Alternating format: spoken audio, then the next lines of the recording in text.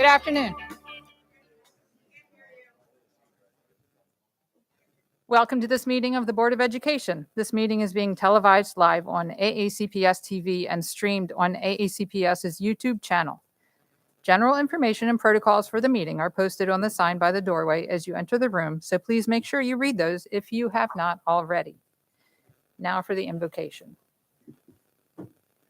O God, we pray to administer that which is just in all educational policies, being ever mindful of your guidance. Stir us to action with love, wisdom, and understanding. Now for the pledge.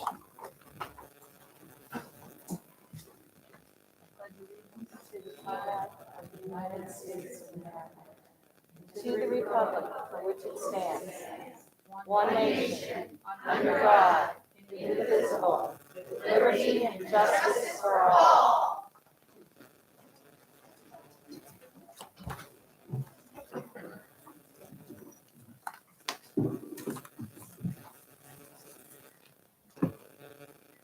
Next item on the agenda, approval of the minutes.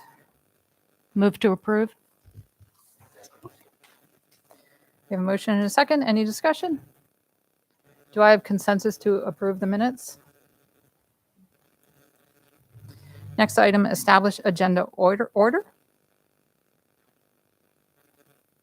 Move to establish the agenda as printed. I'm sorry, I have a light. I missed that. Ms. Schallheim? Yes, I move that we add an item 6.04 board meeting procedures. Madam President, point of information. I believe normally we put the motion on the table prior to amendment, and Yeah,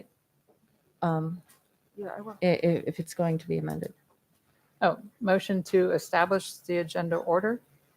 It would be wasn't made seconded. and seconded, then the amendment would be. No, I proffered. think, I don't No? think so. I think No? we're Okay. on the agenda item, but I think the motion would be to approve the agenda order or,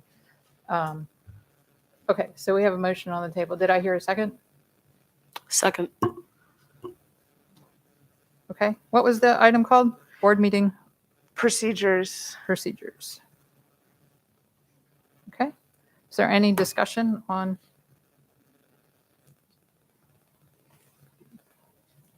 this motion? I see no lights. I'm going to be honest, I have a little bit of issue with the number of items we already have on the agenda, and I think this is something that we could plan for. So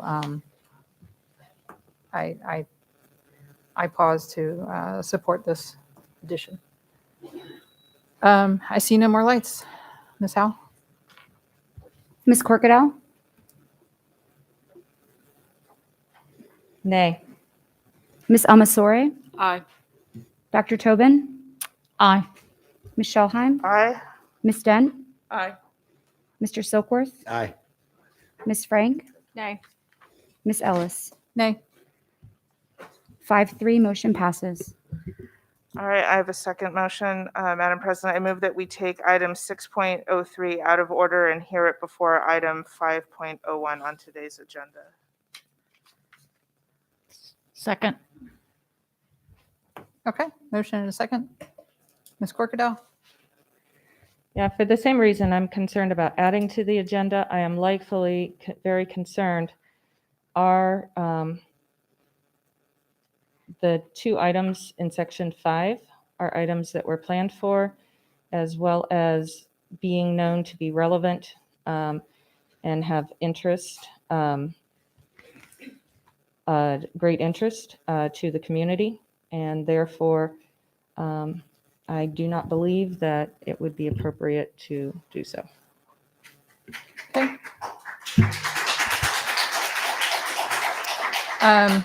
Item 6.03 is an agenda item that involves staff that are here to present to the board. I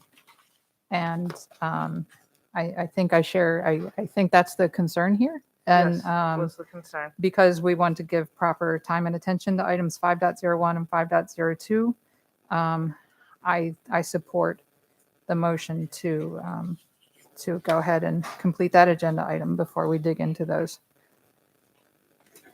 I see no more lights. Ms. Howell? Ms. Corkadell, Nay. Ms. Amasore, Aye. Dr. Tobin, Aye. Ms. Schulheim, Aye. Ms. Dent, Aye. Mr. Silkworth, Aye. Ms. Frank, Aye. Ms. Ellis. Aye. Motion passes 7-1.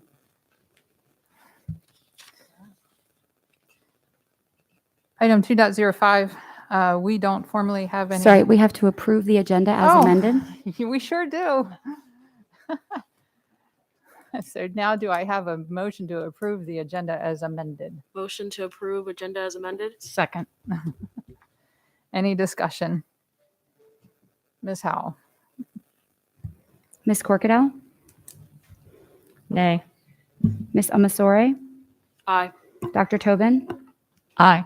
Ms. Schulheim, Aye. Ms. Dent, Aye. Mr. Silkworth, Aye. Ms. Frank, Aye.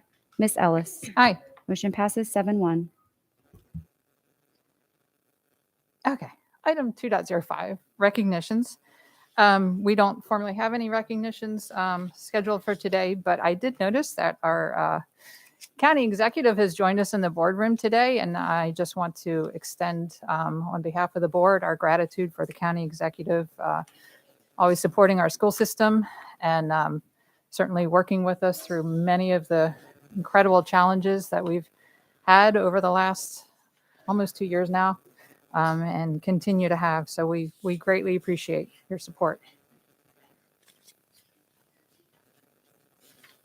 Item 2.06, Educator of the Month.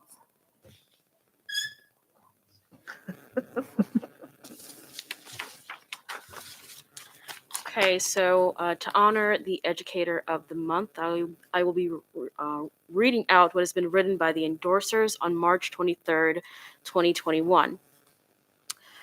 Chesapeake Bay Middle School is proud to nominate Miss Margaret Graham for Anne Arundel County Educator of the Month. Miss Graham is a master of organization and the epitome of a team player. In her role as team lead, Miss Graham has created weekly video newsletters for our parents and students. Her weekly videos highlight students of the week, student birthdays, upcoming events, and how-to tutorials videos for families. Mrs. Graham has single-handedly taken on the role of organizing our fall and spring parent-teacher conferences for our interdisciplinary teams. Ms. Graham is thoughtful and carefully plans for all the logistical challenges that no one else wants to tackle. For instance, she has created a spreadsheet to track students by the day, class, teacher, and time. Ms. Graham is our go-to person who gets the job done, no questions asked. Ms. Graham is a superior technology liaison for Chesapeake Bay Middle School. If a teacher emails her a concern, Mrs. Graham will create a personalized tutorial video and respond to the teacher within an hour to solve the problem remotely. Her well-thought-out and easy-to-follow tutorials highlight her mastery as an educator. Intuitive by nature, Ms. Graham anticipates the social and emotional needs of her students. Her classroom is inviting, both personally and physically, with string lights setting a relaxing scene. Her confident and patient manner creates an atmosphere where students feel safe to spread their wings both academically and socially. For our hybrid students, Mrs. Graham designed and installed hand washing stations for students to wash their hands before they eat lunch. From designing outstanding science lessons to sending email reminders that we all needed, Mrs. Graham has made this unusual school year a better one to navigate. And for that, Maggie, Chesapeake Bay Middle School is beyond grateful to you. The board congratulates you on being awarded the Educator of the Month for October 2021.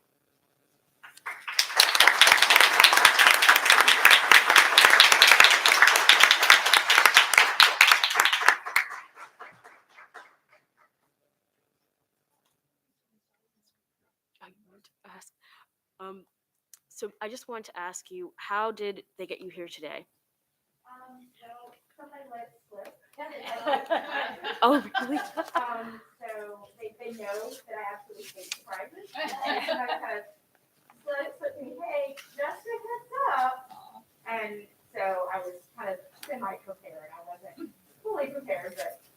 knew it was coming, so it would be freaking out. Would you like to acknowledge anyone who came here to support you today? My principal, has been with me for forever now. So I acknowledge him and the people that nominated me. They weren't able to be here today just because of things going on outside of the building and in the building. But it's good to hear. I'm trying not to be in tears right now. Well, you 100% deserve this. Thank you. Thank you.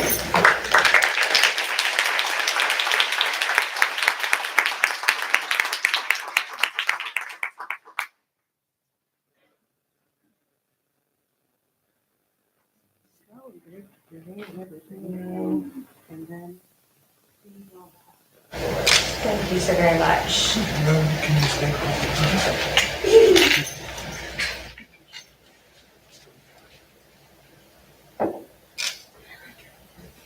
Thank you.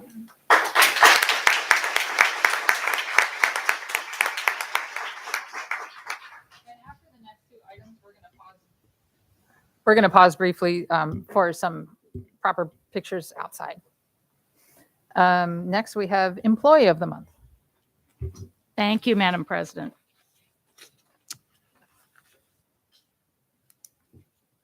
Positive, outstanding, welcoming, professional. These are just a few of the adjectives used when describing the October 2021 Employee of the Month, Ms. Deborah Whittington.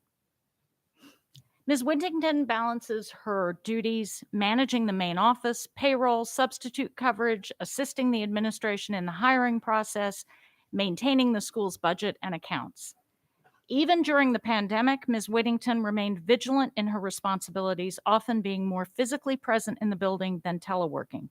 Principal Bennett says that without her, I would truly be at a loss. She assisted with planning and hiring midday monitors, substitutes, and communicating with new hires and HR to make sure all the new hires were processed and ready to start their coverage. With her persistence and dedication, West Annapolis hired enough midday monitors to cover all 17 school cohorts so that no teacher had to cover a midday assignment. Ms. Whittington is always positive and keeps the culture of our school office upbeat and welcoming. She always assists staff, students, and families in a friendly manner and is an excellent problem solver. Deborah, you're consistently professional, a model in the office. You remain calm in challenging times and dedicated to West Annapolis Elementary. Kudos to you, the superhero of principals, secretaries. Thank you for all that you have done and continue to do for the Anne Arundel County Public Schools. Congratulations, Ms. Whittington. Ms.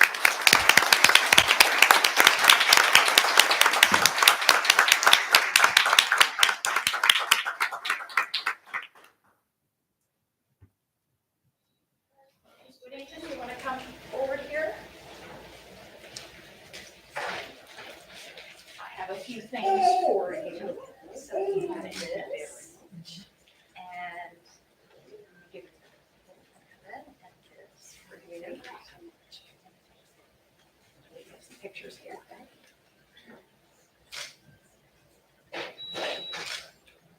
And is there anyone you'd like to acknowledge?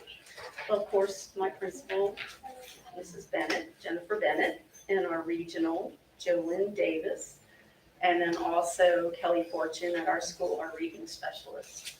And did they lure you down here somehow? Yeah, there was something about a financial secretary's audit meeting. I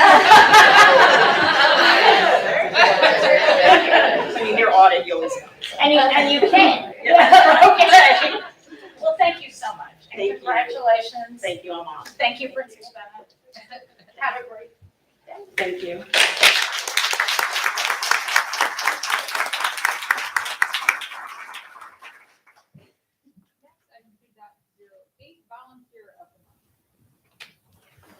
It has been said that volunteers are the glue that holds a community together, and that adage definitely applies to today's honoree.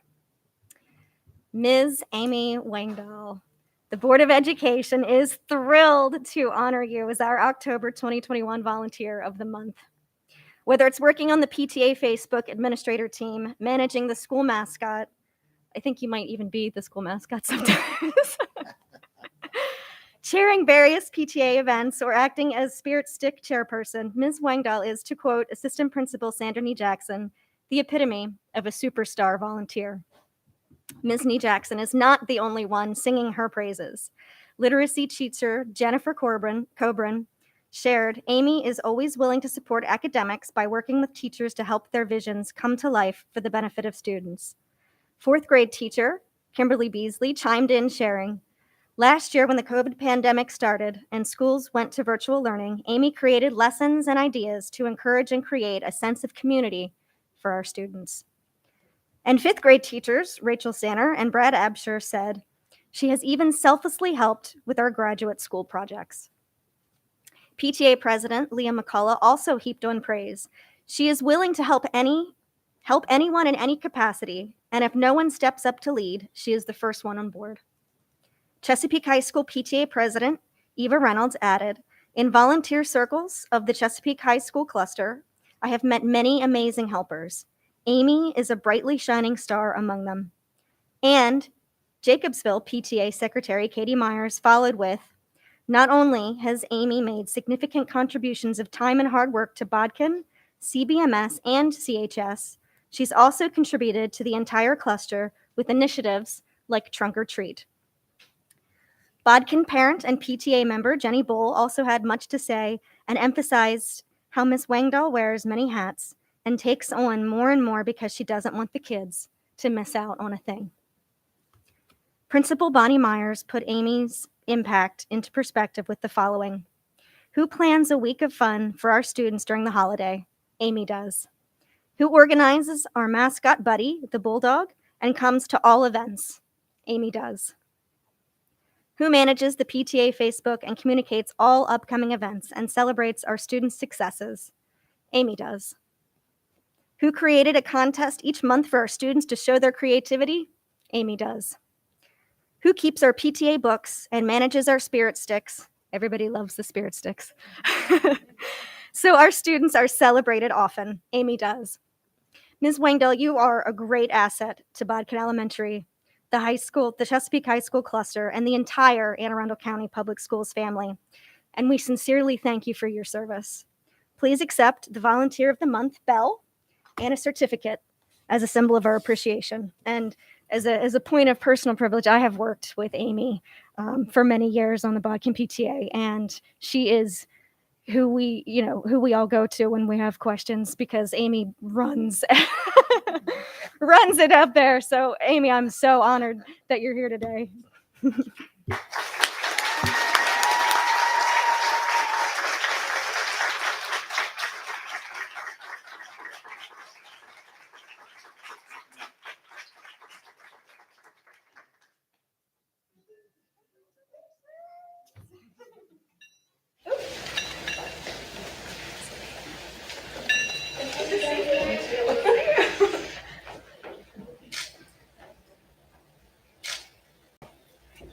Who do you have with you today? I thought it was just my sister, but they told me I was here for somebody else, and since I haven't seen her, but my parents are here. My husband.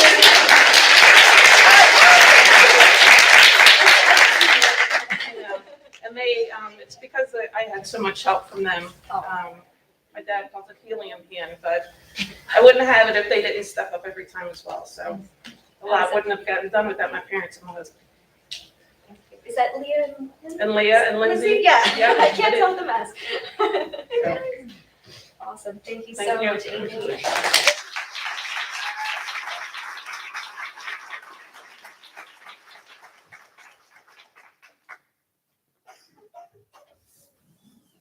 Congratulations to all. And now we'll break for just a few minutes for pictures.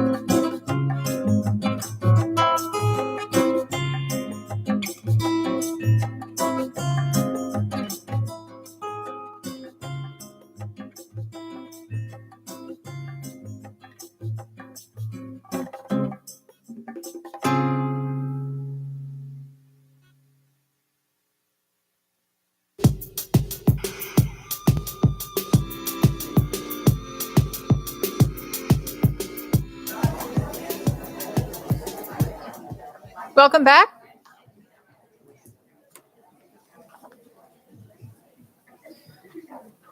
And now we are going to begin the public comment portion of the board meeting, section 3.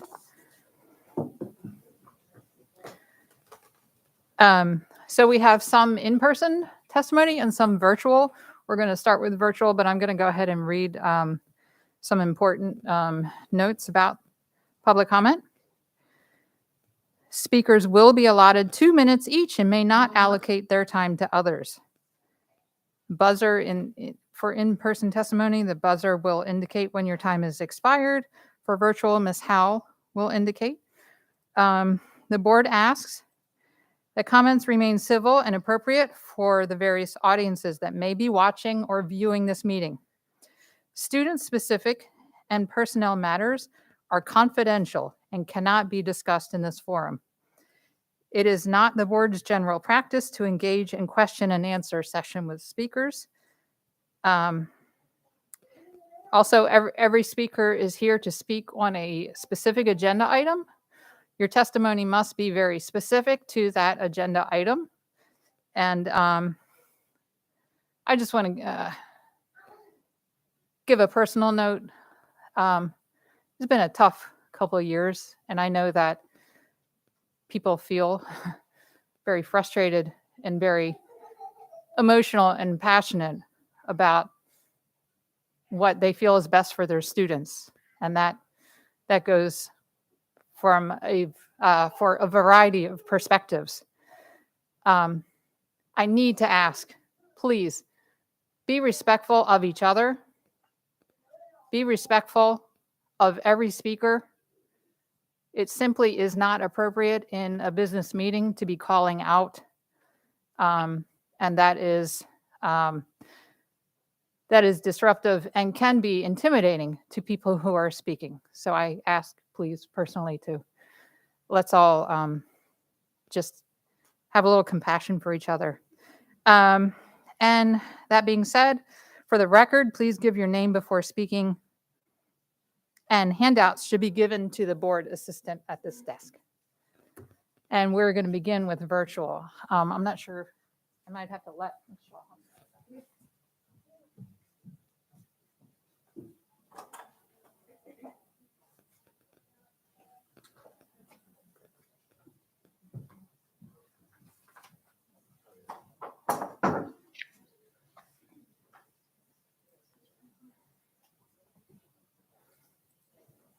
All right. Now we're going to hear item 3, starting with the virtual public testimony. Speakers will be allotted 2 minutes each. You may not allocate your time to others. Ms. Powell will indicate when your time has expired.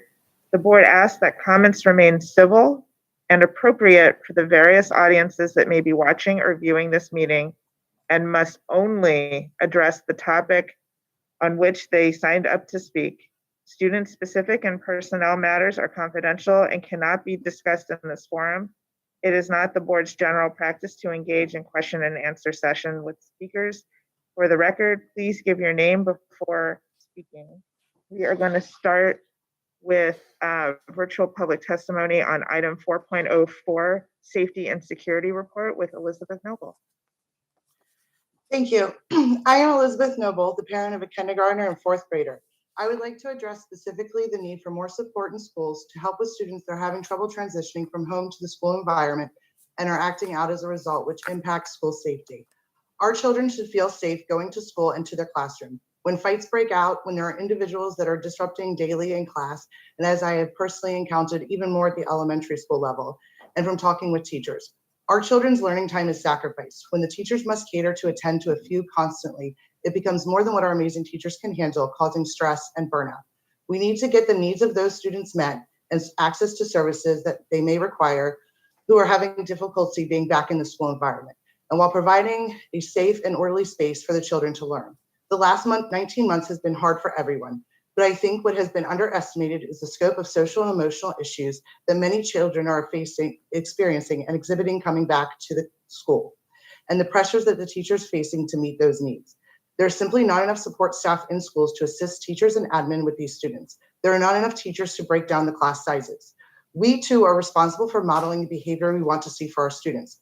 For example, there are students that refuse to wear masks in all grade levels and students refusing to wear masks on buses, even when asked by teachers for simple compliance to keep everyone safe. When they see adults acting inconsistently or refusing to comply themselves or comport themselves respectfully, children will notice and they will also act in such a way. I would like to thank the bus drivers that continue to show up, the teachers that put in so many hours and are mentally drained 4 weeks into the school year and working harder now than even last year, which is unbelievable. The TAs, the admins, the counselors, student support service, psychologists, secretaries, and janitors. We see you and we appreciate you. I again urge the board and the superintendent to help teachers, school administrators, and staff by increasing the teachers and support staff within the schools to help children's transition to being in the classroom and giving teachers and students a safe and supportive place to thrive. Thank you. Thank you. Next, we will hear public testimony on item 4.07, transportation report, starting with Kinley Bray.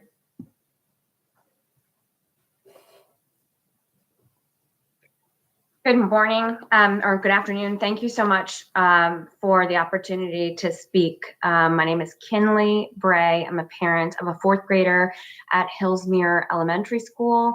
And first, I'd like to thank the staff of Hillsmere and our bus driver, Mr. Wayne, on Route 265, who has diligently been getting his bus to us as quickly as he can. I just want to speak briefly about the Annapolis cluster and issues of equity. I'm at Hillsmere. We have, I believe, 4 or 5 buses, and of those, 2 have been down basically for the past week. One of them has been down almost consistently since the beginning of school. And while we know that driver shortages and driver work stoppages or strikes are impacting this, I'm extremely concerned that the bulk of these unavailable routes tend to affect the Annapolis cluster in particular, and the neighborhoods that serve our school, at least, with some of the most strained resources. So, for example, bus 116, which serves the Robinwood community, has been consistently unavailable through most of the school year at this point. We're pleased that families have been able to rally together and come up with alternatives. But at the same time, that's created a number of other unforeseen issues at the school level with traffic, and that has resulted in later bus arrivals to Hillsmere and as well to our neighborhoods in the afternoon. So while I understand that a number of parents have chosen, like myself, have chosen to make alternative arrangements when the bus schedules haven't been working, I think that this is a consistent problem in our school system that has failed to be addressed by either the staff. Your or the time has board. expired. And I would urge you to please address this very urgent need to get students to school. Thank you. Thank you. Next, we have Lisa Van Buskirk. Good afternoon, Board of Education and Dr. Arlotto. Lisa Van Buskirk of Start School Later, Anne Arundel County. Transportation this school year is a debacle. No other way to describe it. Yes, AACPS can try and shift the blame on contractors, but ultimately it's AACPS's responsibility for delivering 60,000 students to school. And to see the lone bright spot is that in the last 6 months of work, Prismatic Services will do what transportation failed to do in 6 years. Use the bus routing software to assign students to bus stops and create new bus routes that make school start times achievable. I'm thankful only that the inevitable delays in implementation of start times can't be blamed this time for the transportation woes. Given the inadequate planning for status quo school hours, I can only assume that AACPS is completely unprepared to implement school start times in January. If they were ready, I would suggest that AACPS needed to slightly edit Prismatic's routes to reflect the number of available buses. Prismatic should have provided those routes at the end of last month and implement those resulting routes and new start times immediately. But given all of AACPS's struggles with daily operations and communications, It's no longer transportation that is the impediment to implementing school start times. Transportation is, however, a daily impediment to learning for thousands of students directly impacted by the bus driver shortages. I have questions about transportation beyond the worsening daily operation problems of the first month of schools. Questions that go to the heart of just what is it that transportation has achieved since March of 2020? What is the status of the implementation of the 2019 Office of Legislative Audits and the 2020 Prismatic Services Report recommendations? What is the status of the school bus stop camera rollout with the GPS units that can be integrated into push notifications of specific bus delays or cancellations to impacted families? Yes, the spreadsheet is an improvement, but it is a woefully inadequate improvement, especially when bus drivers go on strike. I encourage the board to continue to bring transportation, despite their institutional resistance, kicking and screaming into the 21st century. If AACPS's staff members don't want to join the 21st century, then perhaps AACPS is no longer the place for them. Thank you. Thank you. Next, we have Jessica Patchler. Thank you for having me. My name is Jessica Packler. I'm a parent of 4 students in the AACPS. When it comes to accessing education, particularly in our lower income communities, access to transportation is probably one of the most important pieces of the puzzle. Because if you can't get to school, if your family lacks transportation to get you there, your parents work hours that conflict with their ability, or you live too far to walk or to school or bike, or there aren't safe routes to get to school and your school system doesn't provide it, then you can't get to school and you can't access education. Some may say that this burden falls solely on the parents and the guardians, not on our school system, and that if they can't get their kids to school, that's their fault and their problem. However, it doesn't matter because the problem lands squarely on the laps of our students. Transportation and communication should not be a barrier to accessing education, certainly not here in Anne Arundel County. And by allowing it to be so, you are being inequitable and negligent of your charge to provide education to all students. Particularly in clusters like the Annapolis cluster, access to transportation and therefore education has long been an issue. We've all spoken about it far too many times here, and it was the very first issue I was educated on when I joined the Annapolis Education Commission almost 10 years ago. I find it reprehensible that I should be even here today to advocate for the school system to make sure that all of our children can access their education. At one meeting, when we were advocating for the school system to use technology to route buses and bus stops, determine the best times for schools to start, and create a communication system to alert parents and students immediately to any issues with transportation, the director of transportation, who is still the director of transportation, shared photos of Shakespeare and his quill and Tom Clancy in a computer and told all of us that it's not the tool that you use, it's the people behind it, which might be true with the novel. But when you have a transportation system that's responsible for getting 86,000 students to school on time, safely every day, we know that technology is the answer. And we all know that if we have the technology that was purchased in 2015 working today, none of our students would have been sitting at home for this past month because they weren't able to get a bus. But because technology like that is specifically designed to be able to reroute buses when emergencies arise and communicate with families immediately when they do. It has been a month since school started and we still have kids who can't get to school. I don't care about the driver shortage. I don't care about strikes. I don't care about any more excuses.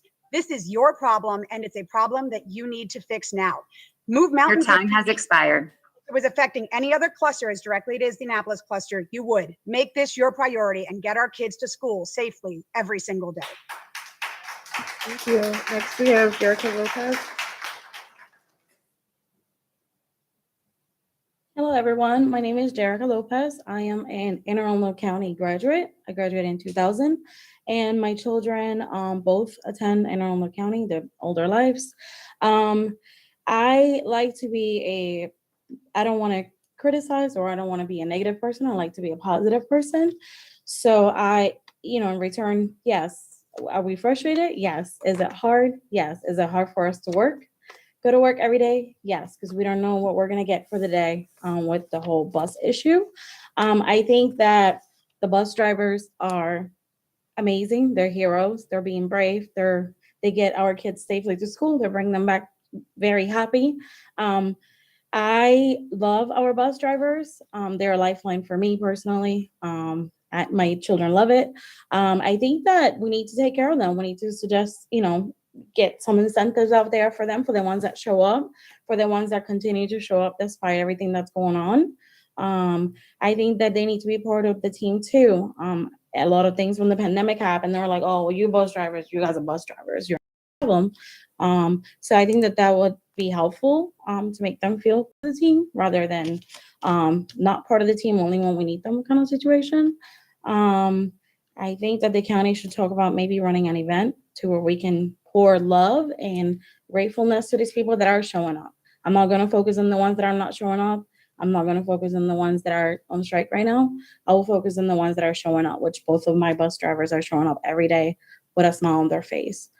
So I think that that's part of it, that they just don't feel appreciated. And I feel like we are the community, we depend on them.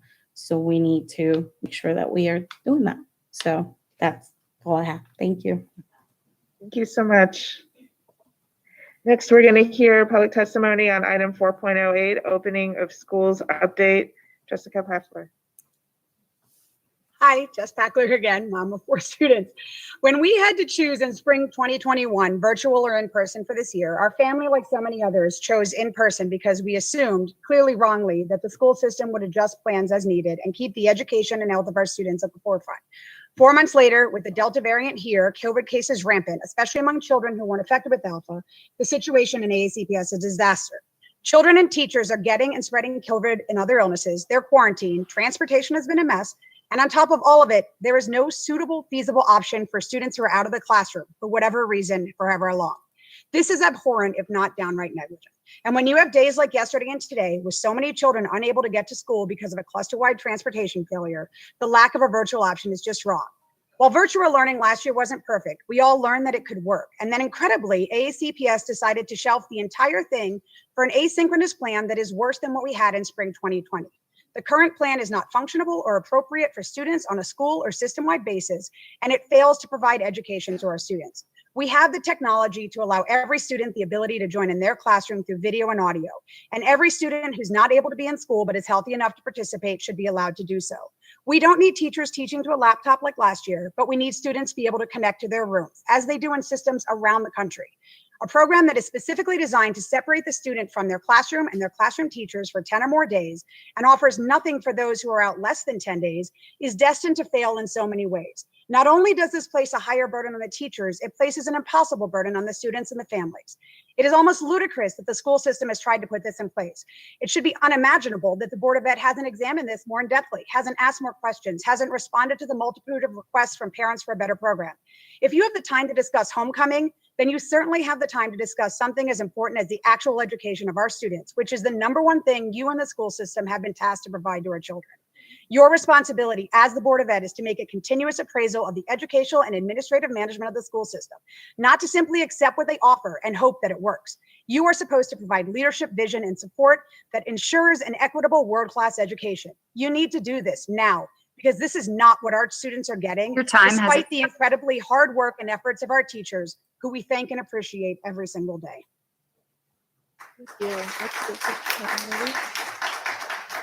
Hi, I'm Kristen Caminetti, mom of 3 AACPS students.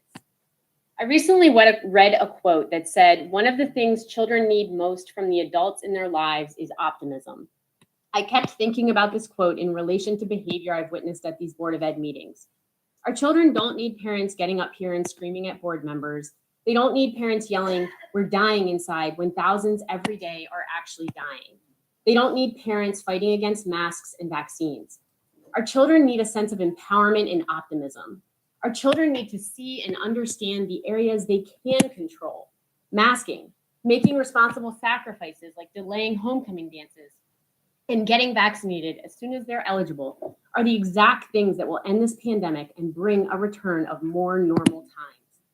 Our children need adults in their lives who set an example for optimism, doing the right thing, and making sacrifices.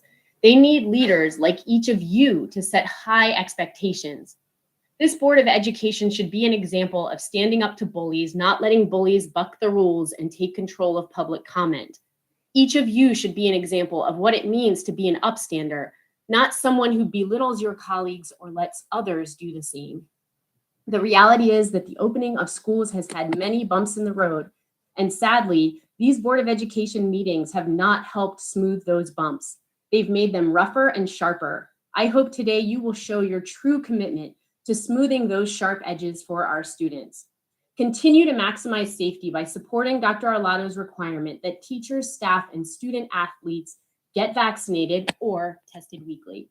Improve the less than adequate academic supports that are Please. currently in place for students having to quarantine. Improve the information being given to parents about positive cases to allow for better decision making.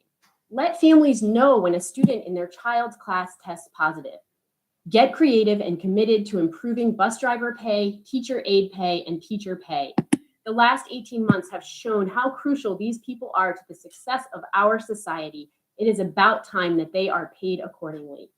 Our children need you to be responsible, Your time has optimistic, expired. and creative problem solvers. Don't let them down. Thank you. Thank you. Next, we have Cynthia Bowen.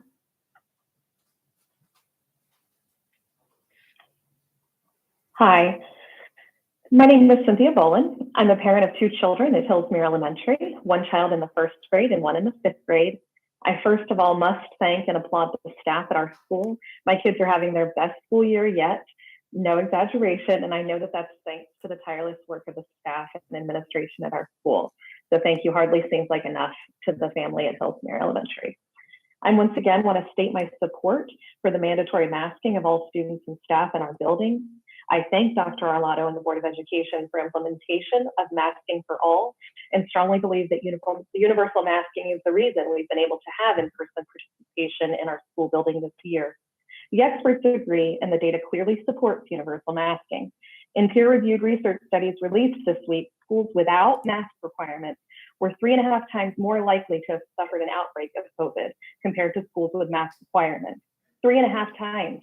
Even in the disease that doesn't have a high mortality rate in children, this is a big deal. Preventing outbreaks keeps teachers in our classrooms since they don't have to quarantine. It keeps students in class learning and with their friends and their school-based support systems. And it keeps families at work since they're also not home quarantining or caring for quarantined children. I am testifying today to also specifically ask that the Board of Education and Dr. Arlotto improve the process for notification of positive cases in our schools.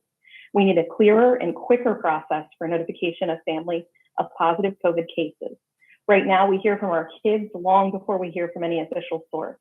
A minimum of 4 to 5 days go by before we see any official notification. And while we know this is because the school and health department are doing what they need to do to contact trace, we're asking that families of students sharing a classroom with a positive case be notified immediately. Given the very limited definition of a close contact by our county and school system, many kids sharing a space with a positive case will not be contacted by the health department. We need to know when our children have been sharing a space with a positive COVID case so that we can make decisions to protect our family and our community. Thank you for your time, and I thank Dr. Arlotto and the Board of Ed members who have continued to stand with science and reason to keep all of our children safe. Thank you. Next, we have Jamie Trevitt. Good afternoon. My name is Jamie Trevitt, and I live in Annapolis. I have 2 children in AACPS schools. They are in second and 5th grade. I'm also a professor of epidemiology and biostatistics at the University of Maryland, College Park. I'm constantly in the position of balancing what I can discern about the pandemic as an expert in public health and data metrics at a population level with the implications of COVID-19 for my children and family at the personal level. From the public health standpoint, the science is very clear. Masks in schools are helping to reduce transmission. The vaccines substantially reduce the risk of death in severe cases of COVID. And while there may be some mild side effects for some people, the vaccines are safe. We are currently seeing the ebb of the Delta variant surge in the United States. And while this is a relief in some regards, I want to stress that this is not a time to relax or let down our guard. The virus will continue to mutate in populations with low vaccination rates. Masks must continue to be mandated until community transmission is low and all children have the opportunity to be vaccinated. Notification of positive cases in AACPS buildings needs to be faster. Quarantines need to continue to be enforced. Once the vaccines get full FDA approval for children, COVID vaccinations should be mandated just as many other childhood vaccinations are required for attending public schools. From the personal standpoint, my children are so happy to be back in school in person with their peers and their teachers. They are more appreciative than ever of all that a public school education offers them. Having the mask mandate in schools has been an imperative part of that opportunity. They gladly wear their masks and acknowledge even at their young ages that this is a minor inconvenience that keeps them and their friends healthy. My boys anxiously await their chance to be vaccinated. I commend the policy of vaccination or weekly testing choice for AACPS teachers, staff, and athletes. I've also seen teachers, staff, and administrators that have worked tirelessly through the last year and a half to provide education. They are true champions for our children. AACPS has had to make a lot of hard decisions in the last year with limited resources and constraints, but your work is not over. I strongly encourage the board to be forward thinking about the pandemic. Be Time has proactive expired. instead of reactive. You won't make 100% of people happy 100% of the time, but your job is to prioritize science and health for our students at AACPS. Thank you. Next we have Janelle Connolly.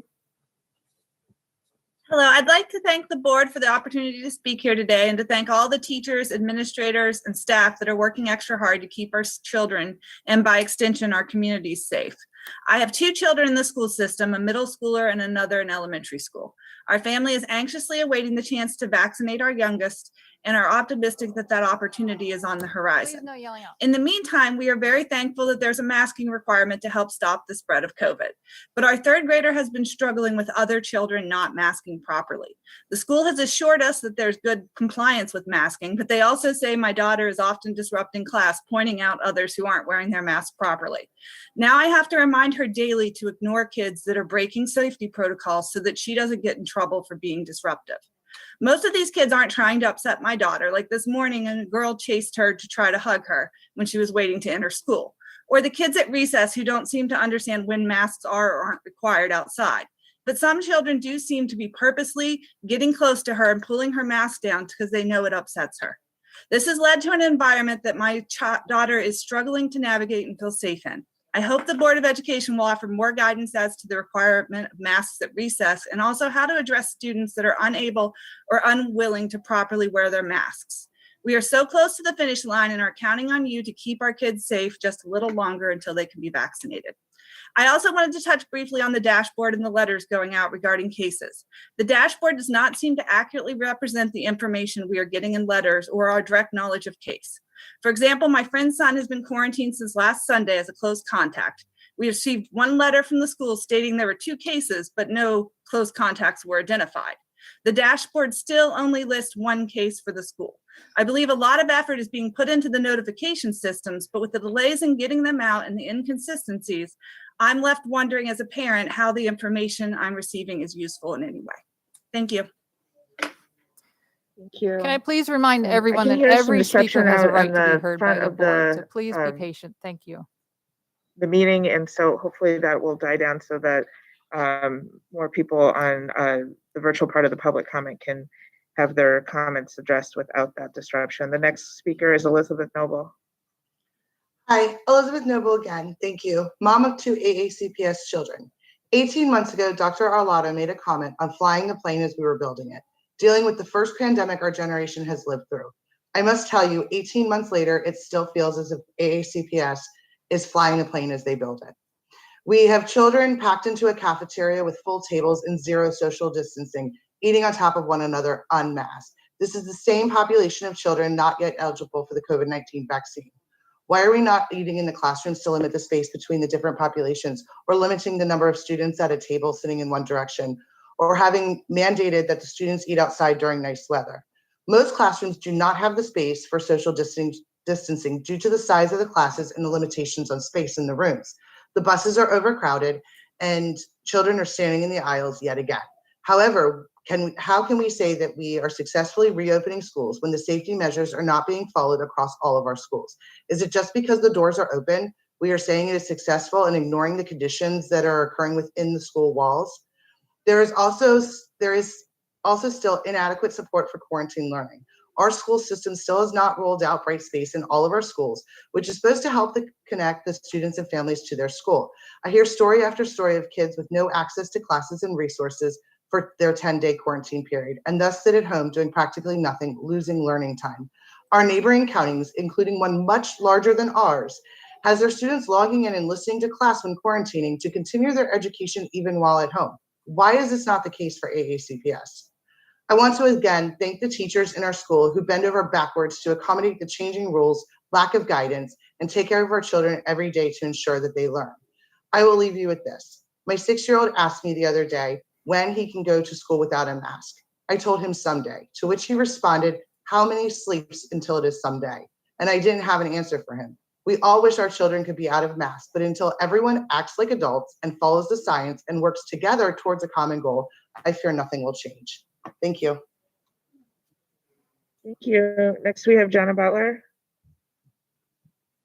Hi, thank you for having me. My name is Jenna DeCesaris Butler, and I'll keep this brief as I'm speaking later.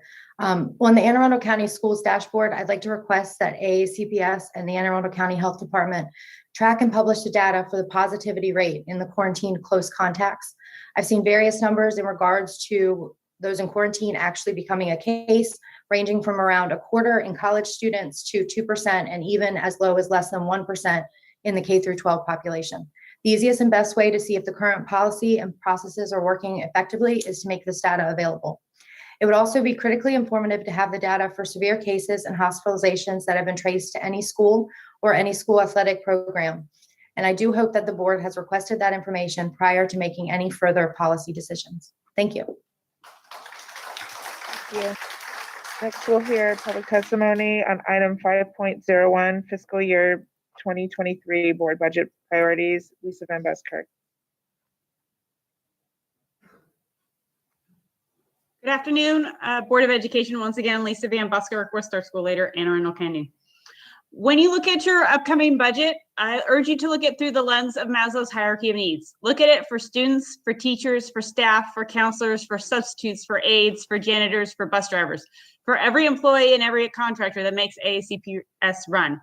Long before we can reach the tip of the hierarchy at self-actualization, when students are actually able to learn, AACPS's budget must address the physiological, safety, belonging, and esteem needs. For instance, AACPS is struggling to meet the physiological needs because it cannot get students to school. It cannot get students to school because of bus drivers' lower needs. Physiological and safety are not being adequately met.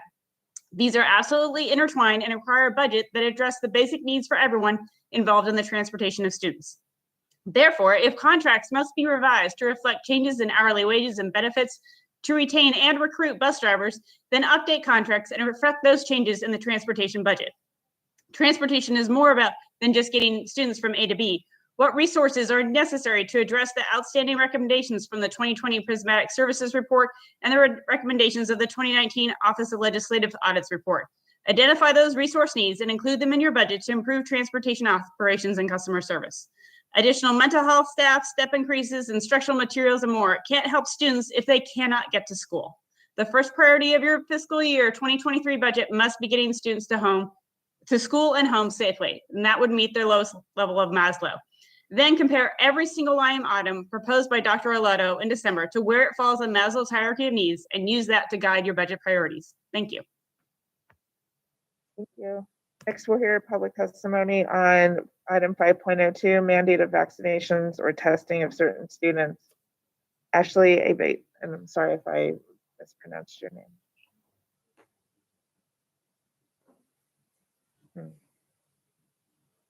I don't see that Ashley is signed in, so we'll move on to Melanie Schultz. Hi, thank you very much for allowing me to speak today. My name is Melanie Schultz, and I have a sophomore at Broadneck High School, along with a middle school student as well. First of all, thank you very much for opening the schools back up. I think it's imperative for these children, not only for their learning capacity to be in person, but also their mental health. Along with that is their athletic programs. I'm having a little bit of trouble understanding exactly why we are going to just test the non-vaxxed athletes, because I think you have a long list of other clubs and places that, as far as band, choir, things where they're physically unmasked and have the capacity to spit. And we all know that it's not airborne at this time, but it does. Those particular situations are also just as important. So I'm not exactly sure why we are specifically just picking out the athletes. Plus, I'm very concerned we continue to talk about budget issues. Have we decided exactly how we're going to pay for this? And again, we don't have enough support staff to take care of what we're currently doing, but we're going to add additional possibilities as far as needing more people to help, or we're going to just put added job descriptions for our current teachers and support staff that we already have on campus, which we've continued to hear from time and again with different people that have spoken just today. We don't have enough as it is. So I'm just not sure if we're jumping the gun with this and saying that this is what we're going to do because that's what Baltimore County did and that's what we think our politicians want us to do, or is it really what's feasible for us? And I know we continue to talk about following the science, but again, if you follow the science specifically, it's not just your unvaccinated students that can carry, that can also get it plus transmit. You've also got your vaccinated students. Time that has expired. equally as opportune to spread the infection. Thank you very much for the time to speak, and I hope we can all help find a resolution. Thank you.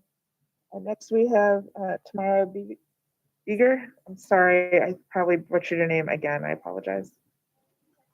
It's fine, thank you.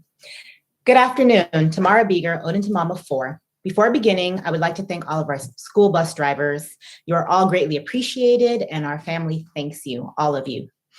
The vaccinate or test program for student athletes announced by our superintendent is not a mandate to vaccinate. It simply requires student athletes to either show that they have been vaccinated against COVID-19 or undergo weekly testing. That sounds like a choice to me and a fair one at that. This is an equity issue regarding student safety. As seen on the school COVID dashboard, there are schools with much higher numbers of COVID cases than others. One high school in our county currently accounts for 19 of 42 COVID cases in all of our high schools. And I imagine their hands are full with trying to do contact tracing for that many cases. Now their athletic teams are still competing with other schools in the county. All our other high schools in our county have 6 or less active cases. It is not unreasonable to have our student athletes choose to vaccinate or test weekly when we already have over 1,500 students currently in quarantine. This program will help keep our student athletes safe, especially when they're at greater risk because they spend so much amount of time unmasked. It will also help to keep all of our students safe, some of who are siblings of student athletes and may be high risk. Athletic participation is a student privilege and comes with high standards. Students sign agreements with their athletic department and are subject to responsibilities that their fellow classmates are not subjected to. School athletics is a choice, and this program is also a choice. The choices are simple: to vaccinate, to test weekly, or to not participate. The numbers do not lie. The COVID dashboard proves this. Our student athletes are able to get vaccinated, and if they're uncomfortable with vaccinating, then they can choose to test weekly. Everyone keeps saying we want to return to normal. We want our kids back in school. We want our kids back into sports. But now that we have that, who is willing to do what it takes to keep our kids in school and in sports? Our family is doing what it takes. We have a student athlete who's willing to do what it takes to participate in school athletics and to keep himself and everyone safe. The numbers do not lie. So I ask the board to do what it takes to make the right choice for our student athletes by keeping your word to keep them safe. Thank you. Thank you. Next we have Richard Cullen.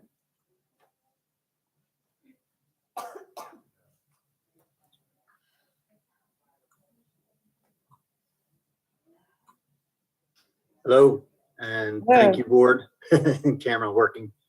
Appreciate you guys having this discussion. And I'd like to start off by asking if the board and Anne Arundel County is familiar with the Nuremberg Code. In particular, point 1, the voluntary consent of human subject is absolutely essential. This means that the person involved should have legal capacity to give consent, should be so situated as to be able to exercise free power of choice without the intervention of any element of force, fraud, deceit, duress, overreaching, or other ulterior forms of constraint or coercion. Is Anne Arundel County and the board members familiar with clinicaltrials.gov, which shows that the vaccines are currently experimental and only authorized on the emergency use authorization? Are you also familiar with the CDC VAERS vaccine adverse event reporting system? which now has a warning of cases of myocarditis and pericarditis in adolescents. In 2020, 46 cases were reported to VAERS. In 2021, 7,690 cases in adolescents for myocarditis has been reported. Does Anne Arundel County have access to all of the long-term peer-reviewed medical journal published human safety trials for people to make an informed consent per the Nuremberg trials? If not, how can anyone sitting here today say that these vaccines are safe? They're not safe. Children are being infected tremendously by these, and it's not being reported. So I ask, is the board, Dr. Arlotto, and the agents of Anne Arundel County willing to sign an affidavit for assumption of liability for any and all illness, disability, or death that should happen to any teacher or student? Your that's time being has required expired. to take this experimental vaccine?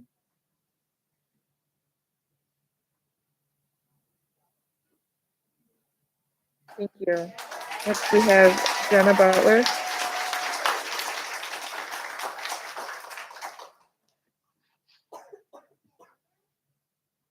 Hi, again. My name is Jenna Sarris Butler. I am a mom and small business owner from here in Anne Arundel County. Thank you again for having me today. I'm here because I'm extremely concerned that the county health officer is steering AACPS down a path that is dangerous and anti-science. Last month, Dr. Daniel Salmon from the Johns Hopkins School of Public Health and their Institute of Vaccine Safety told a Maryland Legislative Committee in regards to student mandates for the COVID shots. I think the places that we haven't gotten there yet is widespread public and physician support and adequate safety data. Dr. Salmon, who happens to be very in favor of other vaccines for school, said that the burden for safety is much higher to make it mandatory than it is to bring it to market. If Dr. Kalyamaranan and the county health department have the safety data to the contrary, I'm sure we would all be very interested to see it. A vaccine safety expert from Johns Hopkins said plainly that we don't have it. So it really is troubling that Dr. Kalyamaranan would advise moving ahead with a requirement for athletes, let alone asking the board to consider a broader requirement as well. This is just not supported by the facts that we have. There have been several well-documented adverse event risks, such as myocarditis and blood clots in the teen and adult population. None of these products, including the fully approved one, have completed clinical trials. And of course, there's no long-term data, particularly in children. For reference, the chickenpox vaccine was in use for 5 years and the hepatitis B for 14 years before they were added to the school's list. Because of waning effectiveness, people are now being encouraged to get third doses. We also know that the COVID shots don't prevent infection or transmission. That's not what they were designed to do. So a vaccine or test choice should apply to all students, or vaccinated and unvaccinated. Children have already shouldered enough of the burden for adults. We cannot ask them to take on the known and unknown risks of this shot in order to go to school or to participate in activities. Healthy children are the absolute lowest risk group with little to no personal benefit from this intervention, and there are still far too many questions about safety, effectiveness, and duration. We have all had to face difficult decisions and adapt our lives during this time, but these decisions, especially when being made on behalf of children, must be based on factual information and common sense, not irrational fear. Your time has expired. Vaccine mandates for any students are completely indefensible, and I urge the board to stand up for science and stand up for our students. Thank you. This concludes the virtual part of the public testimony portion of our meeting. We will continue with in-person public testimony now.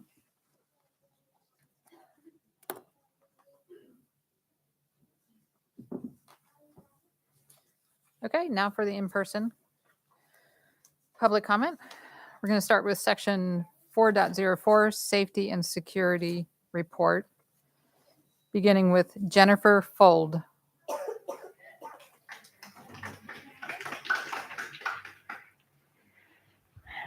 My name is Jennifer. I'm sorry, can I just ask you to hold one Yeah. second? I just want to make sure every member has an opportunity to be here. Came up quicker than I expected.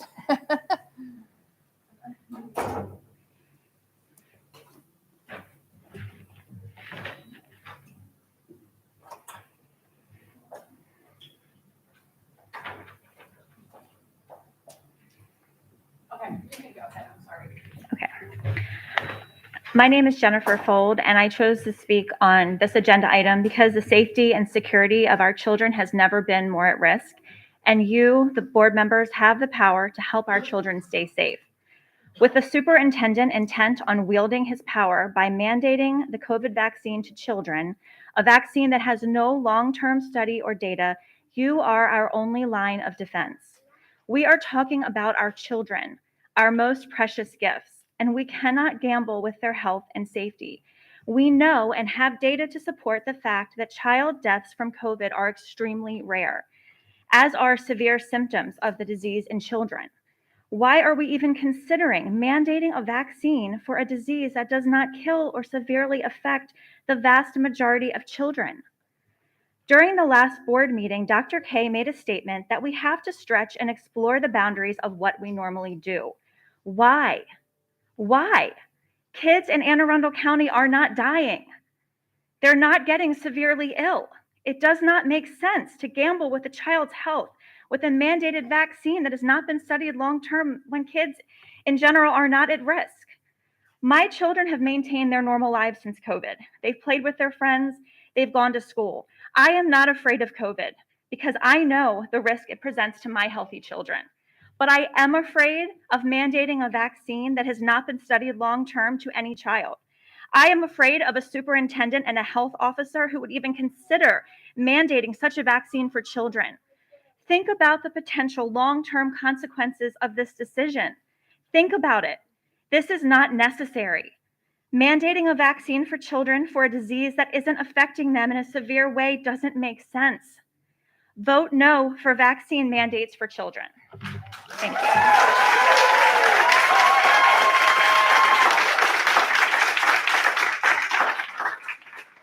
Peggy Williams.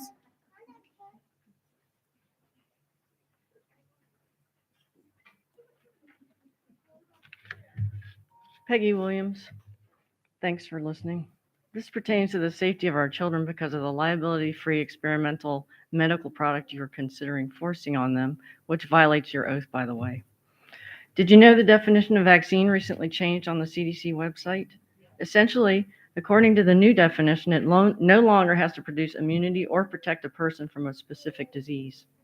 Number one, this has allowed the medical establishment to push experimental gene therapy on the population. Number two, as of right now, Comirnaty is the only FDA-approved vaccine. Well, now what? The CDC, and we trust them, right, has stated that this is interchangeable with the Pfizer vaccine, and we're supposed to believe them.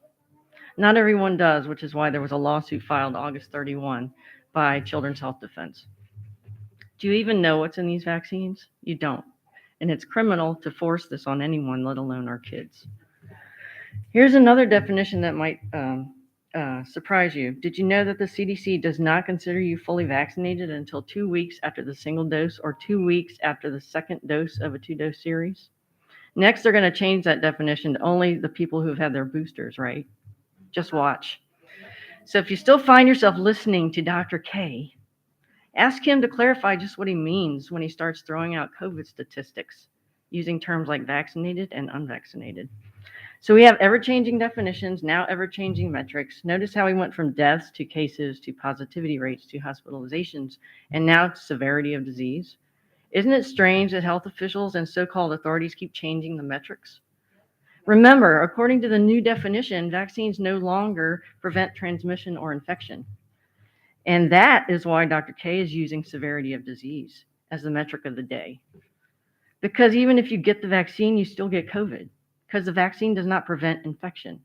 It's not a vaccine, and it doesn't work like vaccines were always supposed to work. Finally, keeping our kids safe from disease is not AACPS's job. It's the parents' job. Leave our kids alone. Thank you.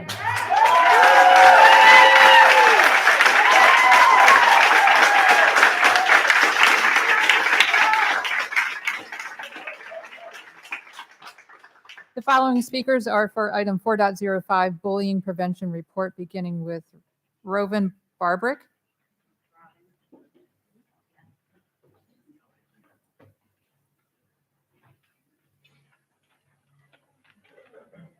Hi, my name is Robin Barbrick. The definition of a bully is one who seeks to intimidate or coerce someone perceived as vulnerable. You are bullying and intimidating our vulnerable minor children with the masks, the quarantine, and the shot.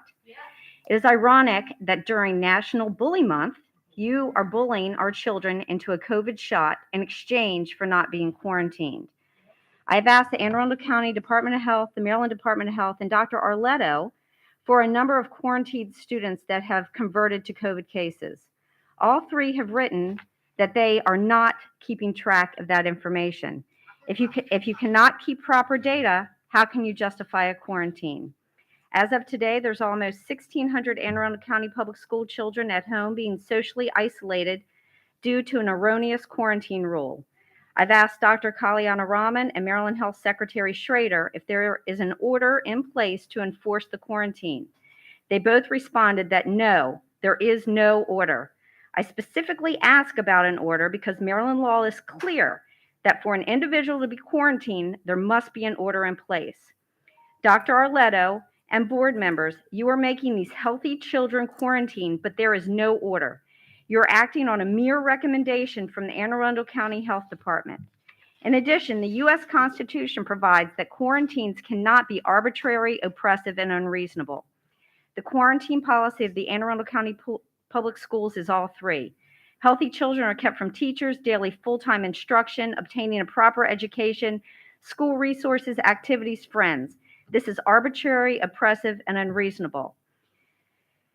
This is an abuse of power by Anne Arundel County Public Schools in quarantining healthy children because of an alleged close contact.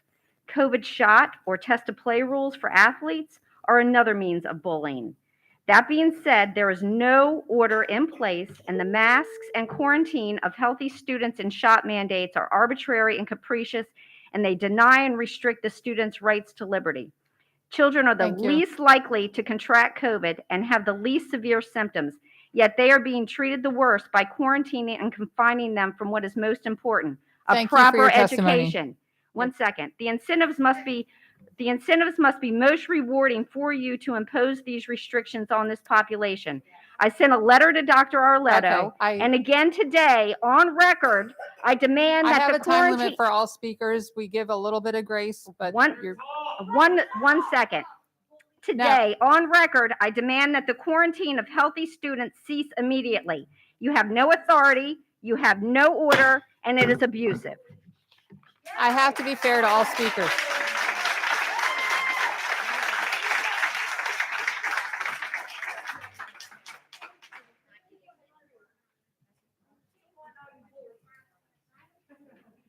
Next, I have Julia Laws.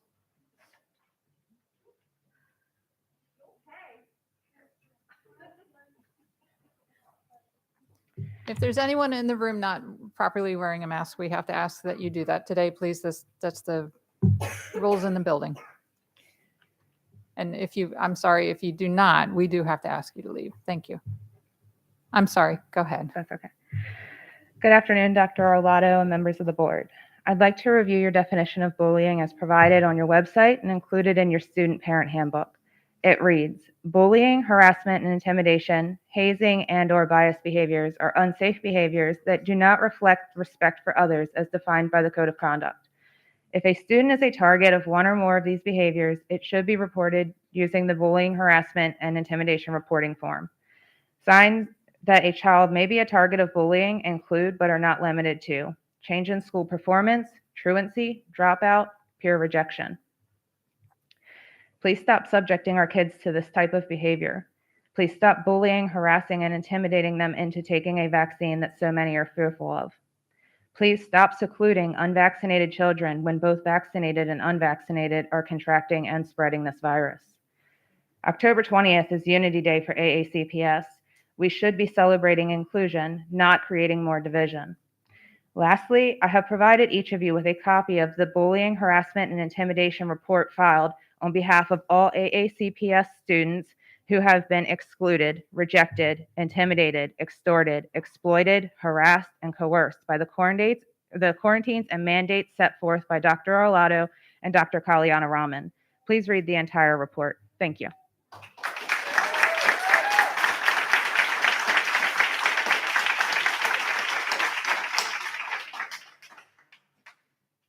Next item to be spoken on is 4.06 Diversity and Inclusion Report. Leslie Stolaz.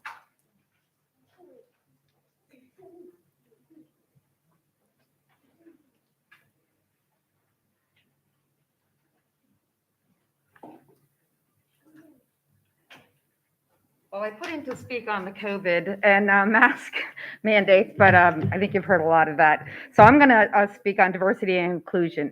Hi, everyone. My name is Leslie Stolaz. I am the mother of a 7th and 9th grader in the Old Mill cluster. I'm also a veteran, and I'm a DoD federal employee. I come here on behalf of myself. None of the things that I say necessarily reflect what the Department of the Defense believes or thinks. I'd like to thank my Lord and Savior Jesus Christ and all of you board members for your willingness to listen to what I say and for the possibility of me being here today. I'm very concerned that our children are becoming part of a political, social, and medical experimental subjects.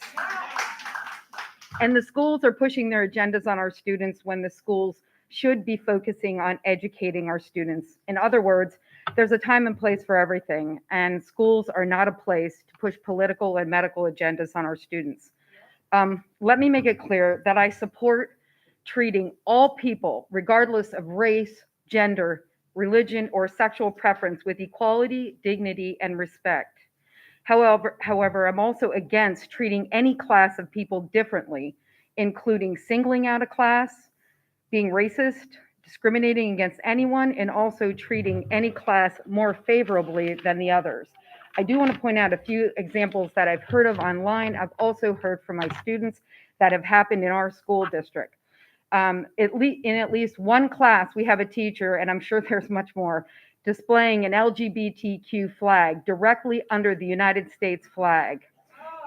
Okay, it's also come to my attention that this teacher has failed to make the class stand and recite the Pledge of Allegiance every single day. Okay, my daughter, who now has a bum leg because of cross country and can barely stand, sits there and puts her hand across her heart. I also believe that no preferential treatment should be given to others. This divides us and does not unite us. So displaying flags of anything else other than the United States flag and focusing on educating our students is what we need to do. Thank you for your testimony.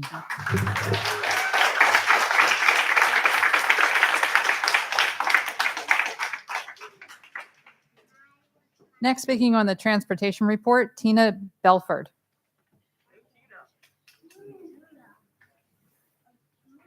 Good afternoon. We started out on the first day of school with no service at all for 18 bus routes, a problem that continues with kids not being able to make it to school on time or make it to school at all. Our kids have had their safety compromised in an effort to combine routes, leading to overcrowded buses with children sitting on the floor in the aisles. This is unacceptable. This is not a reflection of our bus drivers. They've been overworked to a despicable level this year so far. They've been put in a position where they're told to compromise the safety of the kids, and now they're being shamed for standing up for themselves. Yesterday, there were over 45 schools affected by this mess. It is your obligation to ensure fair access to a public education. This is directly affecting more of our student population than COVID, yet you continue to focus on things like masks, contact tracing, preventing events like homecoming dances, and now the vaccines. AACPS, county, and state leadership says that there is no immediate fix for our transportation issues, but this is not a new problem. Why has transportation been put on the back burner for so long? How is it that AACPS received $108 million in March for phase 3 of the ESSER funds, yet we cannot negotiate appropriately with our bus contractors so they can ensure a fair wage to their drivers, offer them bonuses for working overtime and being so flexible, offer them health benefits, throw an adequate amount of money to the transportation department to work out all these problems? Prismatic performed a comprehensive evaluation of the transportation operations and offered recommendations on how to improve staffing, operating procedures, bus routing, and contractor oversight. All of these we now see have major issues. Were any of the recommendations followed? The NAACP addressed the board last year for taking funds away from the transportation department because it would most likely hurt communities in need, and they were right. This is not a new conversation. This is a problem with leadership that has mishandled funds for years, and now it has actually gotten as bad as predicted, maybe worse. The superintendent, the board, the county council, and the county executive can all make budget adjustments as needed. How has this problem gone on this long with all of these checks and balances in place? I'm not here to place blame. I believe this problem was here long before any of you. I'm simply asking you, what action will you take today to fix this problem? We have to start somewhere. Thank you.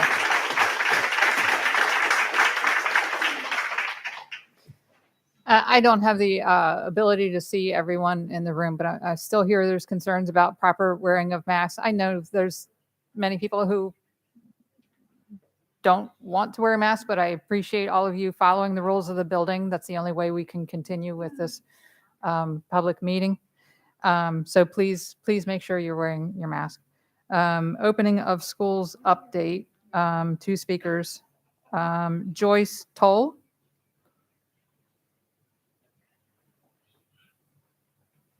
I couldn't see when you said to give handout. And then one for Dr. K, too, if somebody can get it to him. Good afternoon. My name is Joyce Toll. My son goes to St. Mary's High School, an Archdiocese of Baltimore school, and I will refer to that as the AOB. My son's school is subject to the same policies as AACPS, courtesy of the Anne Arundel County Health Department. The AOB has 40-plus elementary, middle, and high schools in 9 counties, some of which were hardest hit with COVID last school year. The AOB did a phenomenal job opening their schools, keeping their doors open, and allowing their schools to participate in athletic competition. They also did a phenomenal job in tracking data. From September through March of last school year, 3,600 AOB healthy, unvaccinated students were quarantined due to contact tracing. And of those quarantined, only 16 contracted COVID. That means 99.6% of the healthy, unvaccinated students quarantined did not contract COVID. They were not spreading COVID in the schools. They were not spreading it in the community. A testing option would have been completely a waste of time. This data is specific to our state, and it is specific to our county.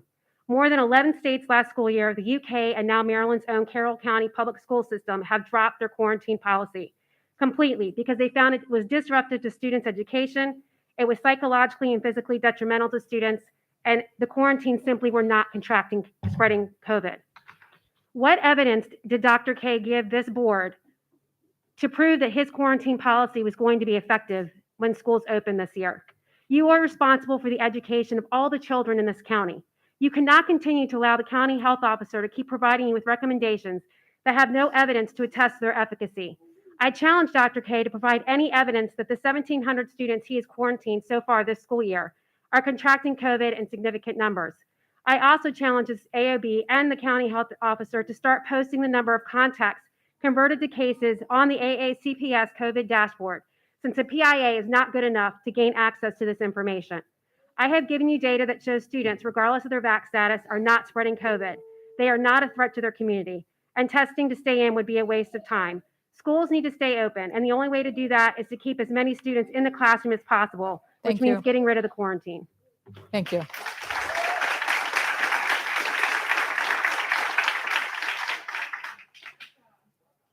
Sydney Kukuro. Sorry if I pronounced that wrong. Is Sydney Kukuro here?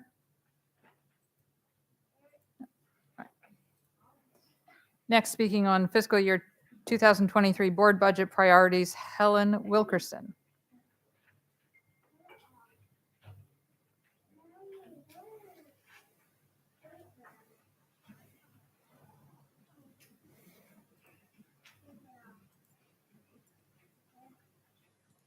Good afternoon, Ms. Wilkerson. Eyes on you. Good afternoon, President Ellis, Vice President Shelham, Dr. Olato, and board members, and welcome, Ms. Dent. I am Helen Wilkerson, President of the Secretary's Assistants Association of Anne Arundel County Technology Technician Support. I hope you had an opportunity to review the day in life without an ESP, Educator Support Professionals video. If not, I will briefly introduce what various groups do and have been doing to ensure a safe and orderly reopening and school year. The secretaries that work at central office are the backbone of our schools, assuring appropriate resources and supplies delivered and acquired for properly functioning of the schools or teachers and students. School secretaries maintain students' files, financial security, payroll, parents' concerns, and making sure teachers and principals have the required tools to provide quality instructions. Our teacher assistants are in the classroom reinforcing instructional lessons to improve students' learning, reading, and math skills, as well as substituting when teachers are absent. Our learning lab assistants provide support with group instructions to students who struggle in classroom environments. Technology support technicians provide technology service to all employees and students, responsible for distribution, maintenance, and inventory. With great certainty, I believe AACPS Board of Directors understand the important roles which Unit 4 ESP serve in education. Last fiscal year was a great opportunity to bring the employees up to proper salary schedule placement, levels we thank you for in your role in helping to do. We stand before you one more time, asking you to take the last step, so to speak, in properly proposing those in Unit 4 who were employed in the fiscal year 13-14. Those still employed by ACPS have demonstrated a loyalty to the county, the school district, and the students of Anne Arundel County. We also stand before you asking the cost of living and steps to be included and made a top priority. Many within the districts are working at maximum capacity. At this time, we specifically beseech you to fund a 5% COLA and steps along with the last back step.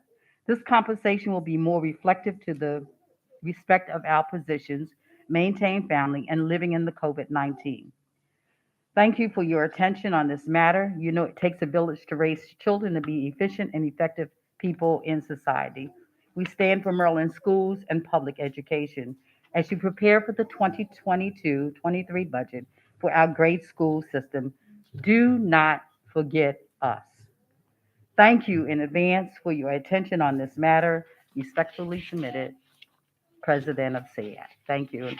Pushed on time there. I forgot. I thought I had 5. But thank you very much. No, we're Have a good. great Thank day. you. Thank you, Ms. Wilkerson. Next, speaking on 5.02, mandate of vaccinations or testing of certain students, beginning with Julia Laws.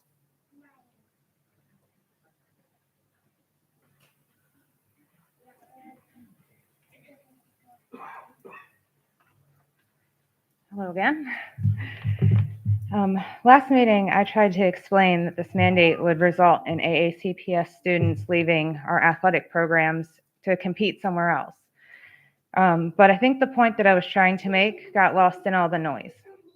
This mandate won't result in athletes running out to get vaccinated. Some will, but a lot of them will still go somewhere else, increasing the amount of people that they have contact with and their odds of contracting COVID, and then bringing it back into our schools. The gym my daughter previously cheered for has 700 kids in and out of their facility over the course of a weekend. While they do follow some safety protocols, I promise you they are not of the same degree as AACPS athletic programs. Our athletic department does a great job of following strict protocols at our school. Had it not been for the group of students who intentionally participated in their own COVID experiment, Chesapeake's numbers would not be as high as they are. I do not discount or take others' fear of COVID lightly, and I believe that we all have one thing in common: fear. Some of us have seen the worst of COVID and feel safer knowing that there's a vaccine available to protect themselves. Others have been fortunate enough to say that we do not know a single person who has had a bad case of COVID. However, we have seen some of the worst reactions to the vaccine. So while our fear comes from a different direction, we still end up in the same place, scared. Please take our fears into consideration before mandating our children to take this experimental vaccine. Lastly, it's been brought to my attention that due to the recall and shortage of the nasal swab test, the location our students are being referred to for testing has been using the original test, the one that goes all the way up. Please find locations that have other testing capabilities such as the spit test. Thank you. Thank you.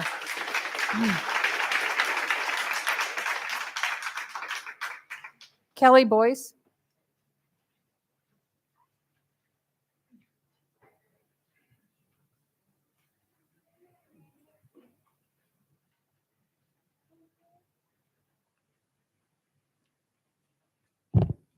Good afternoon.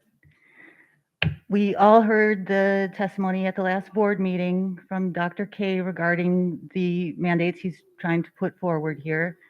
And we can probably all agree that while it was very engaging and charismatic, it contained nothing of substance whatsoever that would empower you to make an informed decision. Okay? You need information to make an informed decision. Ms. Schelheim also at the last meeting pointed out that you guys have the power to to implement any recommendations you choose. And we're not arguing that, but we want you to take that power very, very much to heart because it can be used for good and it can be used for evil. We're terrified. We're all terrified. So I have 3 items of action that I would like you guys to work on. One, you're going to please just reject this recommendation out of hand today and be strong enough to make the motion that the words vaccine and testing don't make it to another agenda until Dr. Arlato and Dr. K can provide some kind of substantial evidence to back up their recommendations. Number 2, use your power to challenge what we've already been given, okay? Ask the questions of the statewide Department of Health, Board of Education. Ask them to see the figures and the data that they used to come up with the current mandates that we have now. Number 3, you want to be at the front of the line and you want to be innovative and you want to pilot programs. Let's funnel that towards let's piggyback on a program where the kids aren't wearing masks, they aren't distanced, they aren't quarantining, and try to push something different through, not just what you've been told is what you need to think. Thank you. Please give us a chance to take a different route. Thank you.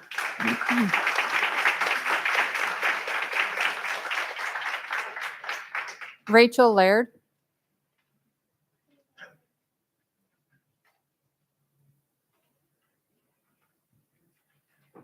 Good afternoon. I am Rachel Laird, and I'm a mother to a 15-year-old and 11-year-old who are student athletes. Requiring active, healthy students to undergo weekly testing or get vaccinated to participate in high school sports shouldn't be a topic up for discussion in school. This should remain a private decision between the student, parents, and doctors. With this mandate, you're asking these students, athletes, to give up their dream of playing on their high school team. These students who have trained almost their entire life are now faced with a dilemma: give up on their dream or risk long-term side effects from this vaccine. It's been known that people are experiencing serious medical issues from this vaccine, like myocarditis, especially in boys ages 12 to 17. This vaccine is still experimental, and I am not anti-vax, but this is new, and I'm not for my students being a part of this experiment. We will not comply. We will remove our students from your athletic programs. We are asking you to stand down from this mandate. Thank you. Thank you.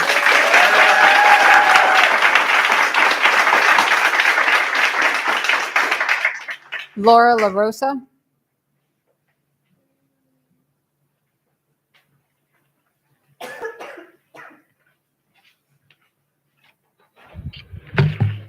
Good afternoon, members of the board. My name is Laura LaRosa, and I am a mother of 4 kids, ranging from 10 to 20 years old, 2 of whom are in AACPS schools. I also have a PhD from Johns Hopkins University School of Public Health.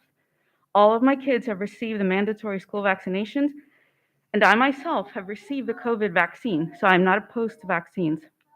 However, I am here to request that the board rescind the vaccination and testing mandate for student athletes and leave decisions about vaccination and testing to parents and their children for the reasons I will outline below. Number one, COVID poses a low risk to health for children under 18. NPR ran a story in May indicated that COVID is no more dangerous for children than the flu. Likewise, as per the CDC, since the onset of the pandemic, twice as many kids have died of pneumonia versus COVID. And the mortality numbers in both categories are low, 478 COVID deaths for the country, out of a total population of over 76 million in this age category. Number two, the COVID vaccines have minimal impact on transmissibility, as was recently admitted by the CDC director on CNN and is reflected in the experience of other countries with high vaccination rates around the world. Number three, the COVID vaccine is not risk-free. mRNA vaccines may pose cardiac risks such as myocarditis, especially in adolescents, as the CDC has acknowledged, and these risks may be particularly acute for athletes and young men. To date, VAERS reports 13,911 deaths from the COVID vaccine alone versus 8,886 deaths from all other vaccines combined from 1990 to present. The long-term effects of the COVID vaccines, the first vaccines to use mRNA technology, have not been studied because there has not been enough time for potential long-term complications to develop. According to Johns Hopkins University, a typical vaccine development timeline takes 5 to 10 years and sometimes longer. Finally, there should be no testing requirement. There are no requirements for testing of other illnesses like pneumonia, which pose greater risk to a 17-year-old, 0 to 17-year-old. As the data suggests, forcing student athletes to be vaccinated may pose greater risk to them than COVID, may not reduce transmission, and therefore the decision to vaccinate should be left to parents and athletes. Thank you.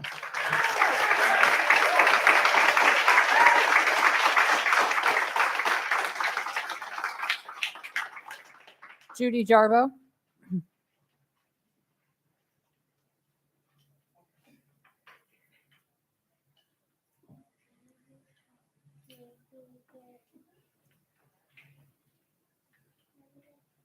Hi, my name is Judy. I want to thank you for allowing me to speak today to express my concern about mandatory vaccinations for high school athletes.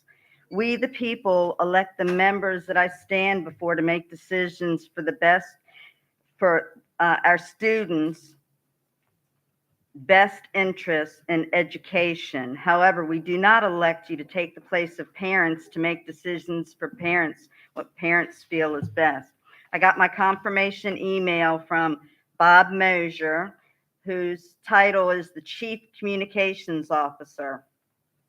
In his email, it says, "A life is not important except in the impact it has on other lives," by Jackie Robinson, which is great.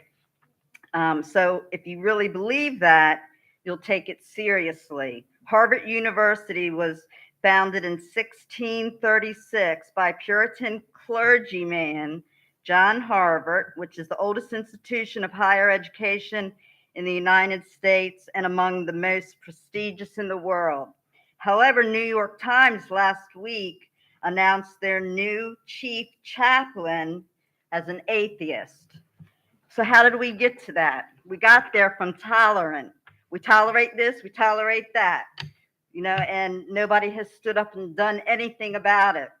But when it comes down to using our kids and our grandkids as guinea pigs, we're not going to tolerate it anymore. I, represent millions of people that feel this way. And I would challenge each of you to go and look in the mirror tonight and see individually if you're doing the right thing for yourself, for your children, for your grandchildren, and for everyone that you represent.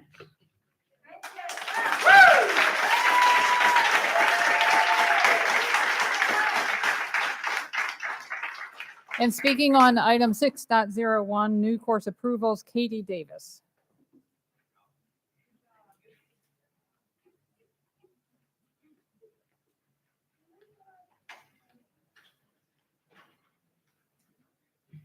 Members of the board, my name is Katie Davis. I have 2 students in the school system, and I'm a graduate of Annapolis High School. I think the 4 proposed classes should be added. With regards to the yoga classes, it's fantastic for this to be an option, not only for the strength and flexibility benefits, but the mindfulness aspect. This goes in line with the yoga and mindfulness techniques that are being incorporated into some elementary classrooms. And to those of you watching at home, I want to acknowledge the elephant in the room. If you are frustrated with the vocal minority, sign up and make your voice heard. Today, they are pushing an anti-mask and anti-vaccine agenda. Tomorrow, it will be propaganda conflating critical race theory. They skip off the subject, they stand up, they clap. This is not a grassroots movement to increase parent involvement. These are Koch brothers funded far-right extremist organizations. Follow the money. They do not represent the majority of youth. So please sign up and be heard. October 20th, come out.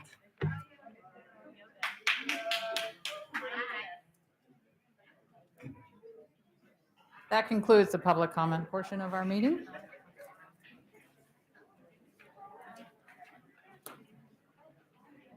We're going to move to item 4.01, President's Update. Yeah, we will shortly. Thank you. So in today's President's Update, and I apologize, this usually happens earlier in the meeting, so I neglected during, I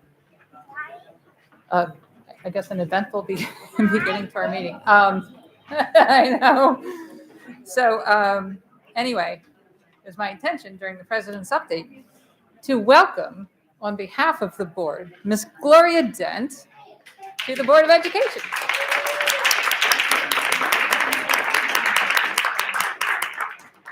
Ms. Dent, we are delighted to have you here representing District 1. And I would like to ask if you would like to introduce yourself.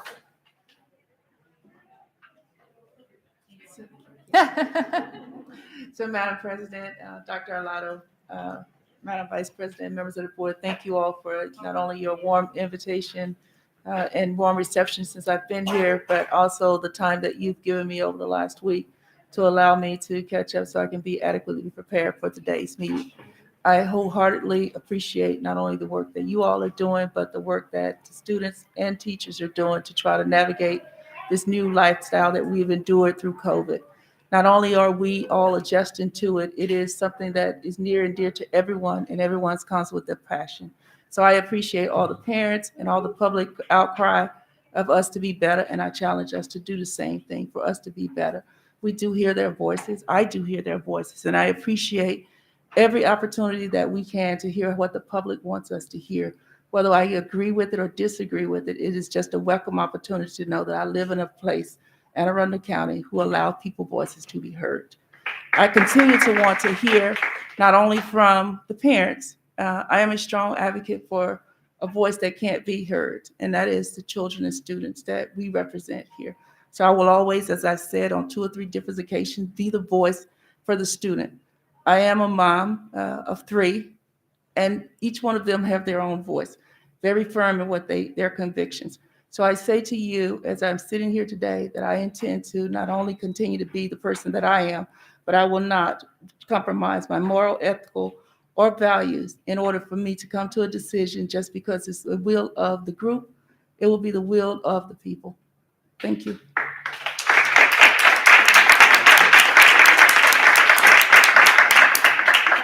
Thank you very much.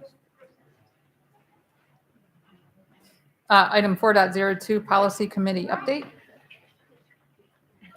Thank you, Madam President. The Policy Committee met on Monday, October 4th, 2021 at 3 p.m. The committee reviewed and discussed drafts of Policy AC, Non-Discrimination, Policy KG, Violence and Vandalism, and Policy BBE, Board Committees, and voted to bring all 3 policies forward to the full board at the next public meeting on Wednesday, October 20th. The next Policy Committee meeting will be on Tuesday, December 2nd at 3 p.m. Thank you.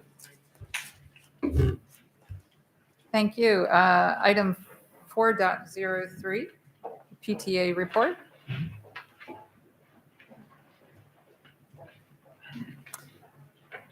Welcome, Ms. LaFawn. Hello. Good afternoon, President Ellis, VP Shelheim, Dr. Arlotto, board members, and guests. My name is Mallory LaFawn, President of the Anne Arundel County Councils of PTAs. I would first like to welcome Ms. Dent to the Anne Arundel County Public School Board. I look forward to working with you during your tenure, and I know Ms. Antwine would be proud to have you continue her legacy of advocating for not only the students and families of District 1, but also the entire county. At our first AACC PTA meeting of the school year, we were fortunate to have members of the newly elected Free State PTA Board of Directors, including President Marla Posey Moss from Hartford County, VP of Advocacy Laura Stewart from Montgomery County, and Director at Large Ray Cianon Hill from Prince George's County. Reminders to local PTAs, please have financial reviews done by October 31st. Please keep a copy of the completed report and send a copy to our treasurer, Lisa Crittenden, at treasurer@aaccpta.org. Also, please be sure to send new members a confirmation and/or receipt in lieu of a paper membership card. Our next meeting is on October 11th at 5:30 p.m. via Zoom, where we will be discussing meaningful ways to volunteer inside and outside the building and creative ways to support and show our appreciation to staff, teachers, bus drivers, and employees. AACC PTA would like to commend all of the parents, students, and families speaking up and advocating for a free, safe, and equitable education for our community. As an organization that is built on advocacy, seeing it in action is inspiring. However, it can be disappointing when given the chance to speak up, community members are met with contention, hateful words, and inappropriate behavior. It is our jobs as adults to be positive role models for the youth, and the behavior at the last few board meetings has been disappointing to say the least. We are hopeful in the future for more amicable meetings that redirect the focus on the education and well-being of our students, families, and staff. Speaking of advocacy, Anne Arundel County Council of PTAs has heard from parents across the county about the many issues surrounding the beginning of this school year. Our families would like clear answers and solutions in regards to contact tracing, COVID testing and communication, quarantine protocol, and continued learning during quarantine. Our families are also very concerned with the ongoing transportation issues with busing, especially with the labor action by the bus drivers. AACC PTA supports our county school bus drivers. We want to make sure every student is able to get to school in a safe and timely manner, and we need our bus drivers in order to make this happen.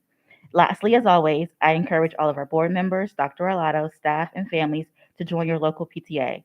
Your support gives our schools and communities invaluable support. Again, our next AACC PTA meeting for PTA leaders in our county is Monday, October 11th, 2021 at 5:30 p.m. via Zoom. Thank you. Thank you. Next, we have item 4.04, Safety and Security Report.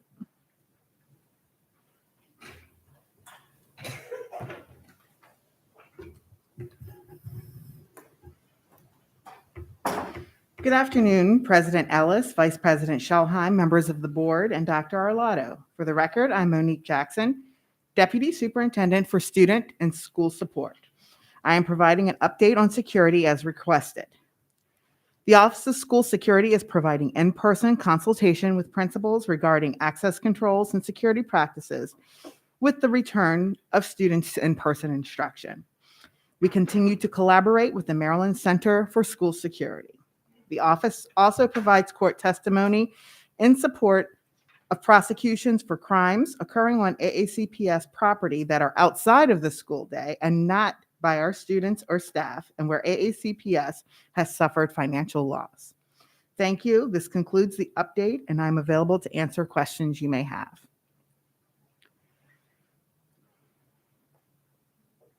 I see no questions. Thank you. Thank you so much. And now, item 4.05, Bullying Prevention Report. Good afternoon again, President Ellis, Vice President Shelheim, and members of the board, and Dr. Arlotto. Again, for the record, I'm Monique Jackson, Deputy Superintendent for Student and School Support. I am providing the monthly update on bullying as you have requested. The Maryland State Department of Education has finalized the Maryland Model Policy for Bullying, Harassment, and Intimidation. And this updated model policy, MSDE, has included updates to both the bullying reporting and investigation forms. These updated forms will be for the 2022-2023 school year. MSDE hosted a webinar to walk through the steps of the bullying reporting data collection process. As well, they recently hosted a series of webinars that focused on bullying prevention, awareness, interventions, investigations, actions, and support after the investigations. Anne Arundel County Public Schools has purchased the screening of 4 documentaries around mental health and wellness topics during the 2021-2022 school year through IndieFlex. The first documentary that AACPS will be featuring is called The Upstanders, and it addresses bullying. The Upstanders explores all sides of cyberbullying, from the bully to the victim, bystanders, and family members. It shows the importance of empathy and resilience to transforming attitudes and actions.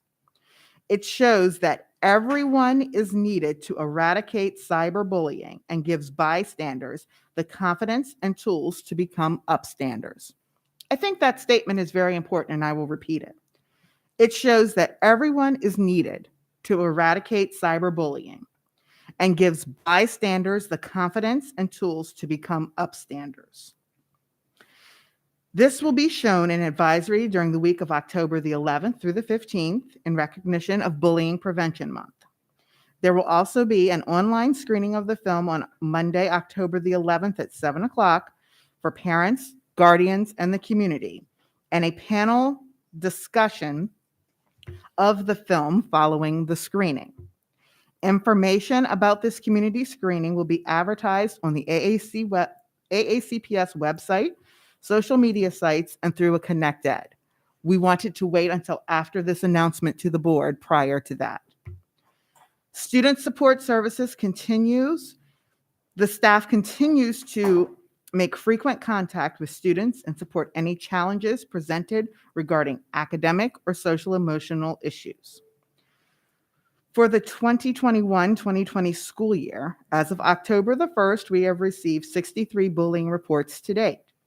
16 have been at the high school level, 26 at the middle school level, and 21 at the elementary school level. The number of bias-motivated behavior forms has been 9, 7 at the middle school level, and 2 at the elementary level. The question, do we see a specific spike in any area of the county? And the answer to that question is no. Thank you. This concludes the update, and I'm available to answer any questions that you may have.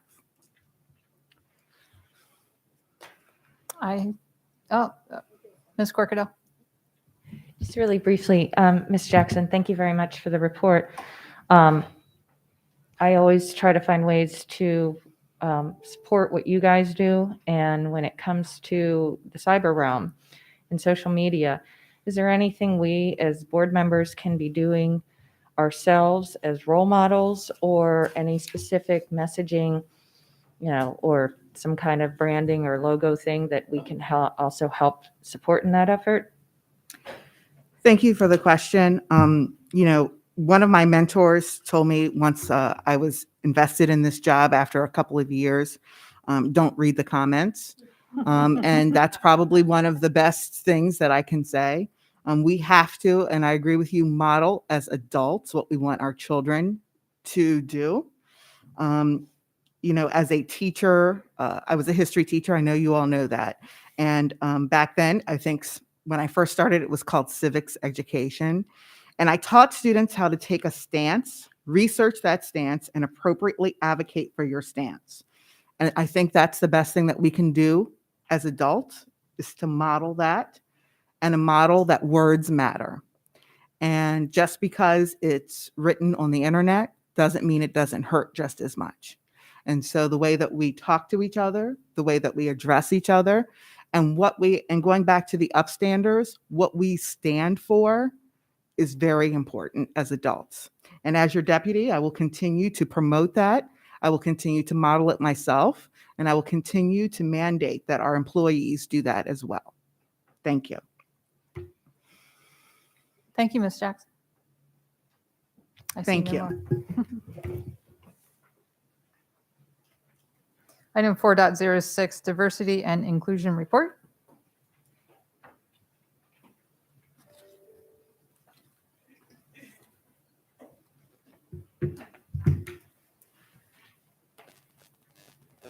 Good afternoon, Dr. Gillens. Good afternoon. Good afternoon, President Ellis, Vice President Schalheim, Dr. Arlotto, and members of the board. For the record, I am Maisha Gillens, the Executive Director of Equity and Accelerated Student Achievement. I am providing the monthly update on diversity and inclusion. I will be giving you an update on the 4 early dismissal professional development modules that will be delivered this school year. It is the mission of Anne Arundel County Public Schools to nurture and educate all of our students to be well prepared for community engagement, career entry in college, ultimately empowering them to create a better quality of life for themselves, their communities, and the next generation. We will achieve this by building teacher capacity in culturally responsive teaching to elevate all students and eliminate all gaps. As a Maryland public school system, building teacher capacity in culturally responsive teaching is an expectation, as evidenced by COMAR 13A.01.06, Educational Equity, Maryland State Department of Education's Guide to Equity and Excellence in Maryland, the Blueprint for Maryland, and the Anne Arundel County Public Schools Educational Equity Policy and Regulations. In accordance with state regulations, the Anne Arundel County Public Schools Educational Equity Regulation defines cultural responsiveness as pedagogy that recognizes the importance of including culture in all aspects of learning through equitable and inclusive practices that promote high expectations. Deepening our understanding of instructional best practices has prompted Anne Arundel County Public Schools to use a research-based framework aimed at improving academic outcomes for all students across race, class, gender, and the broad spectrum of diversity for our students.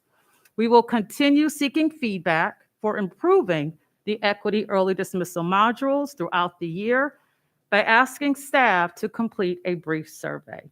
Thank you. Thank you. I see no lights. Thank you so much, Dr. Gill. Item 4.07, Transportation Report.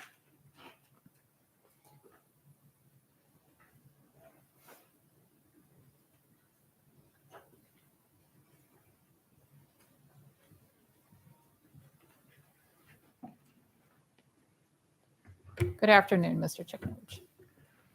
Good afternoon. I'd like to share a few updates as they relate to transportation that build upon those previously delivered to the board on September 22nd at your prior board meeting. So on September 30th, the Anne Arundel County Workforce Development Corporation hosted a listening session with all of the independent bus contractors to better learn the various challenges that they face and the roles that various state, county, and district agencies can play to help mitigate those. A follow-up meeting is scheduled actually tomorrow with AAWDC to debrief and help prioritize next steps as they emerge from that meeting with the independent bus operators. In addition to that, the Anne Arundel County Workforce Development Corporation is actively planning a recruitment fair that would not only focus on transportation positions, but other school system related positions with an enhanced emphasis on the military affiliated community.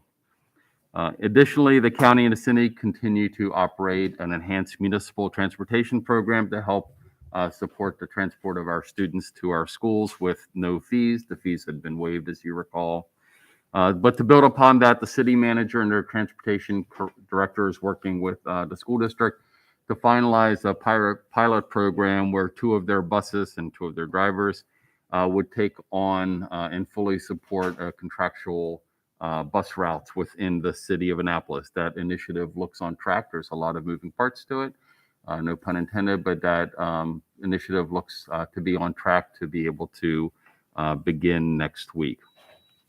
You may have heard that recently the governor made a few pronouncements with respect to CDL drivers across the state. In light of that, the MVA confirmed appointments for 8 of our drivers at Glen Burnie on Saturday, October the 16th. They're having a school bus driving event. We actually have 2 more drivers than can be accommodated on that day. There were 8 open slots. Anne Arundel County Schools at Glen Burnie took all 8 of those slots. We have 2 drivers additional above and beyond that, and the MVA is working with us to identify other test courses across the state. We're certainly willing to travel to get to those testing locations. So as soon as the MVA identifies that there are open slots elsewhere, we will work with them to book those and absorb any of those vacancies as well. Building upon that same prior conversation with respect to the MVA, they have developed and are piloting a condensed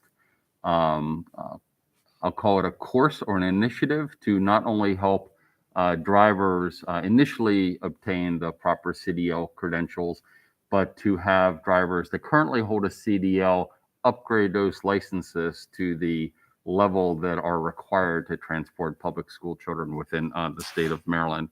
In addition to that, they are also establishing a third-party certification process by which agencies such as us, Anne Arundel County Public School, could essentially, under their oversight, under their quality assurance, quality control procedures, self-certify bus drivers as well.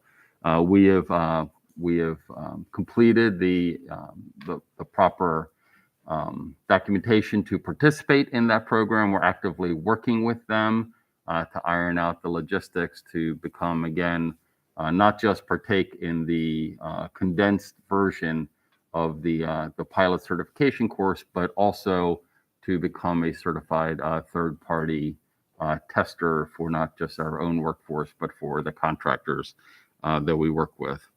The Public Information Office is actively working with the Transportation Department and our bus contractors to launch an enhanced communication platform or enhanced communication tool that I believe will more effectively and quickly provide outbound communications to affected families, our school leaders, and the school communities should we learn that a bus route is either going to be impacted or delayed in some manner. We believe that that will launch this week, that enhanced communication platform.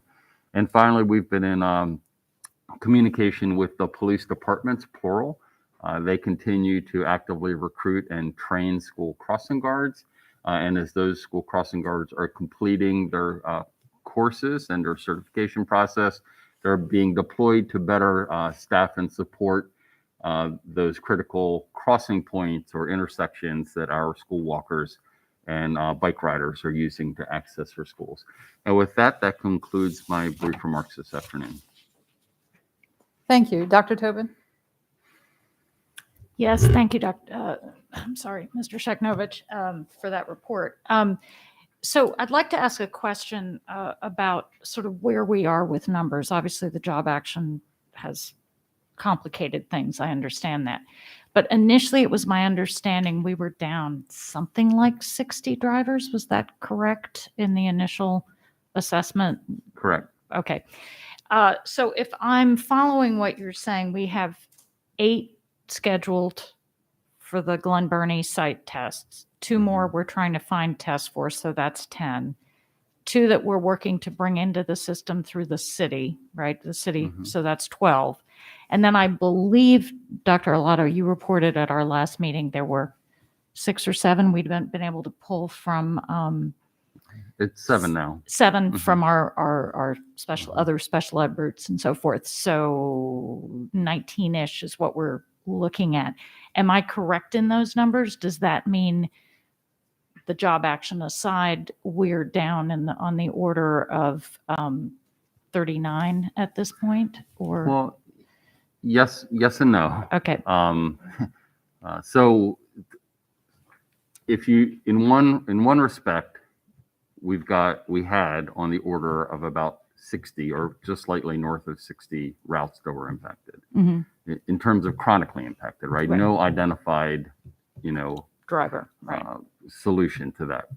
So in terms of that sort of chronic situation, it's down to about 15. So, 3/4 of those have essentially been resolved, but they've not all been resolved by the way of new drivers, right? We spoke last time about combining routes or doing other actions that sort of help to better merge or support some of those routes. Mhm. So it is an incremental improvement. Saturdays are not the only days when we can get, appointments either. We've had a couple other drivers that have gone through the MVA. Now, Mhm. unfortunately, and again, I don't know if you have, I've heard anecdotally that even families with young drivers that are trying to get their kids' licenses, you're lucky if December is like the next Right. appointment you might be able to make. So, but the MVA does have I call it a flying standby program. Mhm. And so us and our contractors call on a daily basis to see if there's any cancellations or anything. So we have been able to successfully get some driving candidates through that sort of flying standby piece of it. So it is an incremental process. I mean, there are, we have been onboarding employees, but, it's a little bit of a two-step forward, one step back scenario at times, because we've also had employees either leave the profession or Right. on any given day, we've got employees that are quarantined or otherwise impacted. So, a portion of those impacted routes are sort of more of a duration nature. And then there's sort of like the daily episodic sort of ebb and flow to driver availability on any given morning or afternoon. I mean, I'm trying to get a sense of sort of where we are now, how far we are from the numbers we would wish to have Mhm. to function the way we are Right. should be functioning. Yeah. So we absolutely, my answer hasn't changed from the Mhm. beginning. So we absolutely, need and should have, those 60 drivers. I mean, it's 50 plus now. Right. But beyond that, it's really more than that, because in the pre-COVID, there was a bench. Not just the board, but every one of our contractors, Dr. Tobin, had substitute drivers. Mhm. Again, for those sort of daily things happen in the morning, right? So there was a bench such that if something happened to a driver took leave, whatever. So we really want to build the ranks, not just to mathematically balance the number of loads, but to actually have that bench that we can draw from, so we don't have any interruptions on any given day, no matter what the cause. So again, if I'm misunderstanding you, please correct me. So the number 15 has to do with where you got from doubling routes, doing all sorts of things, to get more routes covered, even if they're later, they're longer, they're crowded, et cetera. Correct. So I'm just, I'm trying to look at, obviously we've heard testimony. People are very concerned about sort of where we are, not just in the long term, but in the short term. Are we, we're not at the top of the mountain by any means, but, where are we in trying to climb in front of us? And that's what I'm trying to do in terms of absolute numbers to get us to something more like a normal function. How many ideally do we have to go, and how many do we have, and how many do we have to go, do you think, to get to that? Well, again, it's, assuming that everybody passed that we were talking about, we're still probably 50 off that, that break even mark, but operationally, we would definitely want to be, north of that. Beyond that. Clearly. So, and that 50 includes these numbers that we have in the lineup that you talked about this morning, the 8 to go and the 2 to go from the city and the 2 to It does not include that. okay. All righty. So we're still far from being where we need to be, essentially. Correct, because Again, this is according to the MVA, so this is their statistic, not ours. But the first time pass rate for drivers attempting to get their CDL, according to the MVA, and this is statewide, Right. is just a little bit north of 50%. They are eligible for sort of a retest basis. So that's for initial CDL drivers, and then for individuals that already hold a CDL that need to get upgraded to get their passenger and school endorsements, that's a much easier lift. And so I did actually, and I thought it was a little bit brilliant, and I intend to actually, I've talked about it Monday with some officials. The state of Pennsylvania, PDOT, which is like our MVA. Right. So in the state of Pennsylvania, they've got about 37,000 certificated CDL license holders. So, they have a plastic card issued by the state of Pennsylvania. And the governor of the state of Pennsylvania had the MVA, PDOT there, actually send a communication, a letter to all 37,000 license holders in the state, asking them if they would be willing to either, if they're properly endorsed, immediately take on bus support or potentially consider upgrading their classification should they already hold a CDL to get those proper endorsements. And so, again, I had a brief conversation on Monday, having just read that article on Saturday, and I intend to further that conversation tomorrow. I think it's, it's another thing that we as a state haven't tried, but And that would come from the state level. so to do that. the example that I shared with you was initiated at the state level by the state MVA, because they've got a database of all holders, right? There'll be no way for me or my 23 school colleagues to know who within the state of Maryland even has a CDL license. But the motor vehicle agency does. Yeah. So I want to push that conversation a little further again, because these folks already have, at least they've got the bulk, right? They've displayed the inclination and aptitude that's involved with that heavy lift to get that initial licensure. Right. And I'm not minimizing what it takes to get the P and S endorsement. Right. But it is nothing like that initial lift to get your CDL Your license at first. So again, I hope to have that be part of a follow-up, a secondary follow-up conversation tomorrow. And a second question, as we start to deploy, hopefully, more drivers cover routes, or even just as we're negotiating, figuring out what routes we have covered, what, if any, process is being employed as best we can? Obviously, we're working through contractors, but to determine where the highest need is and try to make sure that those routes are covered. I mean, we heard testimony earlier. I certainly know in the Annapolis area, there's deep concern about certain particularly under-resourced communities where children almost exclusively depend on the public school transportation to get to and from school, versus perhaps some other routes where there are a number of families who are providing alternative support for transportation for their kids. Do we have a mechanism for following up on that and trying to determine where those drivers go? So two-part answer, because no answer for me is ever easy or short. So the two-part answer is this. Those drivers are the employee of one of the various contractors, right? So the answer to that at the macro level, and I mean at the highest level, is it's not so simple, because candidate X is the employee of company X who has routes X. Right. So that sort of, in a little way, hinders things on a district level. Now, within a particular contractor, absolutely, we are absolutely, as company Y gets additional drivers, we're working with company Y to help prioritize which routes would be covered, serving the greatest number of students and the neighborhoods that have been impacted the greatest.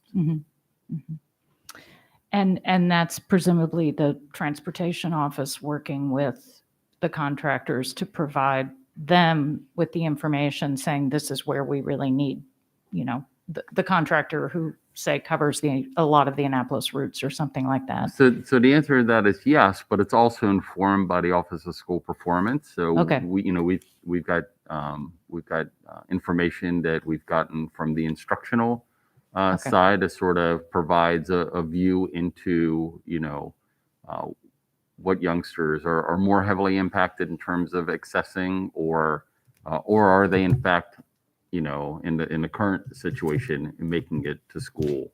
So that's absence routinely and data, right, consistently. right. Right. So yes, while it is transportation, it's informed by other data sets that are external from transportation. Okay, excellent. Thank you very much. Yes, ma'am. Ms. Schalheim? Yes, thank you. I want to touch base on crossing guards. Are crossing guards hired by, is it separate, like the police departments are separate? Are there city crossing guards and county crossing guards? And are both working equally to up the recruitment game to cover various points in the county? Yes, school crossing guards are employees of either the county or the city. They are separate, so they're direct reports to the police agencies in both of those districts. But as I said, they have been actively recruiting and putting school crossing guards through the training regiments, and upon graduation, those agencies are then making those assignments based on their algorithm. We actually do not. This is a little bit different than Dr. Tobin's question. So we trust that the police agencies are the subject matter experts in traffic safety and in that regard. And so we rely on them to make their best judgment on where the new graduates are best deployed across either the county or within the confines of the city. Oh, okay. And perhaps this is a question that might fall under 4.08, but when we have this busing disaster that's currently underway with the driver shortage, and then with the work action strike, however wildcat, whatever you want to call it, that's increasing the traffic obviously on our county streets, and that's increasing the amount of cars going in and out of schools and creating quite a cluster. How are we addressing that, or should I wait for 4.08 for? I'll be happy to address it. So we have had a number of conversations, not only us, but I believe several of your colleagues have also had conversations with the Public Works Department here at the county, state highways, depending on what the road alignment is, and what the police department is acutely aware as well. I will say that the police department, both police departments, plural, have been terrific to the extent that they can about assigning sworn personnel to crossing guard duty as opposed to traffic, expediency, ingress, egress. So that really is their primary goal, to the extent that they have, discretionary personnel resources. It really is to backstop those key crossing points for pedestrians and bikers before, or at least until the juncture where finally a certificated school crossing guard is able to take on that role. But the county and state have their traffic engineering bureaus that have looked at signal. Typically, signal timing is where they could be the most impactful, and that's changing the duration of the reds and greens to the extent possible. So both agencies have been doing that. And certainly, again, the police department, being on the front lines, is truly cognizant of where those pinch points are. But the resources, as I said, are stretched because they're covering some of the crossing guard zone gaps rather than sort of be, traffic flaggers or expediters. And are our staff also participating in helping keep dismissal in particular safe? I mean, I can speak to what some parents have written me, but most specifically, I can speak to my daughter's own school where it goes out onto a street and then there's two blind turns and rows of cars and cars cutting across the double yellow line to go around the school. And so what role are all our staff playing to help? So time immemorial. So what our staff do today is no different than what they've ever done. The safety and security of the youngsters while they're on our premises is paramount. It really leads what we do. Now, as you can well imagine, I mean, we've got schools that date back to the very late 1800s, the ones that we just opened here within the last, month or so. So a lot of it is just predicated, upon the geometries of the schools and the road configuration, the ingress, egress, how much asphalt there is, whether we have disaggregated bus loops and kiss and ride loops and parking loops, etc. Given all that, though, the leadership of that school really knows their property the best, right? And again, absent a brand new school that we built from scratch that we've never used before, and in that case, we're assuming, right, what's going to happen or what's going to work best. All those other properties have been open for quite some time, absent the ones that just got recently reconfigured.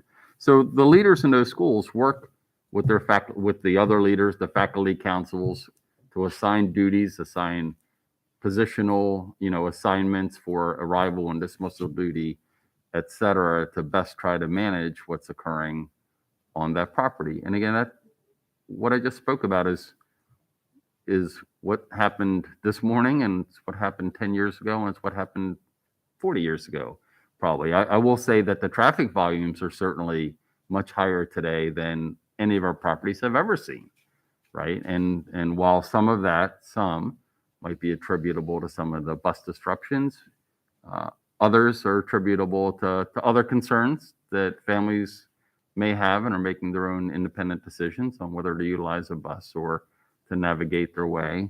And thirdly, it's just the way the times have gone. I mean, year over year, pre-pandemic, pre-anything, our traffic counts have steadily gone up and up and up. And, as I drive around the county and look around the county, a lot of the roads today look an awful lot similar to what they did 25 years ago, except we have a heck of a lot more cars on the roads today than we did 25 years ago, especially at the schools. And so, part of it really has to do with throughput, right? The assets, which are the roads, the signalization systems, et cetera, really are only designed to provide they call it a service level in that industry, right? A certain service level, and they're graded in that regard. And we have, road segments and intersections across the county that are, continuing to sort of slowly descend towards greater failure levels. And if I can speak freely, it's really the underinvestment that we have made in some of our road infrastructure. And the same can be true of our municipal and city transit systems. We have a sparse, for as developed as a county as we are, for as large as we are, we have a sparse municipal and city public transportation system. If we had a more robust system, not that they are not already trying, our partners at the city and county are trying to do all they can, but they're trying to do all they can with a very small army of assets. These are just generational decisions, that have been made over time, and here we are today with the cards that we've been dealt. Yeah, I totally agree. Thank you. I will have a motion at the right time. If there's other questions, I'll wait. One more. Ms. Corkadell? Thank you.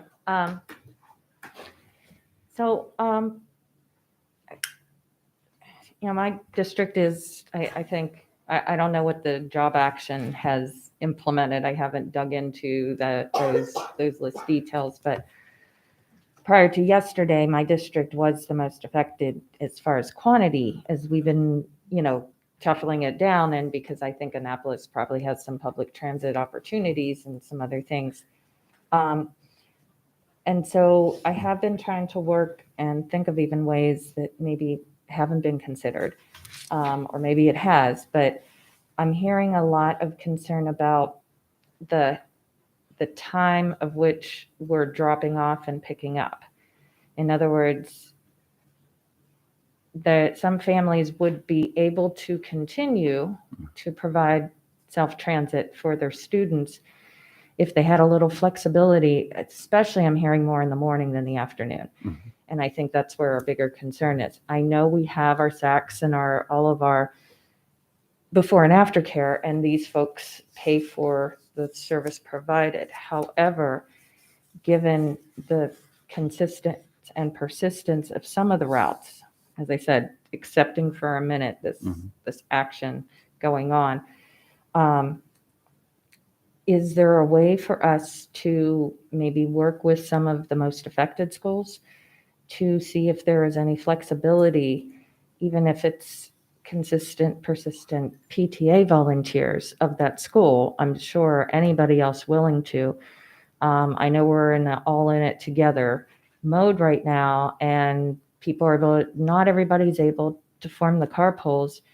The employer-employee relationship for our parents and families that are affected are getting more strained. Mm-hmm. And as that pressure increases, thusly, it continues.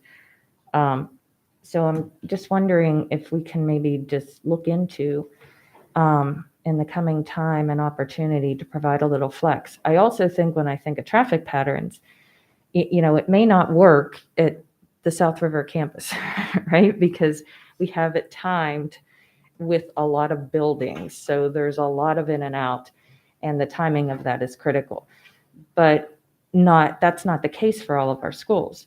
And I'm just wondering, as I watched our tactical officer volunteer, stepping up and agreeing to give us a hand as being a crossing guard and making sure everybody's safe at Mayo, that maybe some of the schools that we can do that with, that it's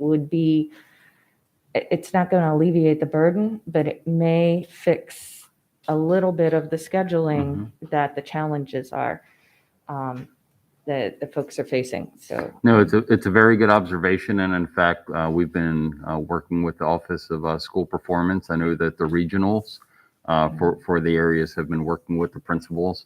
I will say one limiting factor to an extent is that obviously the negotiated agreement does have contractual hours, right? A reporting duration for the bulk of the represented faculty members. And that's why I suggested the PTOs Right. and other, Yep. just like we kind of did the midday monitors, maybe we can envelop a few folks. And I keep hearing promises of some money coming from our county and state folks to give us a hand. And that may be a better place to be placing it, is to create some temporary environments. Because it doesn't sound like it's not an entire class, it's a bus, right? Right.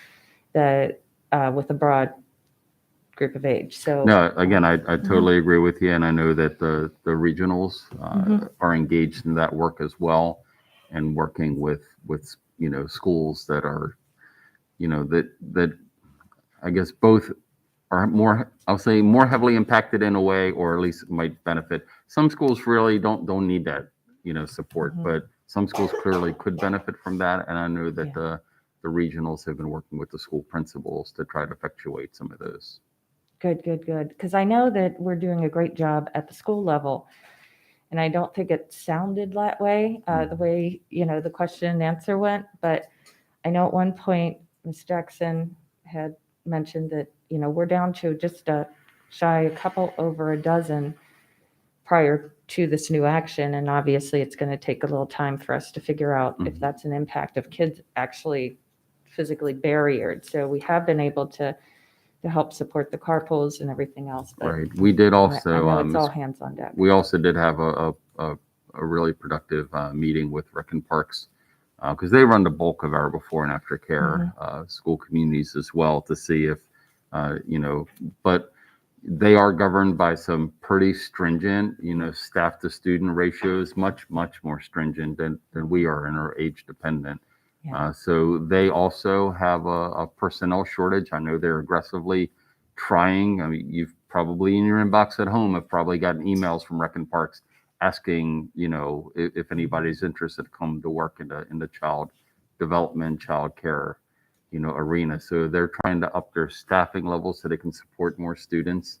That's one piece of it. But unfortunately, and you may have just caught wind a little bit of it, they are also being impacted, by the quarantining. So we've had unfortunately, a number of SAC programs that have sort of been, taken offline for short durations because of the, health department edicts.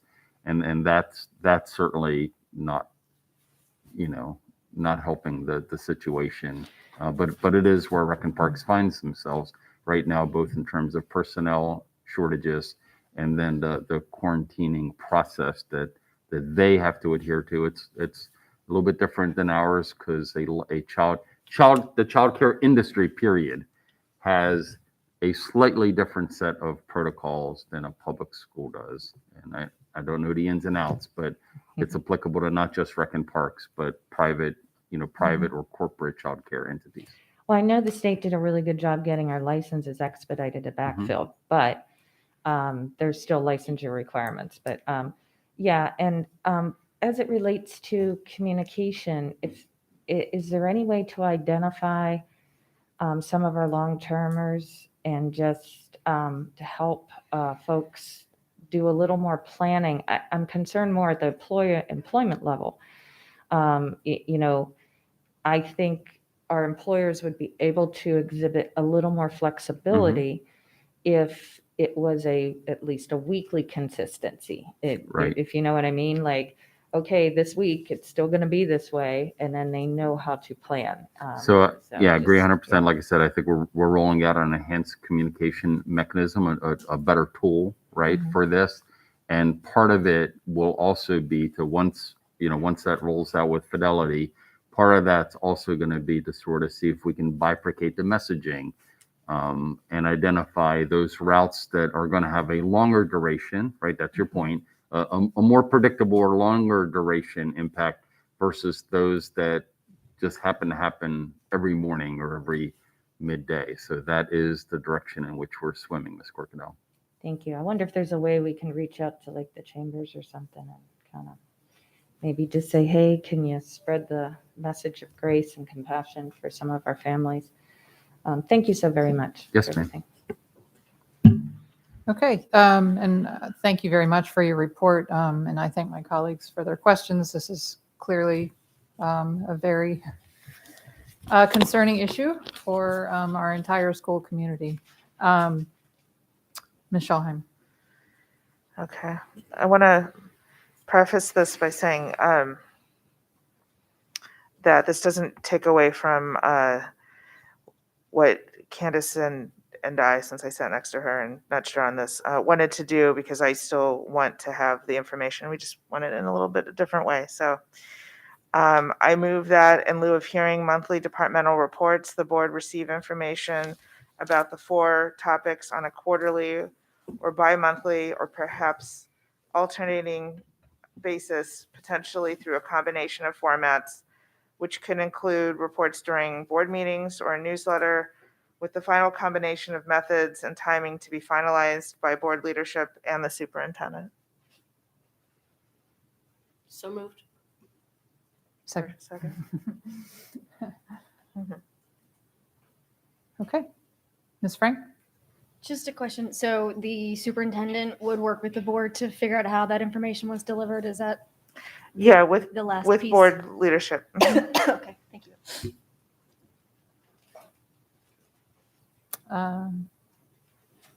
I see no more lights, and I thank you for the motion. Ms. Schalheim? Ms. Corcadell? Aye. Ms. Amasore? Aye. Dr. Tobin? Aye. Ms. Schalheim? Aye. Ms. Dent? Aye. Mr. Silkworth? Aye. Ms. Frank? Aye. Ms. Ellis? Aye. Motion passes 8-0. That concludes item 4.07. 4.08, opening of schools update. I think I would like to actually just make an announcement here. We're going to have this item, and we're going to have the item we moved up, 6.03 new course approvals, and then the board is going to go into, we will have a vote to go into closed session for a working lunch. I'm sorry. Now, 4.08. Dr. Arlato. Thank you, Madam President, members of the board. I'm delighted to give you a couple of brief updates regarding our continued reopening of schools. The first part of my report is going to, I'm going to use the word testing. It has nothing to do with COVID testing or any other testing.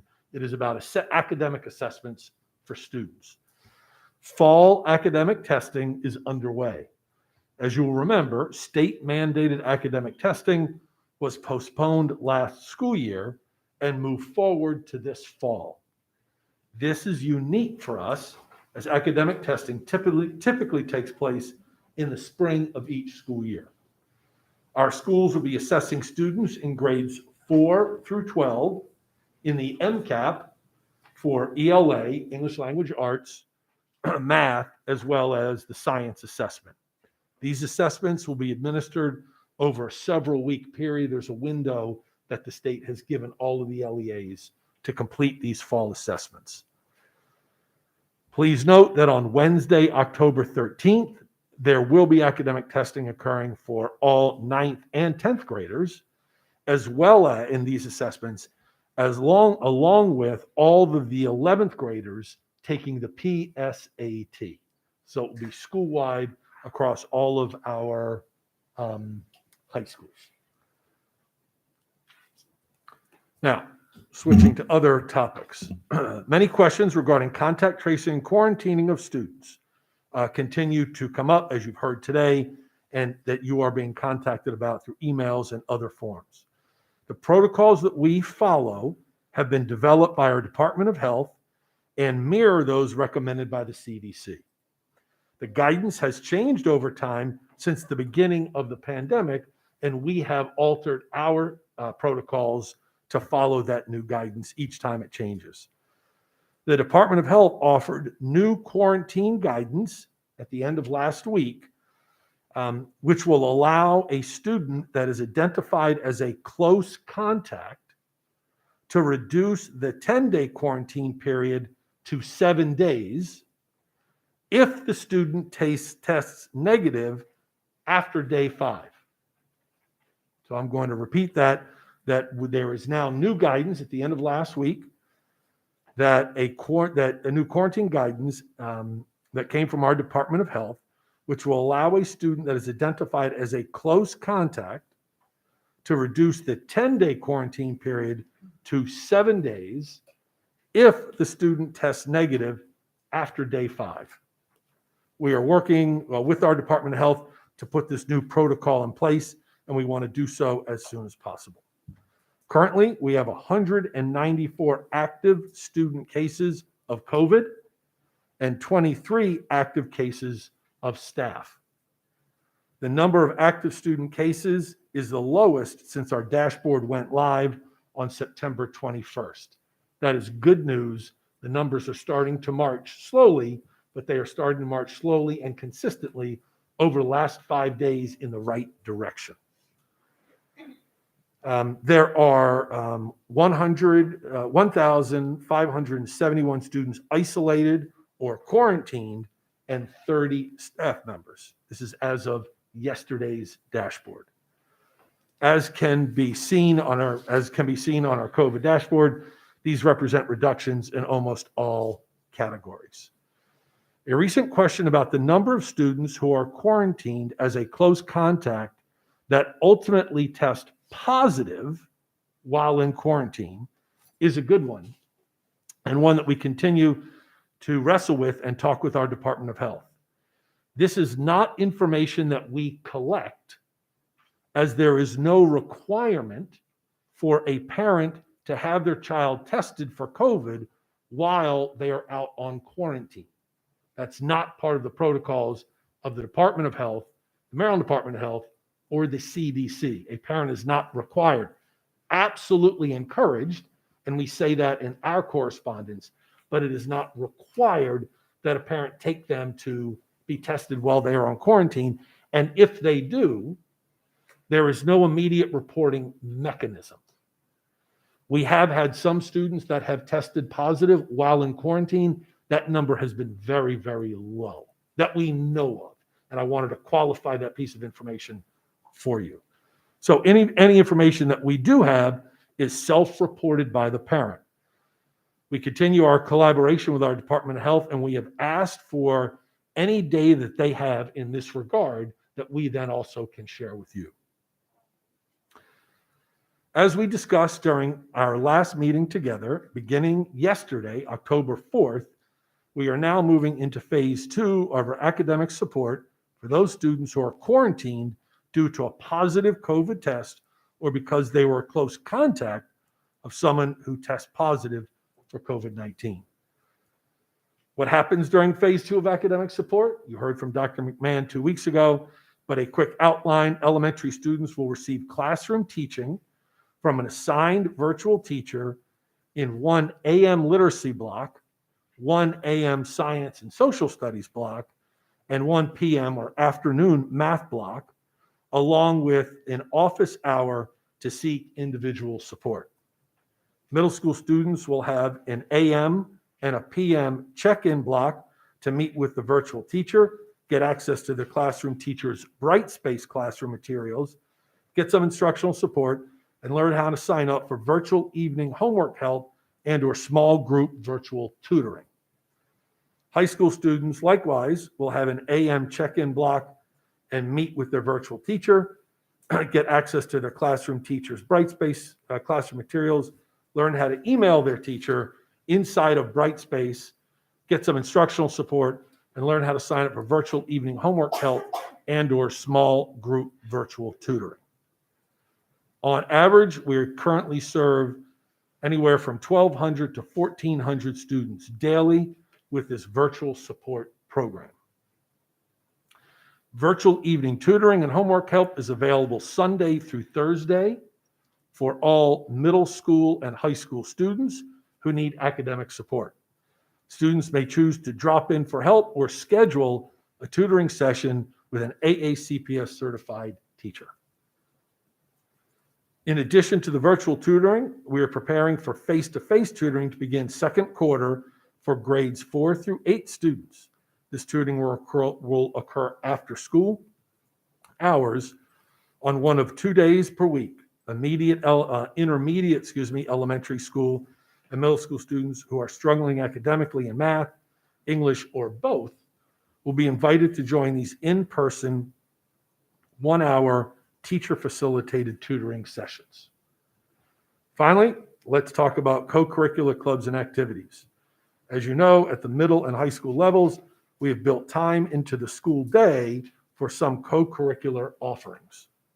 In addition, we are supporting schools to offer virtual after-school clubs and activities during the first quarter of the school year. We look forward to another good year with thousands of students participating in opportunities that interest them and complement their core learning. As I've shared with you on many occasions, our focus has been on reopening our schools for in-person learning for all students and to do so in as safe a manner as possible given the current and changing circumstances. We have successfully reopened our schools to the delight of our students and staff, and this was accomplished because of the efforts of our administrators, teachers, building service teams, facility teams, secretaries, central office personnel, and so many more, including our students and their very supportive families. Our efforts now focus on keeping the schools open for the entire year. While we all want to return to normal and put the pandemic completely behind us, we're not there yet in a place to do so. For the health and safety of our students and staff and our focus on keeping our schools open for the entire year, we must continue to be vigilant. We must also make decisions with those priorities in mind. We will continue our collaborative work with the Department of Health. As public health advice and guidance changes, so too will our processes and protocols. Our students and staff are nothing short of amazing, and we are thrilled that our students have returned to in-person learning. Thank you, Madam President. Thank you, Dr. Arlotto. I see several lights. I'm going to go around, beginning with Ms. Corkadell. Oh, and I'm going to ask members, can you please hold it to 3 questions for now, and we'll see how quickly we get around. And we can always follow up if there's more. Thanks. So, thank you, Dr. Arlotto.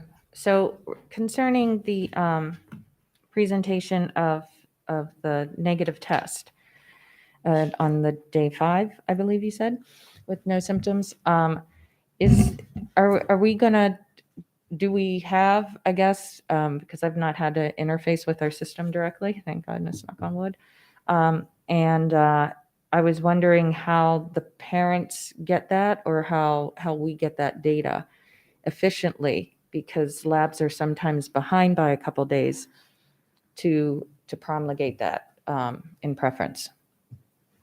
Yes, ma'am. So your point is a good one. So that's what we are doing now, is trying to prepare what the protocols will be so we can push them out to families so they know it will be part of the information that they receive if their child is found to be a close contact of a COVID positive person. And we also have to let the schools know what that process will be, because now we've introduced something new, which is not just identification, but we have to now track that student. So the student is identified and sent home on day X. Then we have to track day X plus 5, day X plus 7, as well as day X plus 10. And so now we have to put that in. I can't leave that on the schools to do. That's correct. They are swamped right now. So we are working as a team to try and put together the processes that we can hand them, because now we've introduced something that didn't exist before.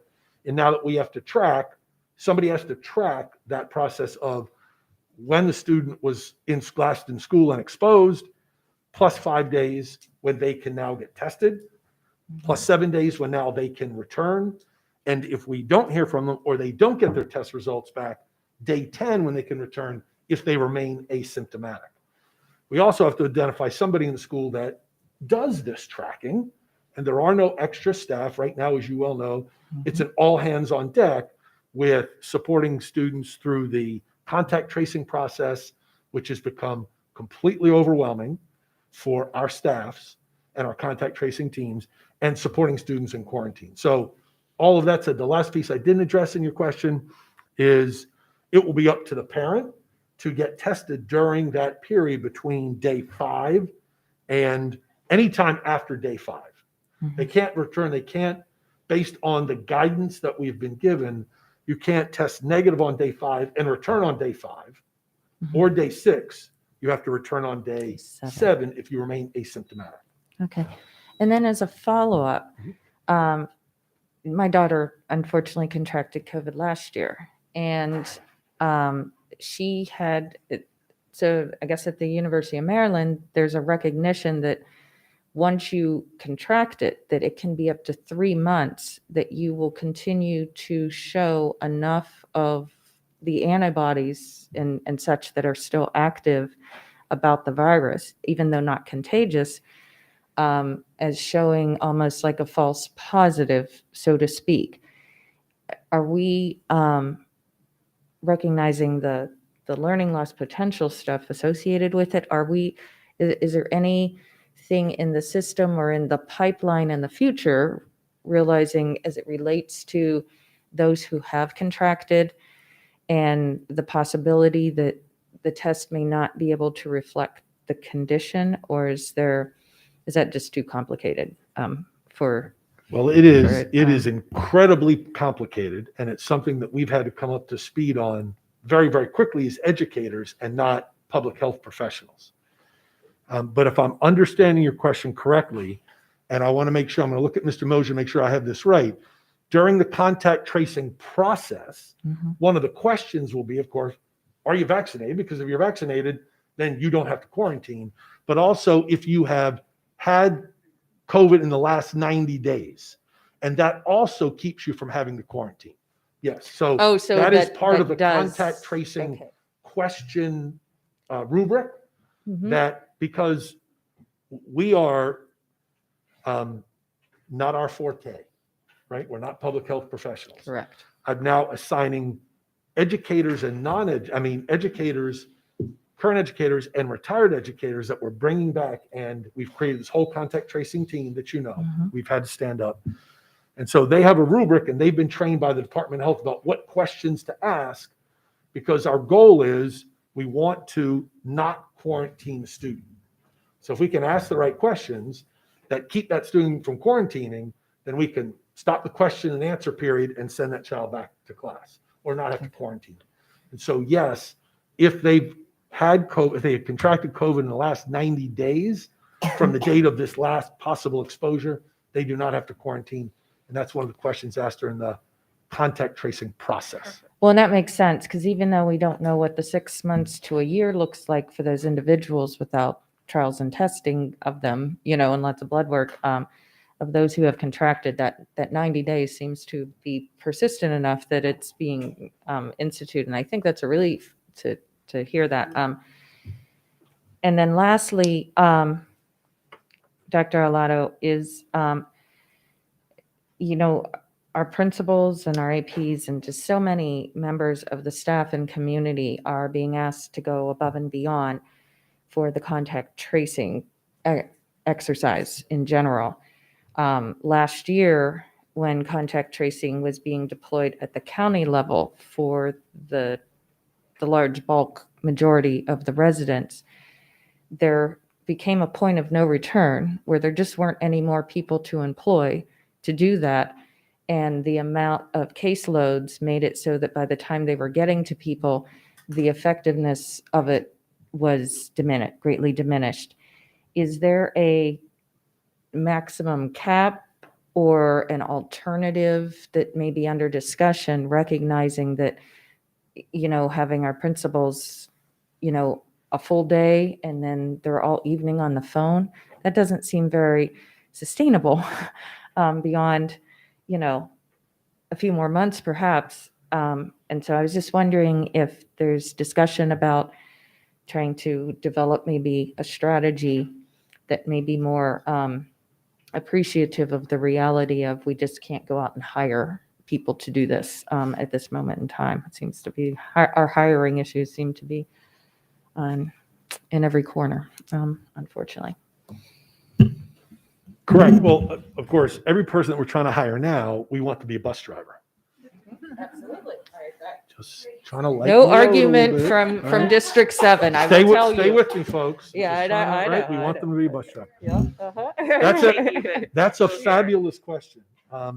In that you're right, it is not sustainable. And I've had that conversation with a number of you in the last week or two, that it is not sustainable, because when our principal or assistant principal or counselor are conducting contact tracing within the school, they're not doing instruction for children. Yeah. I know that our school nurses, and you alluded to this, when we first went into COVID and schools were closed, the school nurses were corralled. They are under the direction of the Department of Health, and they were doing the bulk of the contact tracing for the county. As last spring we started reopening schools, of course, those nurses were returning to their buildings, and they weren't able to assist the county in that work. But what they are doing is they're now working with children in schools, administering medications and taking care of children, which is their job. That's what they should be doing. And so we're left with doing contact tracing, and we've had, as I've said, we've had to stand up a team of retired folks that we've brought in, very, very skilled, and we've gotten them up to speed. They have gotten up to speed through some training, and they're doing this morning, noon, and night, as well as the school personnel. So I very much appreciate you recognizing that work. It is not sustainable. And so I am asking for something has to change. We need some change in quarantining procedures and guidelines, as well as contact tracing. And so we have, just to finish, we are having that conversation with our Department of Health. Likewise, and I know I've had this conversation with a couple of you, the superintendents around the state, all 24 of us, feel very similarly that we're all experiencing exactly the same thing that we in Anne Arundel County are facing. And so we've had that conversation with our state superintendent of schools.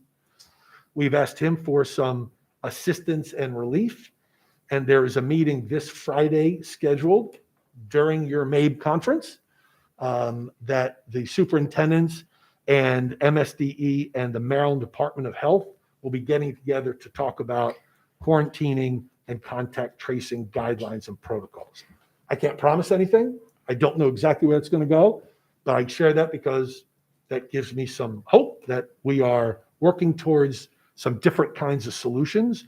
And everybody has the same goal, which is to keep children in school every day safely. We all have that same goal. Yeah, so just, it's not necessarily a question, but just a follow-up to your answer, I should say, is that, as I've been researching our reopening stuff, as well as some other agenda items, one thing that kind of jumped out to me, and I think I mentioned it to you briefly in an email as a follow-up, is that I thought there were certain agencies of the state that is under COMAR compelled to assist with any LEA that needs help with a communicable disease, and that they must provide us the assistance, what we can't do. It seems like we are at least approaching, if not already at the criteria, just like some of the other testing facility support that they have provided, given the burden, and we're in education and we had a really hard year and have, we have some catch up to do. And so is that one of the things that would be under discussion of their obligation, maybe? Well, I will welcome any help they can provide. Yeah. I do not believe that there's anybody waiting in the wings at the county or state level that are going to be able to swoop in and assist us or the other LEAs in this endeavor. Okay. We are on our own. Because, there's a practicality of them wanting us to do something and just not having the resource. Thank you very much, Dr. Alana. Yes, ma'am. Thank you. Ms. Omasori? So I'm going to only ask one COVID question, which I know is going to be pretty shocking. But in our last meeting, Dr. K brought up the possibility of the Test to Stay program, how there are different people in a couple states that are trying that. And I'm pretty sure it was Ms. Schalheim who asked the question, why can't we try something like that here? And so I guess my question would be what's the state of the answer on that question? So the state of the answer is exactly the same as it was 2 weeks ago, in that we're working on it. So there are a couple of things at play. One is we have to have the number of tests that will significantly increase the need for the right kinds of tests for tests to stay. And so we've worked with Dr. K. He has requested additional tests from the state. And if the state grants that, we'll now have access to more tests that we can implement should we go down the road of test to stay. Another piece of the puzzle is we were just handed the ability to reduce quarantine from 10 days to 7 days, and we're trying to immediately implement that. That's kind of our focus right now, is let's get that implemented so at least we can reduce the quarantine. We love the idea of test to stay, where a student that is asymptomatic and tests negative at the school site can stay in school. We don't have to send them home. Love that idea. I have to have somebody, lastly, in answering your question, we have to have somebody that tests the student.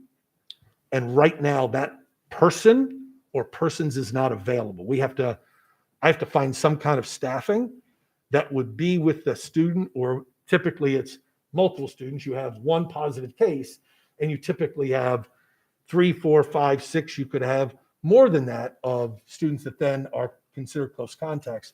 You would want to test all of them. If they are negative at that time, they would remain in school. And so we have to establish a way with the Department of Health to have somebody staff that that test to stay program. Okay. So my next question is thankfully not related to COVID at all. So it was brought to my attention that when it comes to mental health resources, so specifically suicide prevention website, for those resources, is there a way for us to be more specific in what's being filtered? Because if students can't enter mental health resources through their school computers, that kind of cuts off a lot of students' ability to get that help. I completely agree. So I'll look into that. I was not aware that because you're well aware on our website, there's a page established for mental health resources on the front button. Mike. Oh, I'm sorry. So I'll look into that. As you're well aware, we have those resources on our website. I was not aware that our Chromebooks could not access them. I wasn't, because our Chromebooks are inside our system. When you log in through your credentials, you should have access to everything that you would have normally. Or have in the past. I will look into that. That is new information for me. Okay, and this is obviously my third and last question. So on the current schedule, and I'm mainly focusing on high school because that's obviously the schedule I come into contact every day, the AM Flex, currently every day is community wellness, which, well, some might think I hate community wellness, which is not true. But I know a lot of students are kind of wondering, since on the actual schedule it says that Tuesday, Wednesday, and Thursday will have access to use AM Flex for more than just sitting in a room and touchy-feely stuff. So I'm wondering, is that on purpose, or is there going to be a point in the school year where we transition from right now where we're forced to stay in class towards actually being able to use it for whatever we want, whether that be academics, clubs, etc.? Yes. So the idea is that it was put in there. So Mondays and Fridays will continue to be the focus on wellness, the wellness block. The Tuesday, Wednesday, Thursday will be flex time as the school sees fit. Every school might use it a little bit differently, but yes, that will have more academic focus, as we all do. And you're now a senior in high school. Each and every year we spend time going over whether it's the student code of conduct and some of our wellness lessons. Those have been enhanced this year. There are more of those at the beginning of the year because we are coming from the virtual environment back into schools. And so we made a conscious decision to do more of that, how should I say it, touchy-feely stuff, so that we can welcome students and build relationships. That was on purpose. And as the schools finish that out and their teams, they'll be able to transition to more of the academic flex that you're referring to. Okay, good, because I got a lot of kids on my back about that, so that's good to know. Dr. Tobin? Thank you. So a couple of questions here. So very good news, obviously, that we're seeing numbers both of active cases and quarantine headed down. That's wonderful. But I want to dig in a little more to what the structure is as we go into the phase 2 of the academic support for students who are in quarantine looks like. Now, if I was following the description that you gave, Dr. Arlotto, is this synchronous learning that kids are getting when they check in the morning for an AM block, or in the elementary case, they have their particular blocks of literacy, et cetera? Yes, ma'am. So I described each of those time periods where they are interacting with the teacher, with the certified teacher. Those are synchronous times. Okay. They will then have asynchronous work that they will do in between those times, but these are 3 times the elementary school level, as you are describing, where they are synchronously interacting with Okay. a teacher in that content area or at that grade level. Mhm. Okay. And that's the same at middle and high school. Correct. So it's a combination essentially of synchronous Correct. and asynchronous. And the tutoring piece that we've established in the evenings, the evening Yeah. tutoring, which as you are well aware, we began last year, Right. was very popular and successful, we believe. That too is synchronous. That's Okay. not asynchronous tutoring. That is synchronous tutoring where a student can sign up in advance or log in for algebra help or math 8 or Right. English 10, whatever it might be. Right. I know that I've heard from a number of parents who have been concerned, and this may not apply as much as we go into phase 2, but who've been very concerned about some of the asynchronous structure that was available prior to the move into phase 2 and have asked about, especially I think more at the middle and high school levels, a kind of, if you will, beam in structure, right? So not what teachers were being asked to do last year, which was hybrid instruction, but the ability for a student just literally to listen in on what's happening in their class. So if you're in AP US history or whatever, you can just literally follow what's going on in that class. And a lot of those have a kind of lecture structure, for example. So I didn't know if that was something you considered or where we were with that. Absolutely. So yeah, we absolutely considered it. The academic team had been planning all last spring and through the summer about what the new school year would look like. And so that is one of many models that they considered.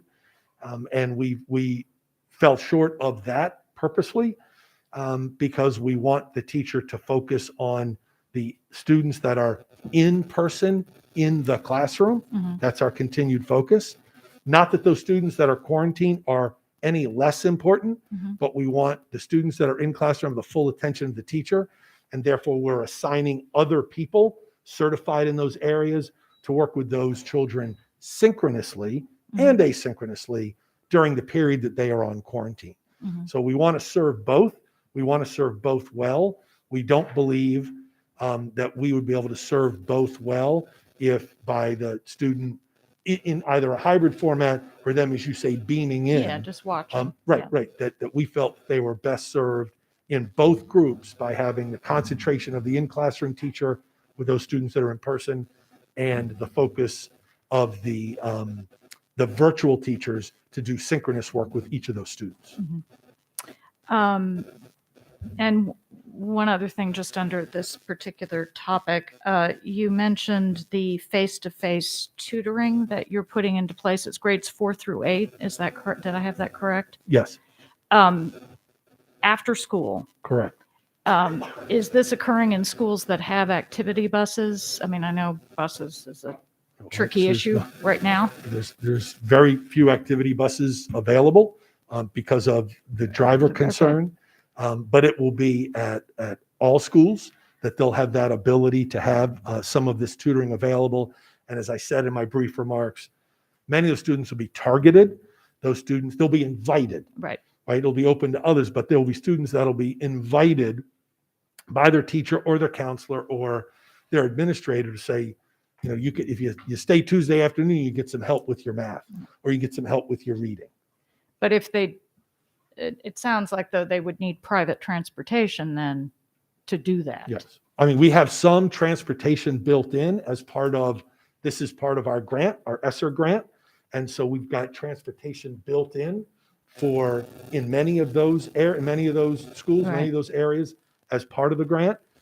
I don't know that all of those routes will run based on the current situation we're in and a lack of drivers.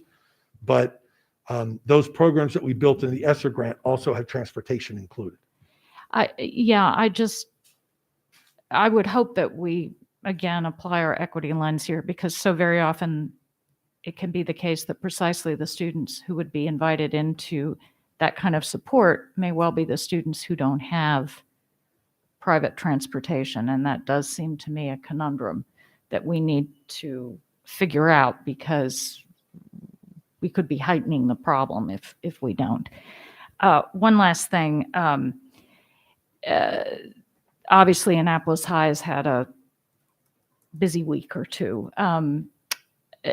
With regard to mental health support, there are a lot of families who are very concerned about mental health supports. They're concerned about overcrowding and the extent to which these things have exacerbated some of the issues around returning to school. And I wondered if you could update us, and to be fair, some of these issues are going on at schools all over the county. Annapolis High just unfortunately was under scrutiny in a number of ways. When you are aware of these issues, are there additional staffing or mental health supports that are being deployed into the schools to help with this? Yes, ma'am. It's part of our standard practice that when we have emergencies in schools, and there's a wide variety of those, that brings additional supports to the schools in whatever is needed at that time. So in the case of Annapolis High School, for example, that would include additional staff that can assist in the day-to-day operation of the school so that the principal and assistant principals and counselors can focus on their kids and their school.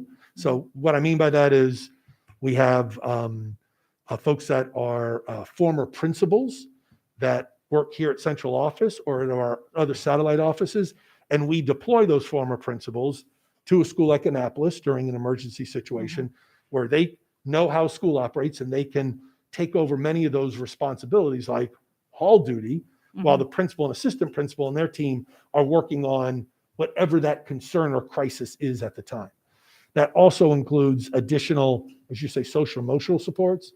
So we have the ability to deploy, we have trauma teams that are ready to go at a moment's notice. And those trauma teams can be put into motion and sent to a school when there's an emergency crisis. Sometimes it happens during the day, and sometimes we find out about the crisis in the middle of the night, and those phone calls go out, and we know that those people can be deployed first thing in the morning to any school in the county. But we also have the ability and the partnership of the mental health professionals here in the county. And so we have the crisis teams that we can deploy. And in the case of Annapolis High School, again, to use your example, while I was there on the ground a week ago, the crisis team from Anne Arundel County were there. They were in their blue shirts, so they were well identified, and they can be deployed to assist as needed. Okay, thank you. And that's at the request of the principal or?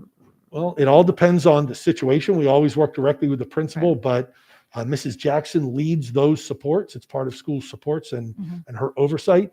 So she then begins to deploy people to schools as needed. Okay. Sometimes when you're in the middle of a crisis as a principal, you're not sure exactly what you need at the time. So we have other minds that help them think about those things, and we send in resources to assist them. Okay, thank you very much. Ms. Shawheim? All right. Thank you for your update. I have a question about the specific date of testing on October 13th for, it sounded like 9th and 10th grade and for MCAP, and then 11th grade for PSAT. Are we doing anything special with regard to transportation? Taking the PSAT, the SAT, just standardized tests in general is stressful anyway. What are we doing to make sure that kids are getting to school that day, specifically because our transportation is kind of dire right now? And so there is no magic bullet here. We will run our bus routes as we always do to get students to school. We know that we have routes that are not running. And so we'll ask parents to get their children to school as best they can. Will testing start immediately in the morning as they get to school? As close there to it. But if they know they have buses that are going to be late, then the school can change those times slightly to accommodate. I'm just wondering, kid is stressing, taking the PSAT, bus is absent, parent is stressed, needs to get to work, everyone's late, the line of the cars is late. Anything to offset that stress. I completely agree. It is a stressful time. Agreed. I wanted to ask a question about Brightspace. So the sandbox was open over the spring. We had lots of PD over the spring and the summer, but that's our staff. Then our students have had to sort of learn on the fly. Some immediately upon school opening because they were immediately quarantined, themselves were positive, or they were a close contact, or what have you. So I just want to ask and get your honest perspective. How is that rollout going? I've heard, I do hear from teachers too. Not all of it's been delightful. So I wanted to get a sense from you how you think that's going, both from the staff and perhaps even the student perspective. Are we as into that program now as you had hoped we would be? Are we utilizing it the most appropriately? And how are we being mindful of teacher workload? It's a lot. Yeah, it is a lot. I'm not really sure where to start. Let me start with this. Okay. Brightspace here to stay. Okay. Brightspace is how we are now conducting business in Anne Arundel County Public Schools. Nobody can outrun it. Nobody can wait for this too shall pass. We are now implementing Brightspace. We've entered into the 21st century. We're really excited about having a learning management tool that several of our colleagues around the state and around the country have been utilizing for several years. Very excited to have it. So it's not going anywhere. So I wanted to start with that. That said, I could be happier with how it's being utilized and the amount at which it's being utilized. One of the things that depends on who you ask, but in my opinion, one of the good things about Brightspace is we can closely monitor usage, student login usage, how long they're on it, staff usage, how long they're on it, and what they're posting to it, how they're utilizing it. That's all good data for us. Some others might not be happy that we can monitor it that way, but we are monitoring that way. It started off pretty slow at the beginning of the year. It has taken a sharp upturn, which is about what we would have expected, I guess. I would have liked it to have been a little further along. Like you, I'm talking to teachers and members of the TAC leadership about some of their concerns and the added workload. I don't know how to avoid that. This is how we're doing business.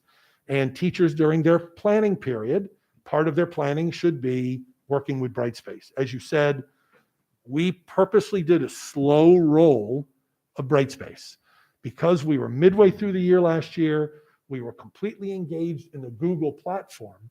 We chose not to change horses midstream. We said, let's stay with Google to the end of the year. We'll slow roll Brightspace, and will give us more time for professional development and for people to play in the sandbox, to use your terminology, because that's exactly what the team called it. So we were encouraging teachers to get in and play with it and give us their feedback. We had lots of professional development in the spring and throughout the summer. And as soon as teachers got back, we gave them some dedicated time before students arrived at school for them to focus on Brightspace and begin to build their classroom. I get it, it's new. Absolutely. I'm not an expert. We did train people in each of the buildings, and we have Brightspace champions in each of the schools that are kind of the colleague that really gets it, and you can go to that colleague for some help. We have folks at the help desk and others in our instructional technology division that can assist with helping teachers get more acclimated. Over time, it's absolutely going to get better. I believe that. We're in a growth period right now, which is difficult, but anything new is going to have that growth period, that time of uncertainty. Likewise, the same is true for students. Students are getting used to it. Many of you, if not all of you, have visited schools with me. And as we've gone into schools, into classrooms, you've seen Brightspace up on the smart board or up on students' Chromebooks. You've seen Brightspace in use. Teachers are just introducing that, right? As students are getting into the building, they're just introducing that.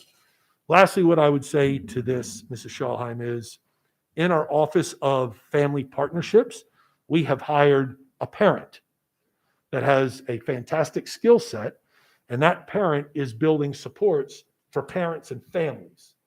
That's what her role is for Brightspace, is building supports and working with families so that they get more comfortable in the use of and access of Brightspace. I hope that answers your question. It does. And I do want to remind folks that we had the same complaints and concerns and frustrations at the beginning of last year with Google Classroom too. And I'm very cognizant of the whole of workload and putting more and more and more on both teachers and staff and students. But I think we should give it the college try, y'all. And it's here. So, you know, a good attitude goes a long way with that. Thank you. Ms. Dent. Thank you. Mr. Silkworth. Thank you, President Ellis, and thank Ms. Corkadell because she addressed my first question, which was the impact. And Dr. Arlotto and I, we've had this discussion, the impact of contact tracing on our staff. That was a big concern of mine, and you've answered it. So I thank you for that. You know, in my role as an announcer at schools, I often make this announcement. Ladies and gentlemen, we ask all fans to please show respect for players, respect for coaches, respect for officials, and respect for those around you, players, coaches, and fans. Let's all remember to respect the game. This is really going to be more of a comment than a question.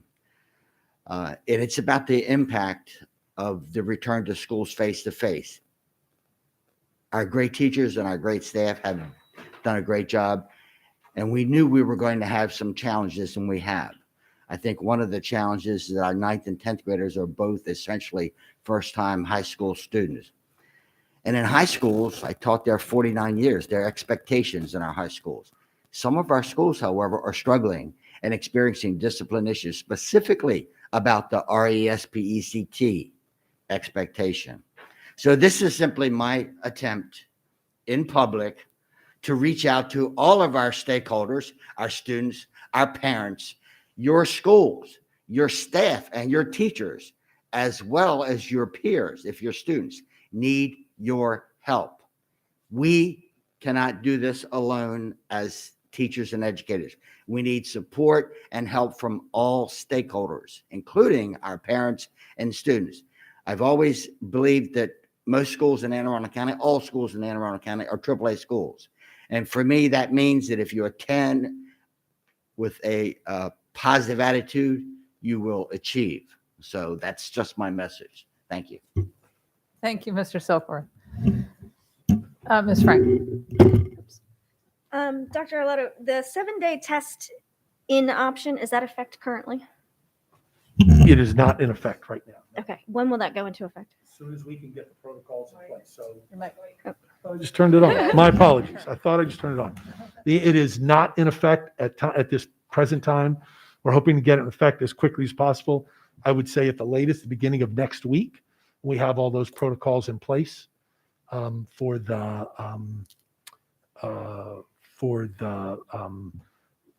move from 10 days to 7 days in quarantine. Okay, thank you. And also, a lot of my questions were asked by Mrs. Corkadell as well. I would just, as I'm hearing all the frustration with Brightspace, I do have a lot of concerns. I'm technologically challenged in a lot of areas. I struggle with this system that we have. Just as a board member, I'm an Apple product person, and Google just befuddles me. Excuse me. So when we have a system that a child can't grasp or a child can't properly navigate, I think it's concerning that could impact their grade, because it's not a knowledge issue. It's a technology issue. And some people are able to maneuver that more effectively than others. And being on the side of it, we're thank goodness I am not in high school today. I feel sad. I know Miss Amasori is nodding her head over there. I do just want to point out, I wish that we could find a bit of an easier way forward with technology, and to not have students potentially affected negatively with their grades because of their lack of ability to navigate technology. I guess that's more of a comment, and perhaps we can find a way around it. And while I appreciate, Ms. Schellheim, that you want to give it the old college try, I have given so many college tries over the years, and sometimes I just don't get it. So I would just like to make that known that I have concerns there, and I don't know if there's an answer, but at least to state it.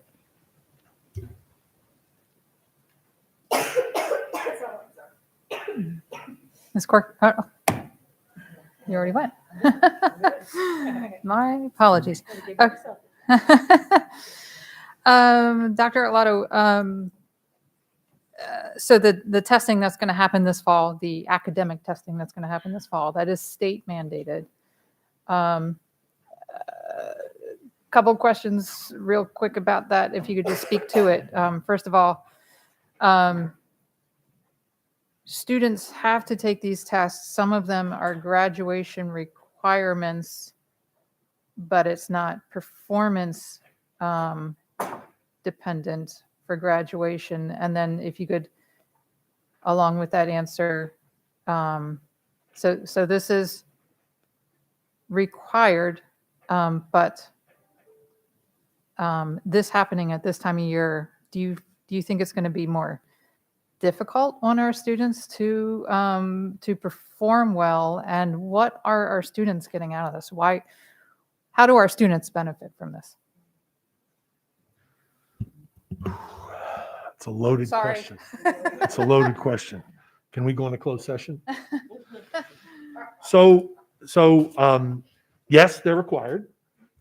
The tests are required for two reasons. One, for accountability for the federal government, and they're required because some of the tests are graduation requirements as a result of a decision made by the Maryland State Department of Education. So they are required tests. They are not required to pass the test. They're not high stakes tests right now. It is a take only, and check that box. It is not a take and pass in order to receive your diploma at this time. What are the students going to get out of it? Remember that the assessments that they're taking beginning this week and into the next couple of weeks are from courses they took last year. You know this, right? And that's the reason you're asking. That they are courses they took last year. So we're testing the fourth graders on their third grade knowledge. For example, I'm testing 11th graders in 10th grade English that they took last year, because that was designed by the Maryland State Department of Education. Obviously, it's not ideal. However, it does have some purpose to see where students are. Students can see where they are in relation to that material, and we can see where they are in relation to that material, in it being in sort of a non-threatening manner. So I think data is not a bad thing. And so I'm going to take the sunny side of this and say it is what it is. And so we're going to assess the students, and we're going to utilize that data. The teachers and schools can utilize that data as we build programs and we work with students. But certainly it's not ideal in the testing world, in the assessment world, excuse me. Thank you. As far as quarantining and testing and data, so we're going into this hopefully soon 7-day option to potentially test out of quarantine.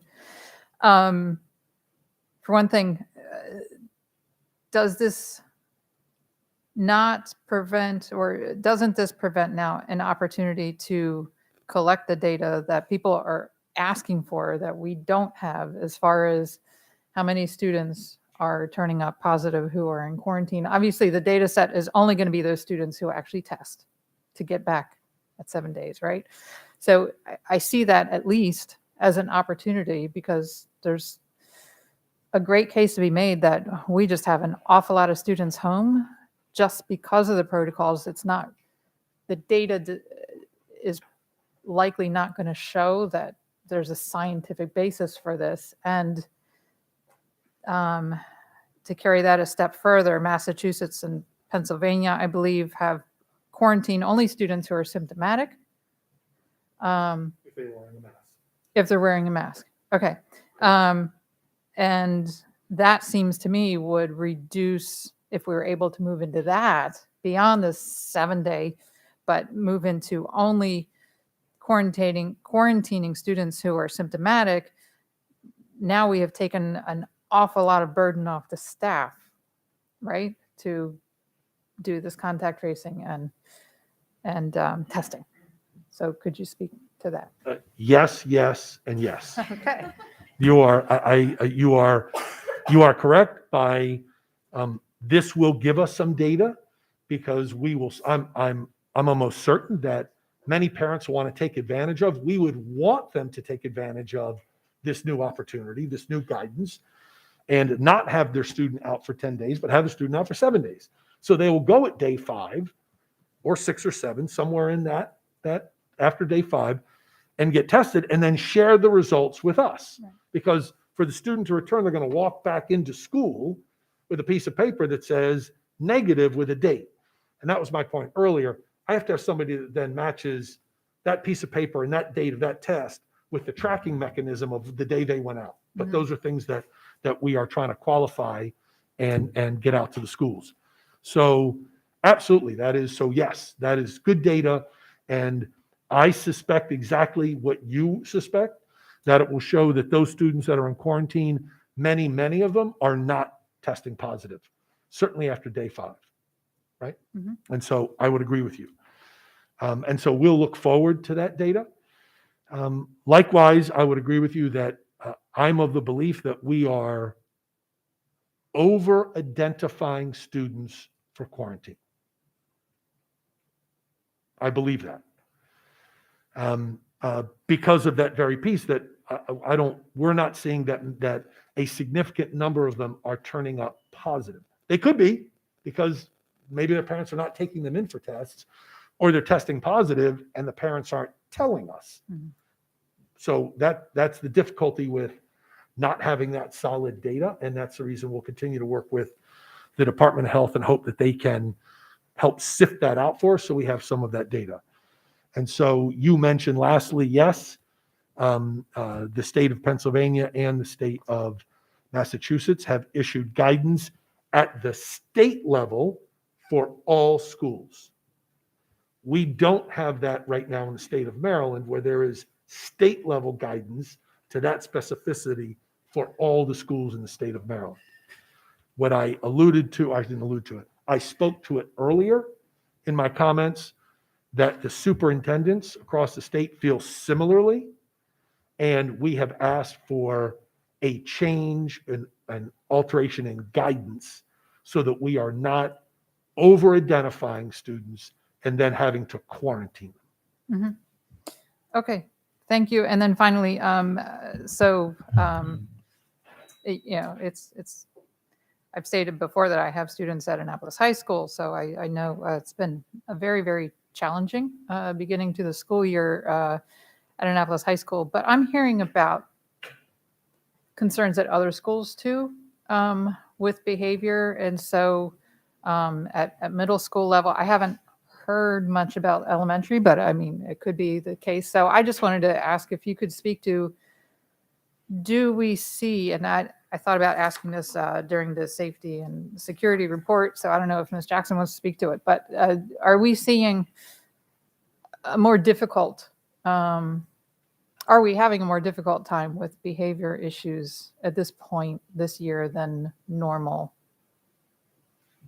So the answer is no, we are not. As it relates to students returning to school, getting back into their routines, being back to full in-person learning. No, we're not seeing an inordinate number of disciplinary referrals. We are having some issues at a couple of schools that we are addressing. I know that Mrs. Jackson, for example, and a team of staff, you asked the question, Dr. Tobin, what happens when there's a school in crisis or is having issues and what kind of supports we have. Mrs. Jackson has led for the past 2 days. She has been boots on the ground, if you will, at a school, assisting that administration and that team with some issues of students and their relationships with each other. And so we've stepped in to lend some assistance to that school. And so those are schools that will continue to work with. So again, I feel very confident in saying, no, we're not seeing significant issues across all the schools as students are returning for in-person instruction. Students are really doing great. They are. We have some issues in a couple of schools that aren't new to COVID. They're not new to us now, and they existed pre-COVID. Mm-hmm. And we're continuing to address those now that students are back in the buildings. Is that a fair and accurate statement, Mrs. Jackson? Thank you. Yes, ma'am. That is a relief. Yeah, absolutely. To hear. So I believe that concludes the opening of schools update.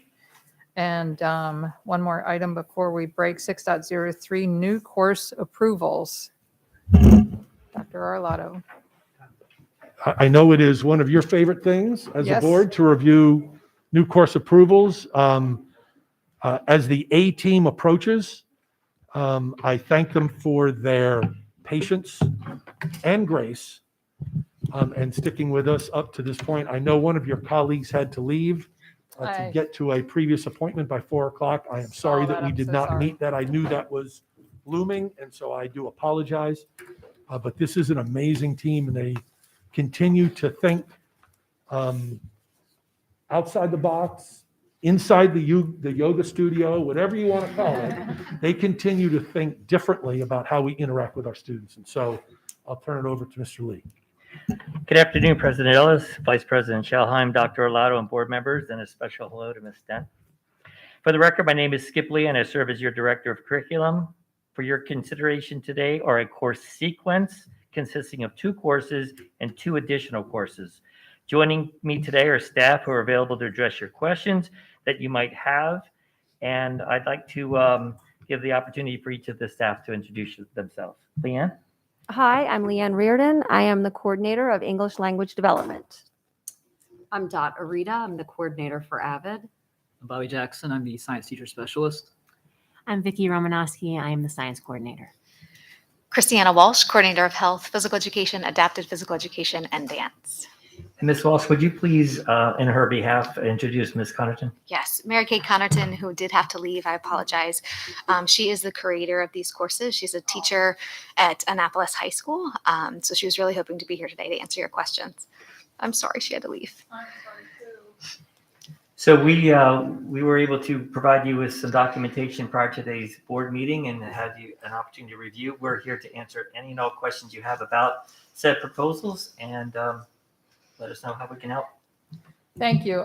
Before I call on members, could you just very briefly speak to each course, like why you're bringing it to us? I would love to. Yeah. Thank you very much. So let's talk about the course sequence. A lot of conversation today. Dr. Tobin mentioned it about wellness, about just the mental health of our students. And so we have a course on the books, very highly engaged in all 13 of our high schools, called Stretch Your Wellness.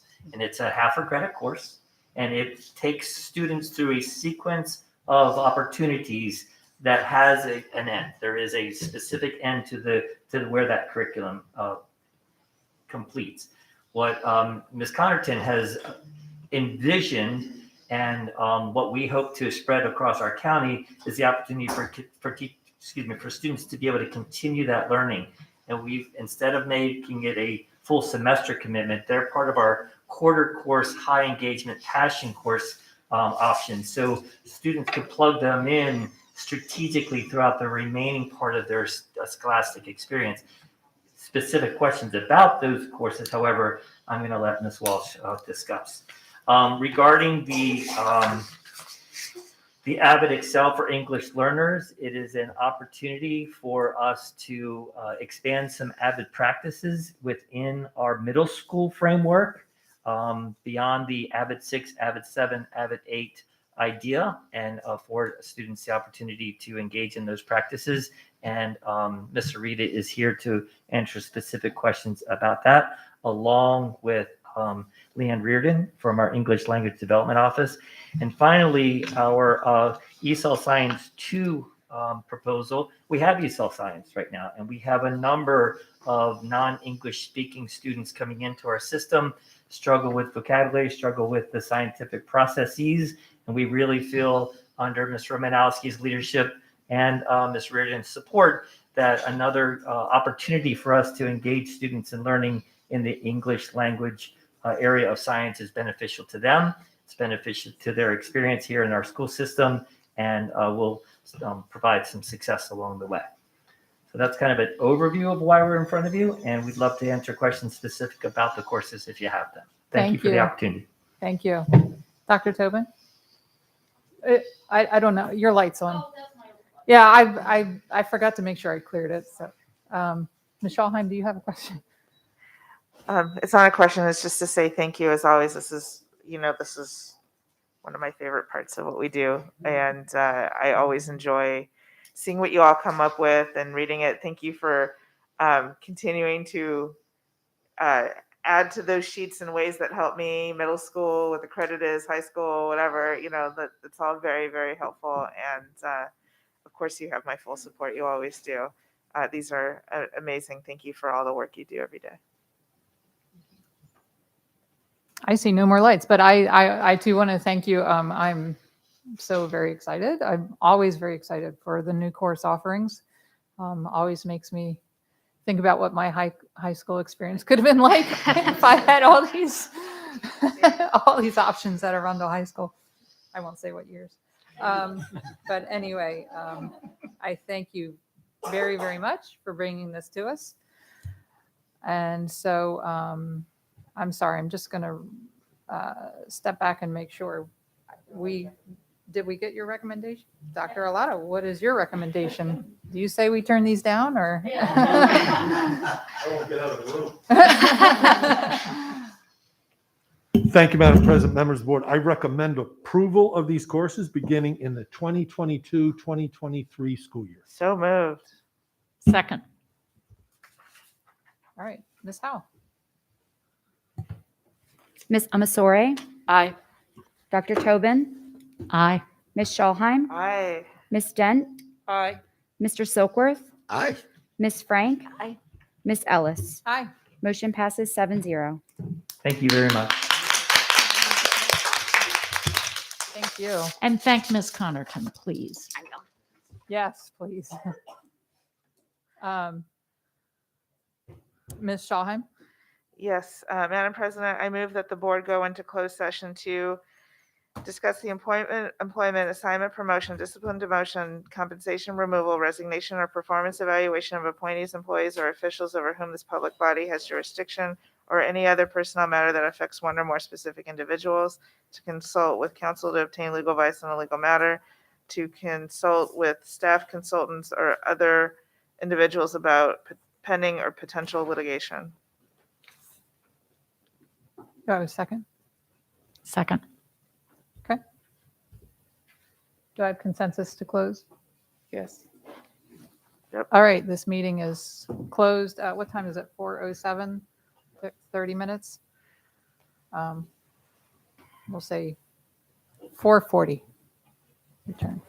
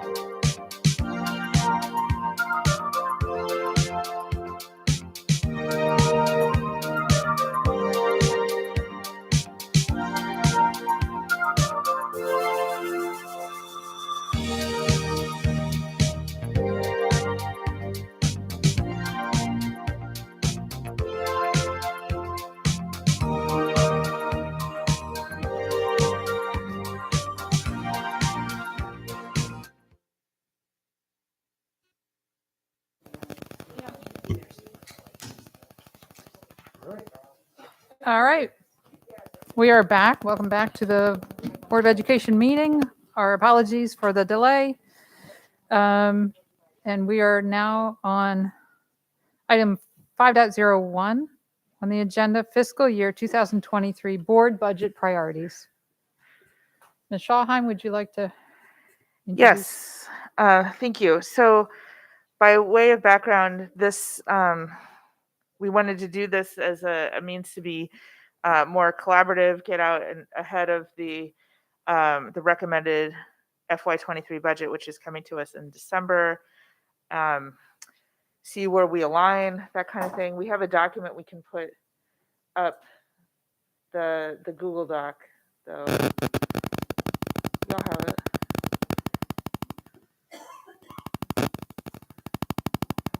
No, that's the cover sheet. I sent you the book when it was on the last agenda. In any event, so we this started in oh, there it is. Hooray. This started in earnest prior to the school year starting, and every member that was seated at the time contributed to this, and this is what we've come up with. So as a board, hopefully this will come as no surprise to anyone, our top budget priorities are mental health staff, teachers to reduce class size, and activity buses for high school and middle schools. Now, like I said, a bunch of this work was done prior to the school year starting, prior to knowing the full depth and breadth of our bus driver shortage. If we had begun this process after the school year started, I think these things would be slightly different. From my personal point of view, I would be remiss if I didn't add into this, although this is what we've come up with as a board at this moment, resources to address the bus driver shortage. But that's not where we're at. This is what we all submitted as our top 3 at the time, and so this is what we have to work with. This document has also been shared with Dr. Arlato. I don't know that there's any intention to do more than just discuss this document. We could certainly move as a board, but I think it goes without saying that these are the top 3 as of the time that this document was created. And of course, since then we've had, the bus driver shortage has been a massive problem. So anyway, that's where we're at with this. All right, thank you. So what's important to note is we can't have the whole thing up at once unless we're able to do a side by side. Because there are 2 pages. I just want to make it clear, it doesn't stop at 8. The second section goes down to 20 priorities, plus a section of cuts that are considered priorities. And so I think the goal here is to have a discussion for people to weigh in. For example, it could be that we all feel like these are all priorities, or it could be that some feel that there's something on the list that doesn't belong here as a priority. And so those things should simply be stated and see if we can feel like we can come to a sort of collaborative agreement on where we stand on budget priorities. So that being said, I guess I'll just take a call on people by lights, and Ms. Corkadell.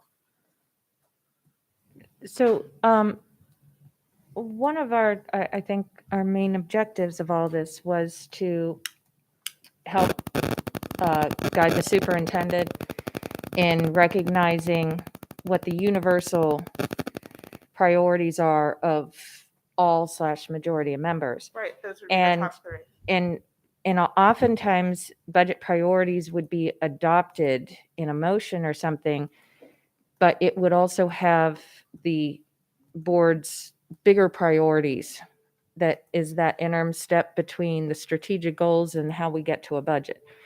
And in the absence of that, since we just have seated our fully elected this year, in the absence of doing that, I would just suggest that this in and of itself speaks volumes in addition to what we already do. And if our objective is to well advise him, I would hesitate to cut anything of somebody else's. But the recognition of those top three as being our universal priorities, I think that is worthy of at least affirming. And then the rest, I would hesitate to do that because that does, I don't want to preempt, anybody's opportunity or something emerging likewise. But that was just my thoughts on it, of how we could. So, yeah, I understand what you're saying. I just feel like this is the time for members to weigh in. So this is a list that was created by inputs from every board member, except Ms. Dent. This was created before Ms. Dent joined us. And so we might not, I don't think the question is, do we all agree on, could we rank these all in order and all agree on that? Probably not. But if someone has an opinion to share about why something is a higher priority or not, now's the time to weigh in. That's all I'm saying. I guess I'm concerned about us getting into the meritus of any one of them, and I couldn't really necessarily rank without recognizing and saying out loud why I would think that it's worthy of one or to the other. And I really hesitate, and we don't have Ms. Dent's in there either on those others, but I'm happy to sit through the exercise. I'm just personally not going to participate in trying to debate through because I just think it gets too close to the meritus of the actual issues. But you guys can move forward. I just wanted to express my opinion about it because I just and we're still absent in our new members' information. Ms. Schallheim? So yes, this whole process, as we recall, started quite some time ago. The whole point was not to then debate other members' priorities, but come to some sort of consensus as to our top three. The rest are listed for mostly Dr. Lotto's information. As was stated earlier, there's both additions and cuts. Every year I've sat on the board, every budget we've put through, there have been multiple amendments for both amendments and for cuts every single year, whether or not they pass is another matter. And so this document, by and large, after the top three, is an informative document. And I had no intention when I asked to have this put on the agenda to make it a debate. It was for discussion purposes. And if we want to move to affirm those top three, as every seated member at the time has weighed in on, we could do that. The only reason why it's on this agenda and not last agenda is because we went into the wee hours of the morning. And that was the only reason why it got turfed, as far as I could tell. So this is where we're at. By virtue of having this conversation, I'm quite sure that Dr. Lotto knows how important the top three are. Like I said, had we started this exercise later, I would have, of course, added more resources to solve the bus shortage problem, but that's not where we're at. So I'm not willing to personally to delete anyone else's points off of this list. Mr. Silkworth? I guess from my standpoint, I'm taking a look at the top three, and since this document was actually put together, things have changed. I mean, there's fluidity here. And so for me, number one, mental health staff and teachers. Number two, teachers to reduce class size. For me, that's a given. However, I would suggest that perhaps number 3, activity buses for high schools, although it is extremely important, it makes me wonder if funding to address bus and transportation issues should not go up. And if we're talking about some of the other items on the list, I mean, I'm not going to go through all of them, but I clearly would have some concerns about AC in any unconditioned buildings, as well as HVAC and air purifiers. Ms. Frank? Echo just about everything Mr. Silkworth said. But then I also would just like to add, so teachers to reduce class sizes would be my number one priority, as that was one of our cuts that we sent off and then was further cut from our recommendation. So that would be my number one priority. And then the ombudsman for the board, ombudsman, I would say that I can't think offhand, though it may occur, that any fully elected body doesn't have someone to handle constituent services. I think that a lot of the concerns that come to the board would be alleviated through somebody who's specifically designed to handle some of those issues. It's a vastly different role than we have with Ms. Howell and Ms. Money. And I think it's really important. And when we have so much audience participation, I really think that some of the anger that we've seen with our school system would be mitigated with a little bit of a better process. So I would just strongly advocate to move that into a 4th priority, and teachers to reduce class sizes, mental health, the bus issue, and then a 4th would be ombudsman for me. Thank you. Ms. Dent? Realizing that I wasn't here to start, that's a given. So when it comes to priorities, I see the top 3. However, it appears to me that there's a top 5. So as the board is constructing the priorities going forward, in my input, I would ask that we not eliminate anyone's priority. However, I do think that there are some things that as the school year has been going on, that we may change our priorities. One of the concerns that we do have is school violence and stopping school violence, and how do we address that? And then in what category of this budget, did we address that under? I'm pretty sure Dr. Alato has that answer to that, amongst other things. One of the other areas that I do think is, as a board, I think that the ombudsman to the board is extremely important, because as I have over the last week found out that there's a lot of things that happen that our board needs advice, access to information thereof. And so when you ask me about priorities, I'm looking at how do I make the process a little bit more effective, and how am I able to ask the superintendent to prioritize so that it is more effective. So I do think while the change of the priorities are going to occur throughout the year, I think there's a top 5 things that we can do our due diligence in, and ensure that as we are identifying those, that we accomplish those sub-bullets of those tasks. So I would like to kind of take a look at it. Oh, yeah, your mic went off for some reason. Wasn't me.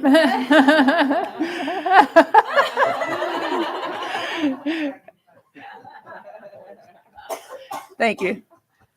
Thank you. So I was suggesting, because, look, if there's something on this list that someone thinks we shouldn't be doing this, they certainly should have the opportunity to express that. And I'm not suggesting there's anything on this list that we shouldn't be doing. I just threw it out there because this should be a reflection of the board's priorities. So that's why I suggested that. The ombudsman is definitely one of the things I submitted. I've been saying for a long time that that's something that I do think we need. That being said, depending on the organization, I mean, if this is someone who reports to the board and works for the board, we will be developing our budget. So we have to consider that. Are we willing to move things and cut elsewhere to to pay for an ombudsman, or are we willing to request more funds for the board budget? So those are decisions we have to make. But I think it is a crucial. I think that role could provide tremendous improvement for our community, our school community. So I'm strongly in favor of that. And finally, I believe when I picked my top three, I can't remember if one or two of them were cuts, but the reason I put cuts as priorities is because we need to make decisions, and cuts mean paying for more of the things on the list that we want. So just some food for thought. Point of information, a couple meetings ago, when Walt was here, several meetings ago, I guess, we had asked him to identify for us the items in the Gibson audit report related to effectiveness and savings, and to identify them for us so as we move through the budget process, we can take those into account. And I think there may be a connection there between the generalized cuts and the other. So I think once we get that information, we could maybe even take another dive, and that would afford Ms. Dent the opportunity as well. And then see if we want to drill down, maybe, but in the meantime, budget is happening and we're in October. Right. And by the end of September, you're down to the core priorities each department is already. So I would prefer we, get this out the door, so to speak, and then work on a revision of some set and kind of leave it intact. Right. But I agree with you on the ombudsman, and it actually is related to those pending goals in part. And then, as a matter of fact, it helps launch that, some of that. And then the other is, the cuts. But I've been waiting. I hesitated to actually vote on some of them because I wanted to hear from our auditor on where the best ones are and the best bang for buck under the circumstances. So, And for clarification, this is the first time, as far as I'm aware of, the board has gone through this exercise to have a open discussion, to have any discussion, because the discussions only happen one-on-one with Dr. Arlotto in the past, because we can't discuss outside of the public meeting. And so that's why we're doing this. The board is prepared to sit here and have a discussion and state publicly what we see as the priorities. And so that's the purpose of this document. But this is, again, our first go round with this, and I see this process evolving in the next budget cycle. So I appreciate the discussion. I think I do hear a bit of consensus on a lot of this discussion, and so I'm certainly glad that we've carried this out. Ms. Schallheim? I would also be remiss if I didn't also mention the staff shortages in a whole variety of other areas too, because they do exist, and it's not just limited to bus drivers. And again, this is one of those things where we started this process in the summer, and these things didn't come to light really in full until now that we're into the school year. So, we could add a whole list of things on this list that might not exist, including,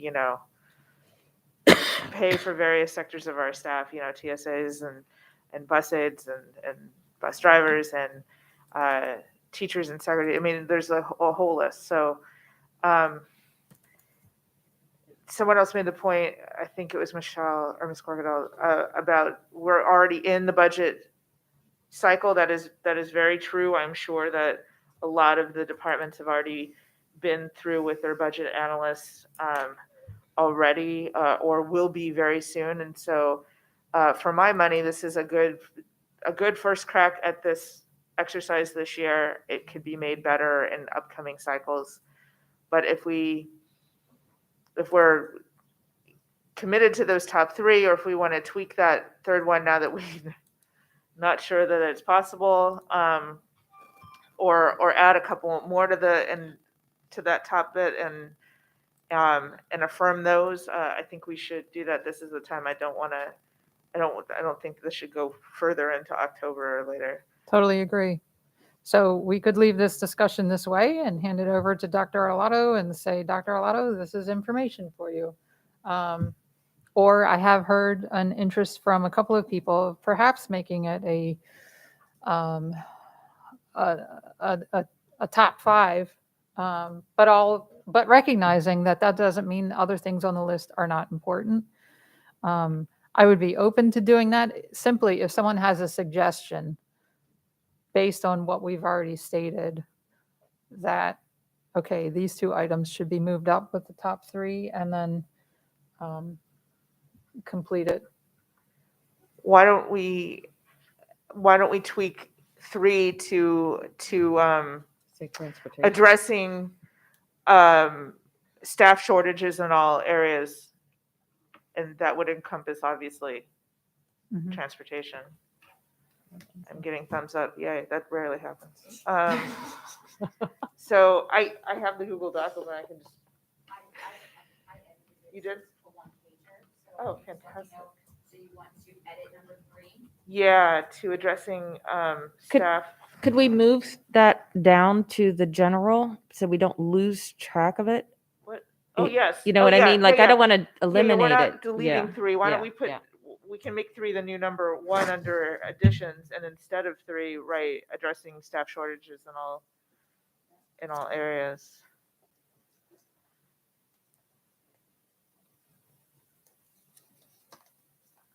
Which obviously include, our contracted bus drivers and everyone else.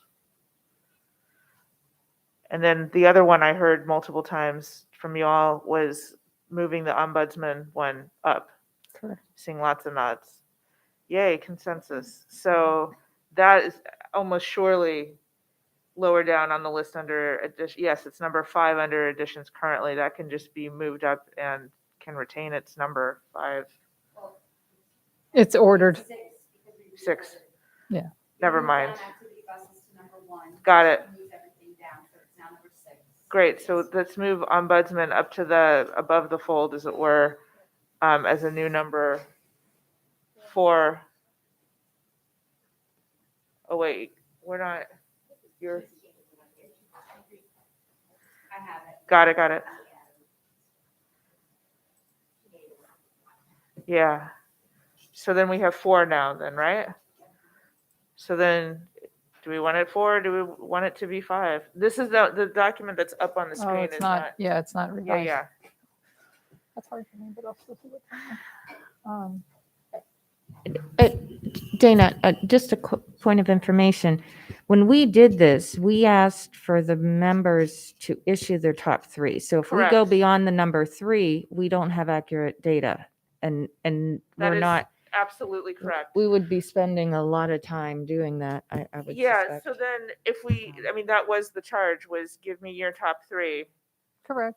So the ombudsman could be, if we don't want to make it top 5, because that kind of wrecks the data I collected, the ombudsman can be moved to second under activity buses for all high and middle school students under additions. I Then guess we retain the 3.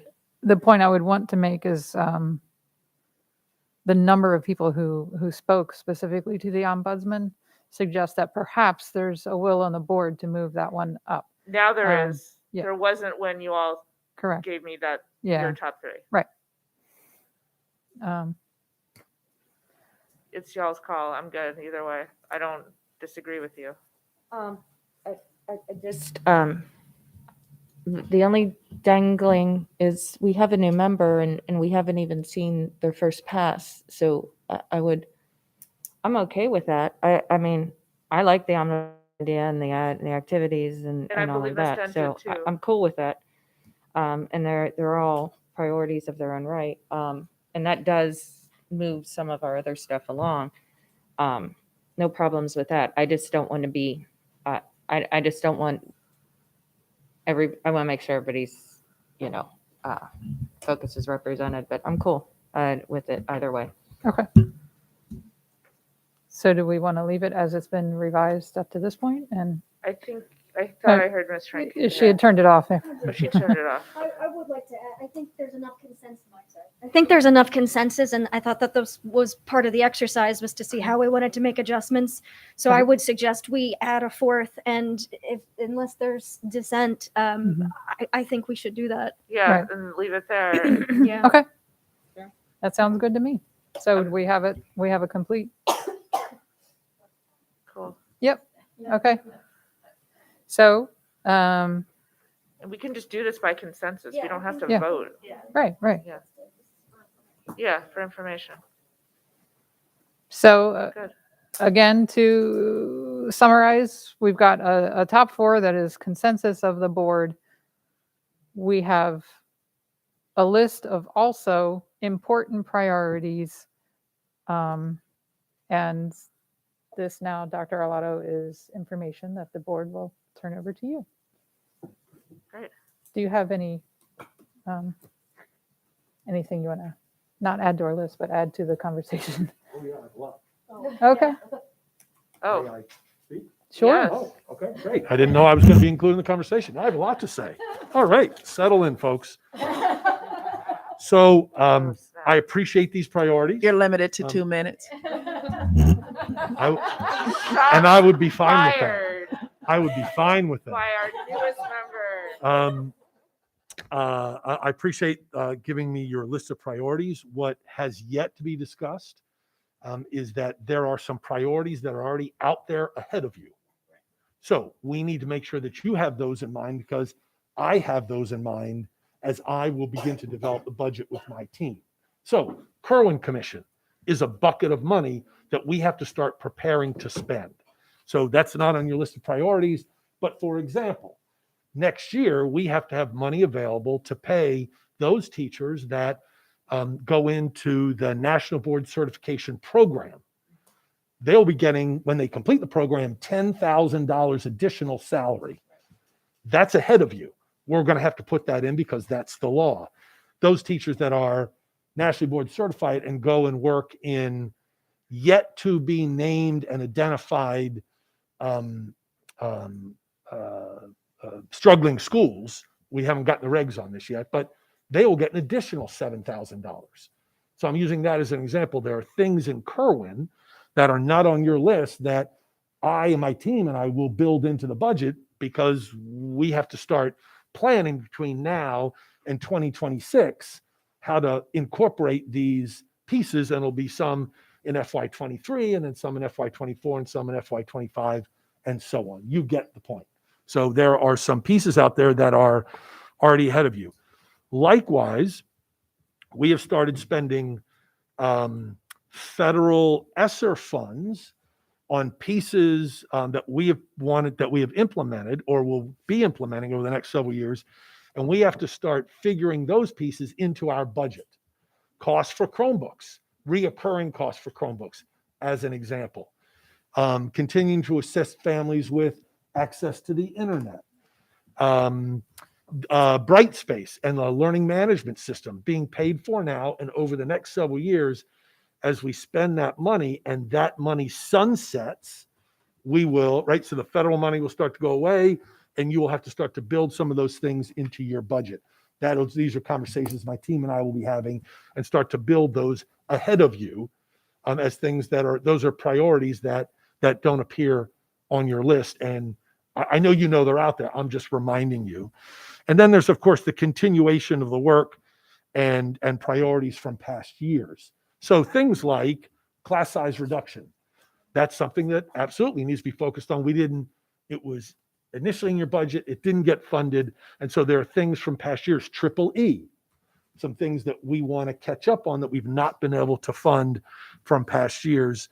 So I I give all of that. The virtual school is another one, right? We built a virtual school. We're going to paying for it now out of federal funds. And we eventually have to build that into your budget, our budget, over the course of time. So not discussed and not listed on here, but there are priorities that are already out ahead of you that we will build into the budget and you will see. Of course, then there are things like negotiated salaries, right? That we're already committed to building into negotiated steps that we're already committed to building into the budget before you get to any of the other priorities. So I appreciate you letting me share that with you. And those are conversations my team and I will have, and we'll use your guide also. So thank you. Thank you for weighing in there, Dr. Arlotto. And just to make it clear, of course, there's things that have to be spent every year. I think the point here is, as you're making decisions and as this budget is, this enables the budget that the board is going to ultimately pass be as accurate as possible reflection of the board's priorities. But of course, any of the required things to keep the school system moving and to meet state law, I think that's just assumed that is going to be, the first thing that is budgeted for. Is that, Dr. Tobin? Yes, just quickly. I wanted to say too, first of all, thank you to Ms. Schalheim, Ms. Ellis, for having us go through this process, Ms. Schalheim overseeing it, because I think it's very important. And I think it's partially not only about the board saying we have priorities, which absolutely not in my mind or anyone's mind discounts what we have to pay for and what we know we have to pay for. But it's also to get the board thinking so that come that famous or infamous night that we have that discussion, we're trying to work down the number of amendments, right? We're trying to get ourselves, this is a bit a self-regulation exercise to some extent, I think, unless others disagree with me. And so I think it's important to understand that is a lot of what we are trying to do, because we have things, we all have things we believe the system needs and wants. We can't have them all, and therefore we need to impose on ourselves the ability to begin to narrow that down. So thank you. Good point. Thank you, Dr. Tobin. Yeah, I put it back on. Okay. So between the two of you, you said what I wanted to say, and that is, this wasn't to jump in front of, right, or obstruct or get in the way of other things that Dr. Arlotto has cooking on the stove. Like this is the combination of what you two just said. Right. That's all I wanted to say. So we're counting on you to bake the cake, Dr. Arlotto, but a cake isn't any good without icing, and so we are. We are. Yeah, I don't like icing.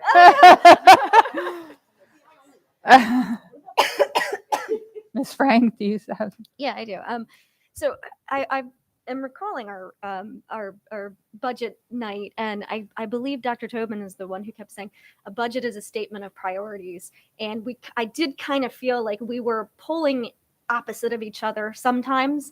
So when Ms. Schalheim suggested that, I absolutely did agree that this was for us to try to come to terms with what our priorities were as a board and not individual members. So, obviously, Dr. Arlotto, you got a task ahead of you to deal with all of the new costs associated with the budget. But certainly for me, this was just to try to streamline our evening of amendments and trying to just get the information out there ahead of time. So thank you.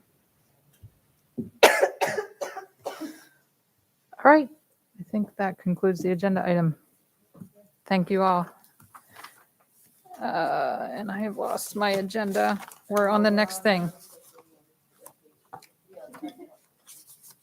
Oh, here it is. 5.02 mandate of vaccinations or testing of certain students. Yep. That was the course approvals, wasn't it? Oh, 6.04 was board meeting procedures. Sorry. No. Nope. But we're in 5. Okay. 5.02. My arrow is like. It's late. Okay, 5.02, mandate of vaccinations or testing of certain students. So this is open to board discussion based on announcement by Dr. Alato on vaccine requirement for student athletes or testing for student athletes who are unvaccinated. And Ms. Schauheim has her light on. Yeah. So I want to state first that, of course, I'm in full support of vaccine or testing for staff. So I just want to start there. And then I just have a statement to read. So local boards of education have never, as best as I can tell, ever been charged, tasked, or otherwise enabled to determine whether to require vaccines or tests to administer to students outside of state laws or regulation. Okay. This is usually the state's role, whether it comes from the Department of Health, the local health officer, MSDE, or whatever the usual combination is. It's not under the purview of local boards, nor should it be. It's regrettable that we are even in this position. The fact that the state has abdicated its responsibility to Marylanders on this topic is truly disturbing. Why would this decision be in the hands of lay people instead of health experts? If this issue is as important as our state has said it is, then any edict should come from them and be applied consistently statewide to every LEA. This member has no interest in doing the state's job for them. Why on earth would we be left on our own to implement rules for our students around vaccinations or testing? Regardless, for me, it's too huge a leap from masking, distancing, voluntary testing to stay, shorten quarantines with a negative test, and surveillance testing, which, by the way, I look forward to all of those things getting implemented as soon as they can, to something wholly outside of our purview, requiring vaccinations or tests for our student athletes or any other group of students. Now, to be perfectly clear, I am in full support of vaccinations to finally stop the spread of this disease, just as I am fully in support of other various required vaccinations, without which measles, mumps, polio, and even chickenpox would still be prolific in our communities. And to myth bust, the type of requirement Dr. Lotto is suggesting is not a vaccine mandate, it's a choice. Test or vaccine, the test is not at all invasive, despite what we've heard people say. At worst, it's a Q-tip in the nostril for 15 seconds, something my entire family and I have done many times over the past 19 months.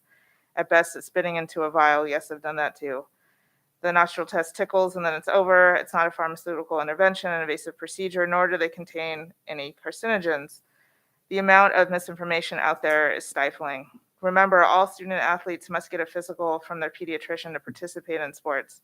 Comparatively, what Dr. Lotto is proposing is hardly invasive nor time-consuming.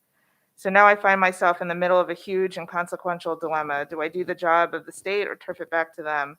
Again, it's beyond the pale that this board or any other Maryland LEA are having to make these decisions. To anyone from the state out there listening, please know that I find the situation you've created for this and other boards, putting this decision on us to avoid political backlash in your direction, shameful. I will not do your job for you under the guise of local control, which I also find hilarious since the state has no problem whatsoever making all sorts of other decisions for us. I remain in full support of everyone who wants a vaccine to receive one, test to stay programs, voluntary surveillance testing, and shortening our current quarantine protocols from 7 days, our current quarantine protocols to 7 days with a negative test on or after day 5, which align with the CDC, as well as any statewide vaccine or testing requirement implemented through traditional means. Should any motion be offered one way or another, I will likely have to abstain. Thank you. Okay, Ms. Corkdale. President Ellis, before we begin with formal debate of the topic, I I had a couple just questions for Dr. Alato. Sure. So we can proceed. And Dr. Alato, I know you and I discussed both of these topics in brief, but for the benefit of those who were not part of the conversation, I had asked Dr. Alato to review and consider specifically as it related to our unified sports for the winter months, given the nature of the type of sport that it is, to consider if they should be part of the sports in the sports package of the Vaxxer test. And secondly, I asked him to consider and get back with us on the possibility of having stakeholder interaction on this. We have deployed that very successfully throughout COVID multiple times. And I had concerns that no students or parents, and I'm not even sure how many coaches had participated in the decision making. And, part of our equity mantra is, and part of our transparency and how we conduct ourselves is to, whenever possible, to provide those opportunities to get the feedback. I'm not saying to follow what they say, but we do need to carefully consider what is heard. And so, Dr. Alato, can you please share what you've decided on those items, because they do affect possible motions that I might make and just overall about the topic. Yes, ma'am. So thank you for the questions. So the first regarding unified sports, we will include the unified sports programs in the either show proof of vaccination or test weekly. As you know, the unified sports programs are a combination of both our disabled students and non-disabled peers. And so we will include that as a way to keep those student athletes safe to the best of our ability. So, but if a student is unable to be vaccinated, then they have the ability to then be tested on a weekly basis. If there is a medical concern, it will be addressed on a case-by-case basis.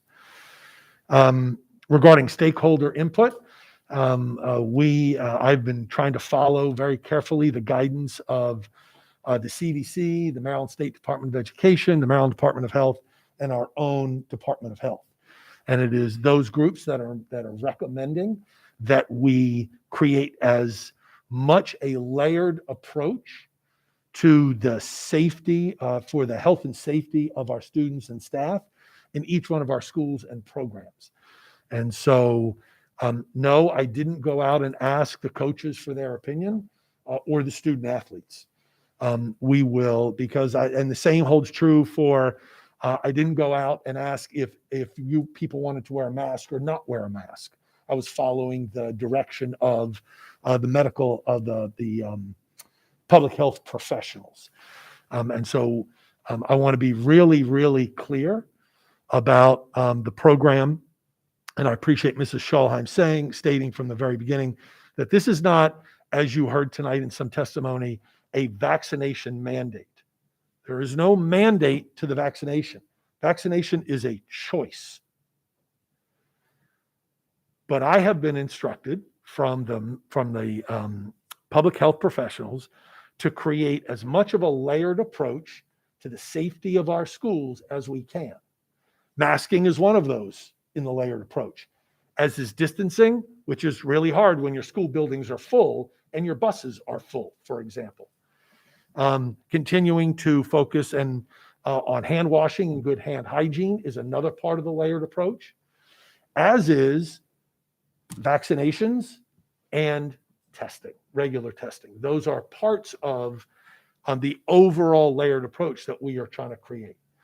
Our student athletes, unlike other students during the course of their day, come into very, very close contact with each other in very aggressive, appropriate, but aggressive manners. And so it's really hard to play defense in basketball when you try and stay 3 to 6 feet away. Doesn't work so well. It's really difficult to take a student down in wrestling from 6 feet away. It is close contact. And I want those students to continue in their sports, enjoy and grow and learn in their sports. I do not want them to have to quarantine or, gosh, and we've had some cases where we have had to not just quarantine individual student athletes that have impacted the team, but put an entire team on quarantine because of an outbreak within that team. And then they're not participating at all for 2 weeks.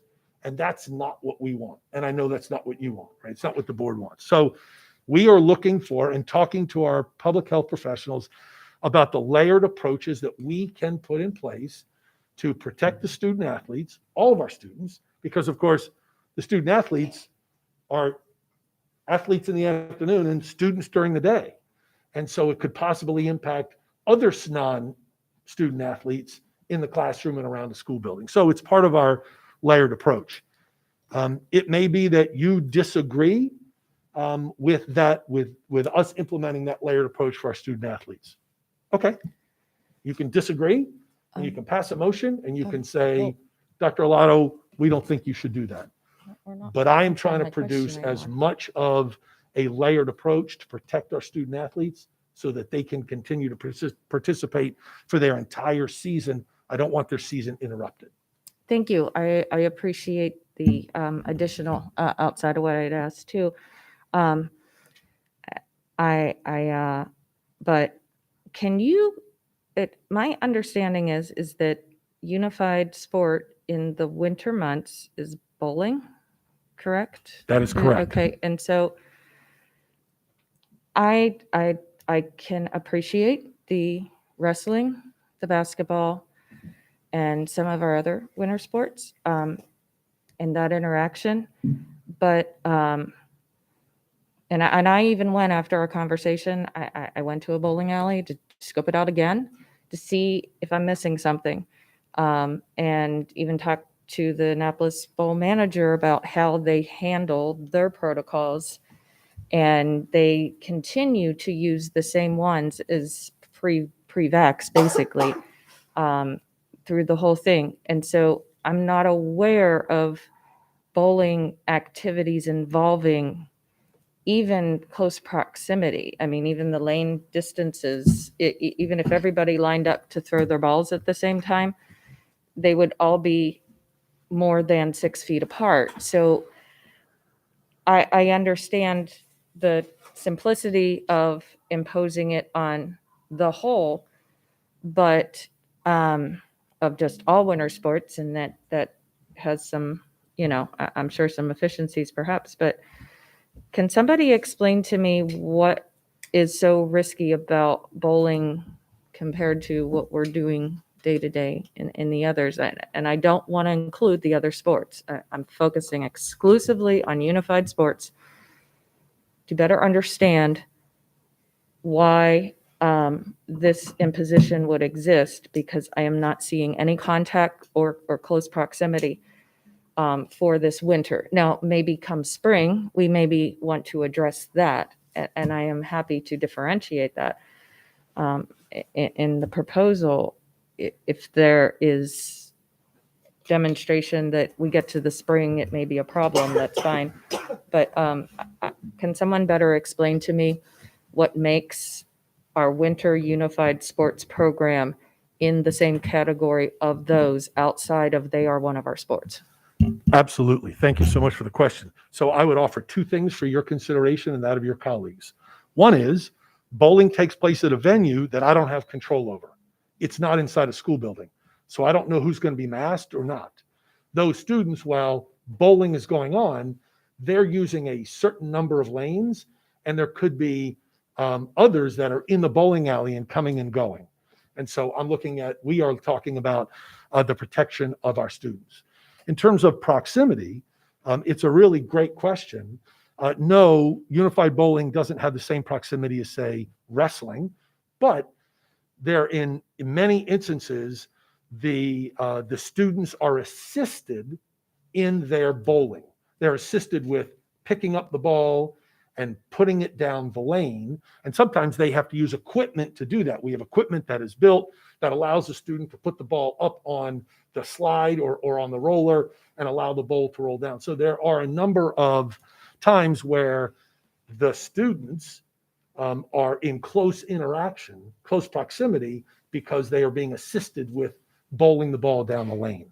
And is the assistance, Dr. Arlotto, just to clarify what you're saying, is it above and beyond or any closer than what would already be occurring in school during their OTPT and other such activities throughout their day?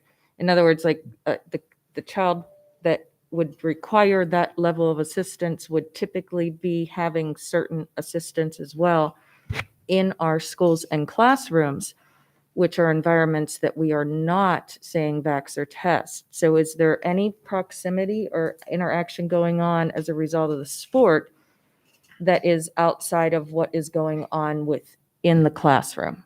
It would be most likely very similar. Okay.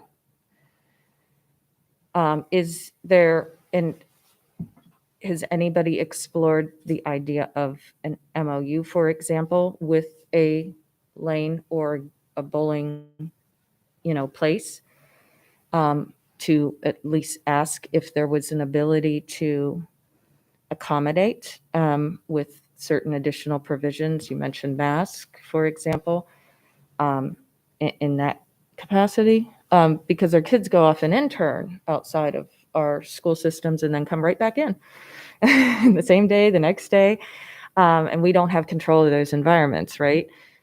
And so I'm just wondering if there has been any exploration to that, to further that idea. I don't know. It's certainly a nice idea. It's a good idea. And I'll have a conversation with Mr. Culp and the athletic coordination team as they're planning for the sport this winter.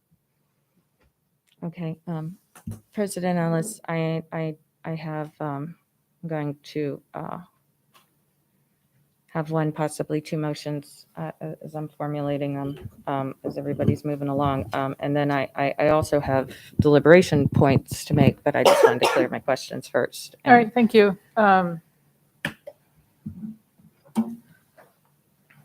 Ms. Frank?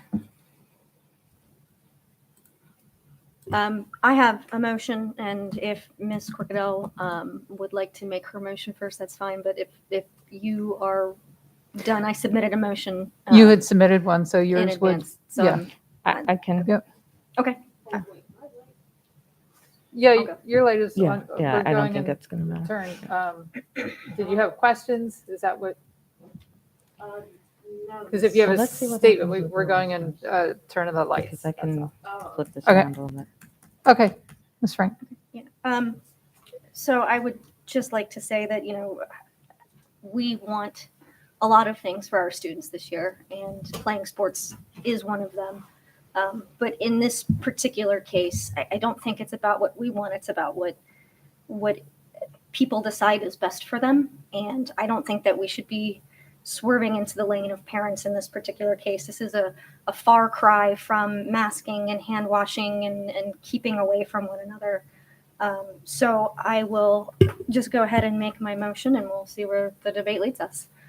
I move to suspend any AACPS rule requiring student athletes to vaccinate against or test negative for COVID-19, SARS-CoV-2, until the board receives a thorough report on all student athlete groups, the difference between them and other student groups, and the proposed guidelines and procedures outlining the implementation of the requirements, at which time the board and the superintendent will confer on whether any vaccination or testing requirements should be implemented.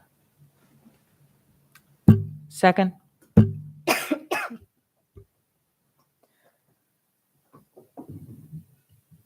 Ms. Omasori, do you want to speak to the motion? I had my light on, but it was not in reference to this motion. Okay. Ms. Corkadell? I want to thank Ms. Frank, because if I'm reading the motion correctly, this perhaps gets us back to the place where I think we should have been all along on the topic. we've had to face some really significant COVID decisions. And what Michelle Hamm said is actually true, and I would further that. I would go a step further. We have been working in the absence of our state and federal leadership as it relates to education. And I could probably spend an hour up here, which I'm not going to, citing example of from the absence of to all the way down to, like when Michelle Hamm had said, we're told what type of pencil we're allowed to give to allow our students. It can't contain lead and everything else. That makes sense. It's logical, of course. However, so one of the biggest moments in time, and everybody's decided to kick the can down to the lowest folks, which appears to be us in the lowest priority. And I don't find that acceptable. And I don't find us being compelled into a decision acceptable either. I got to say that, I was digging in a little bit on the state regs and things, and I want to do an extra shout out to Ms. Ortiz because this is a hard topic to begin with, and I think we're all a little testy about it too. But she did an outstanding job of addressing my questions, and I was digging in on the state and the federal. And the reason why I was doing that is trying to figure out who really is responsible for this, because I'm an education business, okay? And what was really, really interesting is that whether you're in section 100606 or you're in 130505 or you're in the supplementary summary that the federal government provides for and our state thusly provides for, and you're in there, and what is very interesting is that they define the roles of who's responsible for what decisions. And the semantics of the absence of a mandate and the semantics of the notion that when we start talking about inoculations, that it is really no different than a mask requirement. Well, no. Any logical person would know that's not the case. But what is clear is that the state legislature and the governor and the federal government has decided that they are not going to do their job on this. And I truly say that because when you read the regulations, it defines that these are the people who are supposed to be doing it. And I believe the president of our State Board of Education even noted when he was asked by the press or his colleagues, I cannot remember, when the mask mandate was coming around, and they said, well, what are you going to do about student vaccinations? And the answer was, that's a state health officer decision. And if the State Board of Education does not feel informed enough to make that decision, I'm sorry, they've got twice the resources, and they actually got the people's ears who are making the decisions. And then I listened very carefully to what Dr. Kalyana Rama said to us, and I appreciate his respect. And I know the threshold by which he operates under mandating of us and requiring of us versus recommending to us. And that's a pretty high level of threshold. So I still remain kind of scratching my head at the end of the day saying, I'm looking at numbers. I'm looking at what's going on. I'm looking at regulations coming in from MSD saying that we should not be building protocols based on vaccination status. And that has remained. So although the state has granted the right for the superintendent to convene with the state health officer to address their individual communicable disease scenario, and although our policy allows for that flexibility, and at the state that is further codified in all those crazy regulations I just noted, and may not have even had right. After you read so many of them, the numbers kind of scramble. But for me, seeing that there is nothing stopping or preventing the appropriate people from deciding outside of their own free will, to dangle over my head the threat of my students now not being able to play sports from shut down.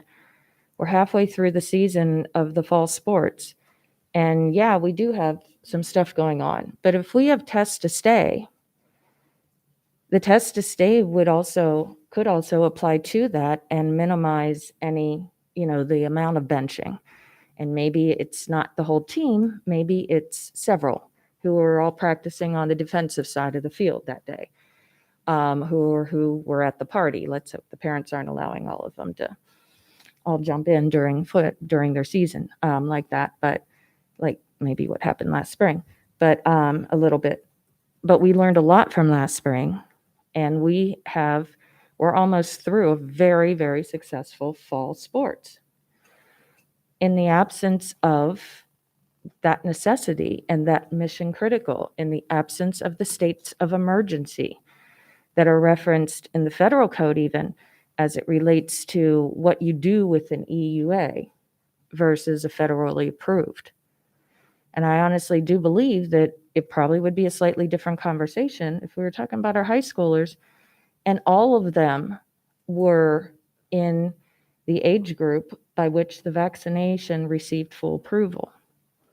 But our tests that we're providing, which is fine, it's doing a great job for us in that regard, these are EUAs, and I just don't believe that we are appropriate in doing this. I think as time goes on, there will be. But if we do that for them, we're never going to see that decision, and we will therefore thusly not receive the guidance that we need that comes with it, right? So when the federal government said, for example, oh, by the way, employers, if you're over 100 people, it's going to be a vax or test. At that point, we now have OSHA rules coming in, right? We've got all the equipment we need. When we were deciding sports last year, the state commission on our athletics weighed in and even provided option of plan and recommended guidelines in addition to what MSD had already provided us. And then our state board took the next step to actually review it and then pretty much give it its blessing. So we don't have that right now. And it just doesn't sit well enough with me to move forward with this. I think what Ms. Frank is saying is, can we figure some more of this out and at least be informed enough where I'm in a much more comfortable place to be making a decision that you need a PhD and probably about 25 years of experience to do, okay? So I will be a yes for this. And I think this covers one of the motions that I had intended. So if this were to pass, I will reduce my 2 to 1, President Ellis. And I just encourage everybody just to consider that. We're not saying no, we're saying whoa right now. And I think that's fair. So. Thank you. And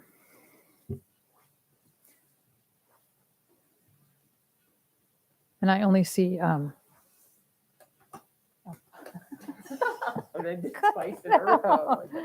sorry, a little loopy. So Ms. Omasori, you haven't, your light's on for your next opportunity to speak, right? Not to the motion? I'm just making sure before I speak. Oh, well, now my light is on for this. Oh, okay. Then I'm gonna turn it over to you. That's why I was asking.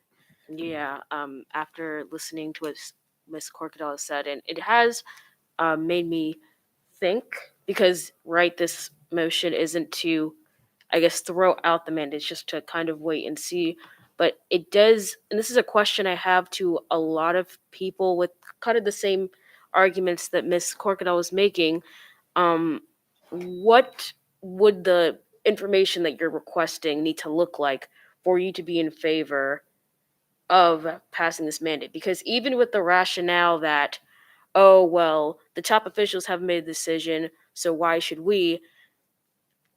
To me, it seems either you do it before and then eventually they do it, like how many different schools, maybe not perhaps here, but many different schools around the country started implementing masks before it was required on a federal level. It didn't really matter that the feds or even the state hadn't assigned it. It was done eventually, so just getting ahead of the curve I don't really see how that makes a difference. I guess my question would be, and this is a direct question to Ms. Frank, what would the information need to look like for you to be comfortable with the original, basically the original policy made by Dr. Alato? I don't know what it would have to look like. I would have to see the information and analyze it and then decide, does this make sense, and does this course of action make sense as to what we're seeing from the data? I wouldn't presume to know what comes of the data until we see the data.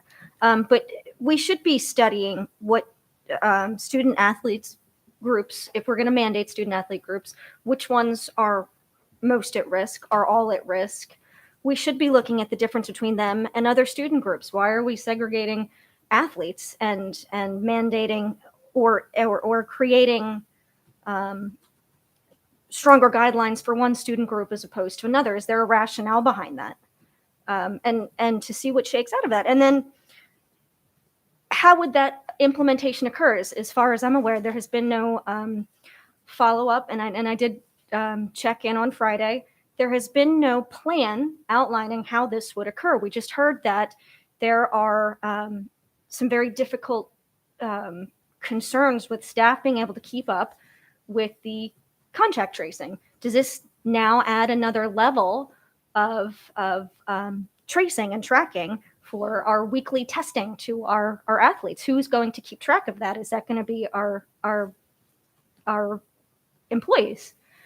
So once we see a plan and once we see the reasons behind what the plan is, then we can best determine the course forward. I personally don't believe in vaccine mandates, but at the very least, I think we should do our due diligence and make sure that we know what's going to occur. Okay, so based on what you said, it looks like with the information that you're requesting through this motion, you're looking to find that difference. You don't know what that difference will look, obviously, but you're looking to find that difference between student groups and athletes that would warrant basically the I wouldn't want to call it a mandate, it's not that, but having athletes be vaccinated or weekly test. Personally, and I've already had this conversation with Dr. Alato, I'm in favor of that.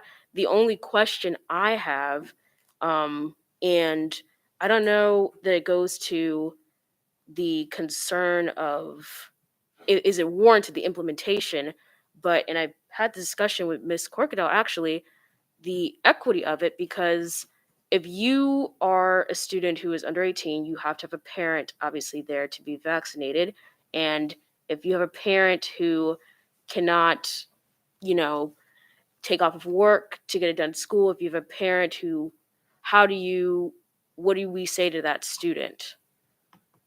I guess would be my question to Dr. Alato. Even though sports are a privilege, they're not a right.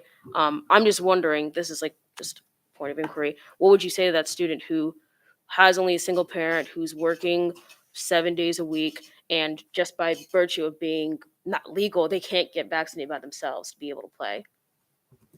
Right. So first I would let me remind all that we did vaccine clinics for high school students and then middle school students as that became available this past summer. So we were making ourselves available, and we had vaccine clinics in our high schools for our middle school and high school students that were eligible to be vaccinated. I believe that the vaccine is readily available. You make a great point. There are some students that are going to have difficulty getting there. I don't have the ability to get a student to a vaccine right now, but the Department of Health does. And the Department of Health is out in neighborhoods and out in various areas trying to supply vaccines to any and all that want to take advantage of it. So I would point that student and that family in the direction of the Department of Health to get them connected with a place they could get to, or they could get to that student so that they could get vaccinated if they so chose.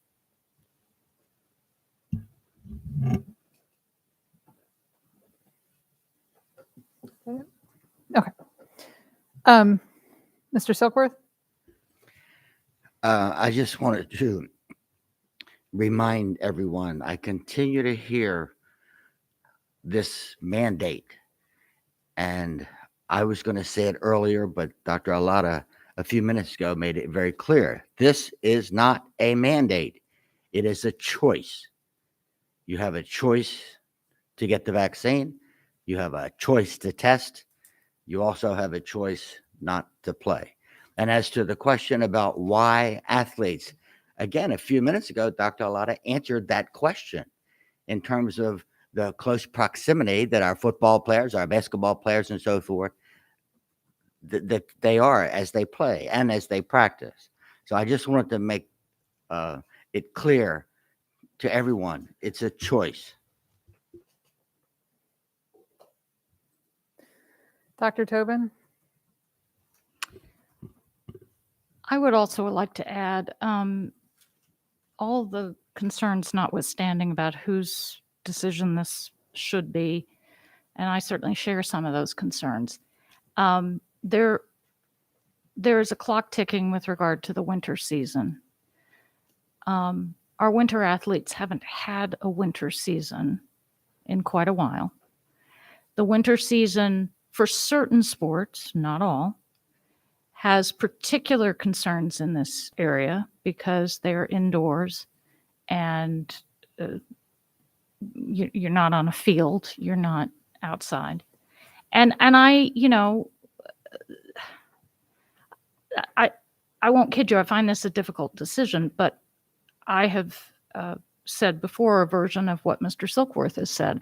I also have to think about the kids, right? The kids who want to have a season. And that is, I think we owe them every possibility for doing that. And that is a concern in my mind as I wrestle with this decision.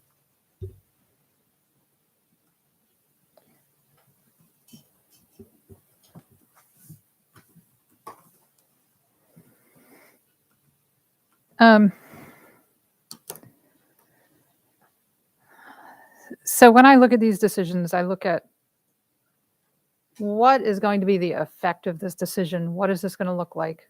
And I can't help but go back to the homecoming decision and why I took the position I did. And the reason I did was because looking forward to how it would play out in an equity issue and students holding private events. And now I'm seeing them posted all over social media. And I see an equity issue here as well. That the reality of implementing this is that there's a lot of athletes who play club sports who will choose to do that as opposed to subject themselves to either vaccination or testing. And a lot of students don't have that choice. I can tell you I have a close family friend whose son is a senior who the son does not feel comfortable getting a vaccine. And so he's choosing in his senior year to not play his final season of basketball. And then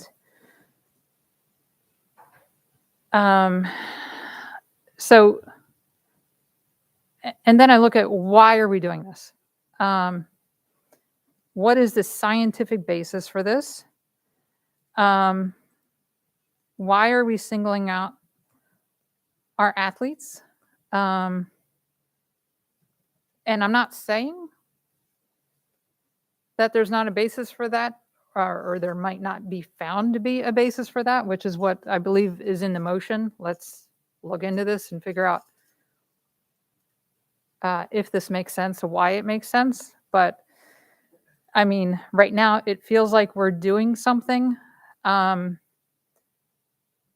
less for a scientific reason and more to make people feel better. Because the fact is, you single out athletes. What about the bleachers at football games?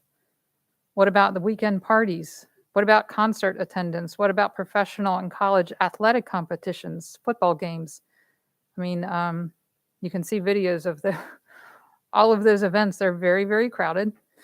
And now large private homecomings. So I honestly really do appreciate, like, I can see the logic behind making this decision, but I think when you dig down to it, I don't see the scientific basis for making this decision. And I've stated I will always take the position that we do not engage in theatrics. We don't do things for making people feel better. We do it based on a scientific basis. I can tell you, I know for sure 2 people in my life who falsely tested positive for COVID. But the vaccine itself, we've heard testimony today, people are scared. The information is still very much on a daily basis evolving. Again, we haven't, this new direction that was announced for vaccinate or test doesn't address prior COVID infections. But what we do know from the science is that it's looking more and more like a prior COVID infection is a better indicator of protection from another COVID infection than the vaccine. So my whole point here is that this information is constantly evolving. We're learning more and more. There's still so much we don't know. Many of these athletes are adolescent young men who are afraid of pericarditis, myocarditis, and one further thing that was touched on in today's testimony is the concern about bullying or shaming. I mean, so students are going to turn in their vaccination status to play sports, and those who have not been vaccinated are subjected to weekly testing. What kind of division are we going to create among our sports teams? That could be a very, very uncomfortable situation too. So for all those reasons, and again, the motion itself is simply put on the brakes and let's investigate further. I fully support that. Ms. Omasori, is your light back on? Okay, Ms. Frank, because you made the motion, I'm going to call on you after. Is that all right? Okay, so I'm hearing a lot of the word scientific. So when I'm reading this motion, I thought that the question was, why are we choosing this group of students? But when we keep on using the term, the scientific validity, is this backed by science? It sounds like it's an argument of whether this vaccine works. So that kind of has me a little bit confused, because are we looking at, this group, is it more likely to come in contact, or are we looking at scientifically how this vaccine works? What is this motion talking about specifically? Just, are athletes more likely to catch COVID, be in contact with it, so we need to see if that's the reason why we need to give them a vaccine, or is it a debate over the vaccine itself? No, it's a debate on what the risk levels for certain student groups are, and to recognize that we've pulled one group out, and what is the reason for that, and what is their relative risk compared to other student groups. You should do that in a data-driven way. Okay, so going back to what Dr. Tobin said, we're obviously coming up to the winter. We've seen with last year that within the winter, these COVID rates go up. Our goal is to keep students in their sports. And we all know, we saw a case in which a whole high school football team quarantined because there's an outbreak. I'm not going to say that, the vaccine stops you from getting COVID, because that's not true. But if we're going to, obviously, none of us here are doctors. So, I'm going to go back to what an actual doctor, an actual health professional has said, testified here, quote, the vaccine's what's going to get us out of this.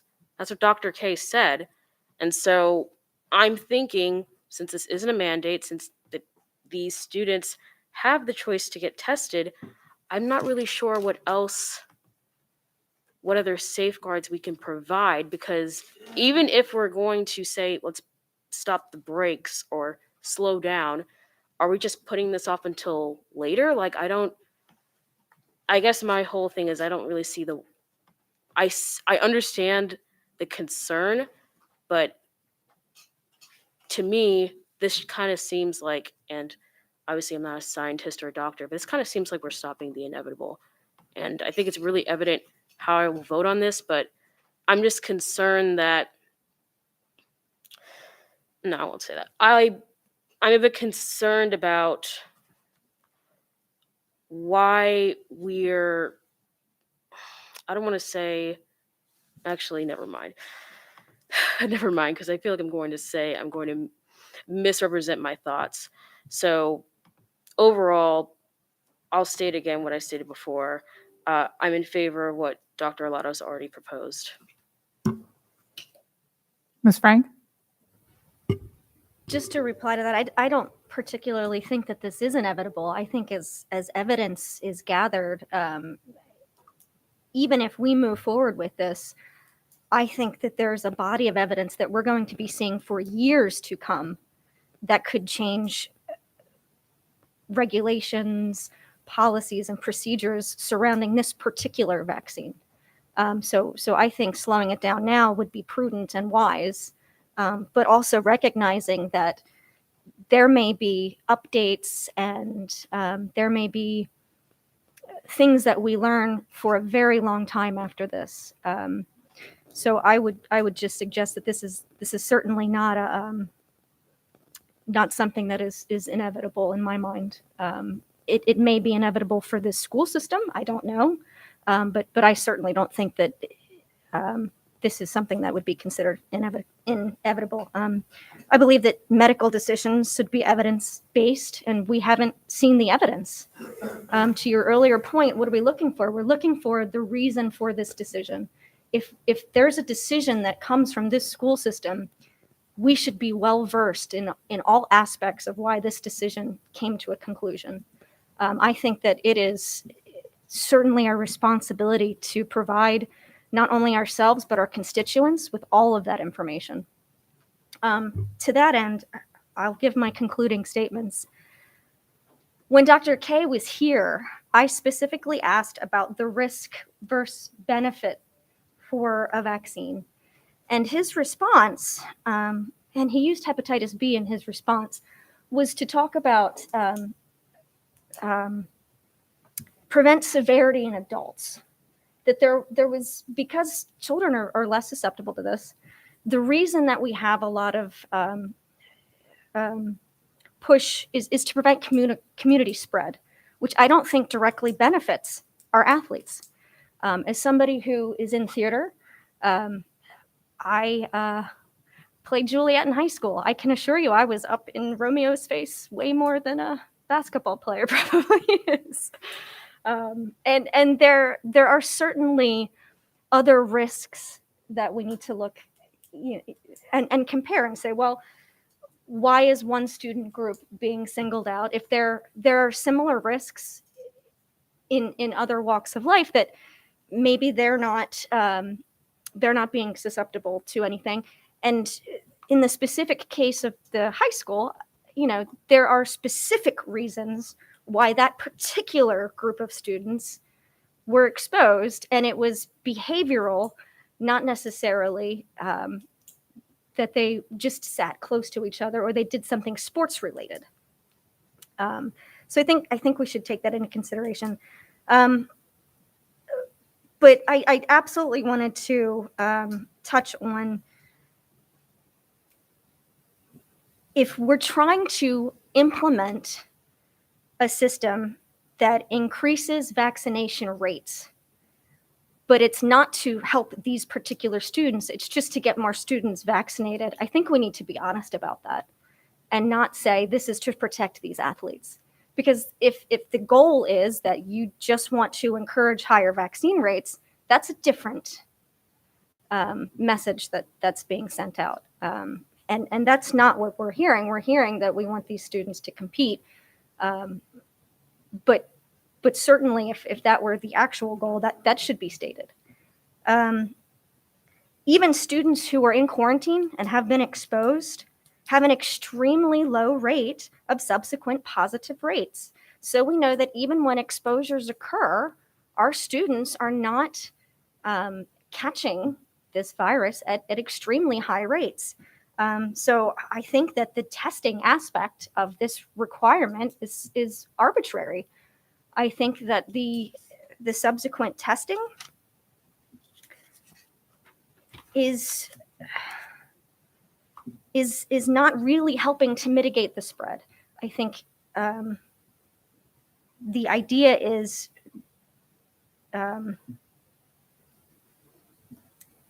I don't think that is helpful. As a child of 4, and my mother was a single mother of 4 children, I can tell you that as a student athlete, I would never have been able to get a weekly ride to a doctor's appointment that could have taken, 1 to a couple of hours, depending on what time of day you go. So that would have precluded me from being able to participate in sports. Another point that I wanted to bring up is Dr. Arlotto's concern that we don't control outside gyms, or we don't control bowling alleys, but we also don't control outside gyms. And we had in public testimony someone who said, I'm not going to participate in these sports anymore. I will take my child to an outside gym. And very similar to what happened with homecoming, those same students who go into private events are still going to be coming into our schools. So if the idea there is to try to control how processes are in place, the best way to do that would be to keep them from going elsewhere. The last point that I want to make is just that this is a huge leap away from masks and washing of hands and social distancing. And I think I said this before, but I do want to reiterate, this has potentially long-term effects on our students. And as somebody with some very unique health needs, I would be very concerned about having my kids taking something that wasn't tested for their particular health requirements, and to see in a long-term study what the ramifications of that would be. So in a general sense, I think taking as much time as possible is the responsible thing to do, to see, where this goes. And as we discussed earlier, cases are starting to stabilize. This may not even be needed. This variant may be over. And as it was stated with Dr. K, we don't know what the next variant may or may not be. And he couldn't particularly reassure us that the next variant would be something that this vaccine prevented. He would prefer, obviously he said he preferred vaccine over not, but he doesn't know what the next variant's going to be, if there is one that comes through, and if this vaccine would prevent that variant. So for all of those reasons, I just urge you guys to just be very, very cautious as we move forward. And Ms. Dent now has put her light on. I'm sorry. So I listened wholeheartedly to everything and was not going to comment for a couple of reasons. But as the hours have went on about this subject, the motion that Ms. Frank was making was that we either suspend, was to suspend the ruling against being vaccinated or testing. And so in my mind, the first thing I thought about was risk and the responsibility of risk as an inherent responsibility of the superintendent. And so I think that one of the things that I heard continuously, we don't agree with vaccines. Okay. But we also don't agree with testing. So if we don't agree with vaccine and we don't agree with testing, then what might we suggest that we do in order to mitigate the risk of the spread of what we do know scientifically to be an infectious disease?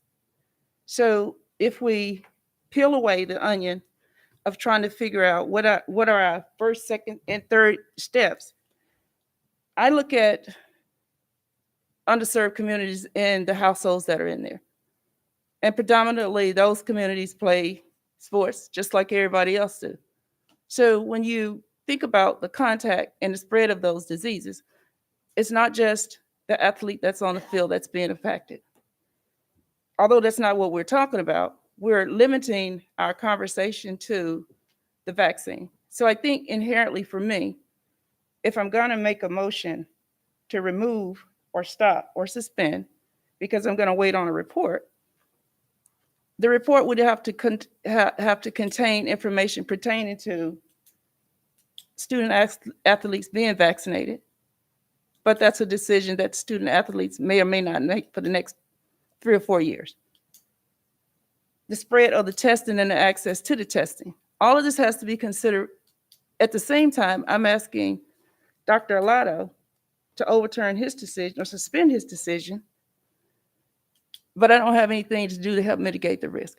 So that concerns me that there's a motion on the floor for me that I'm having a hard time trying to come to a conclusion, no matter how much I listen to each person say anything. And I'm not asking this to be easy.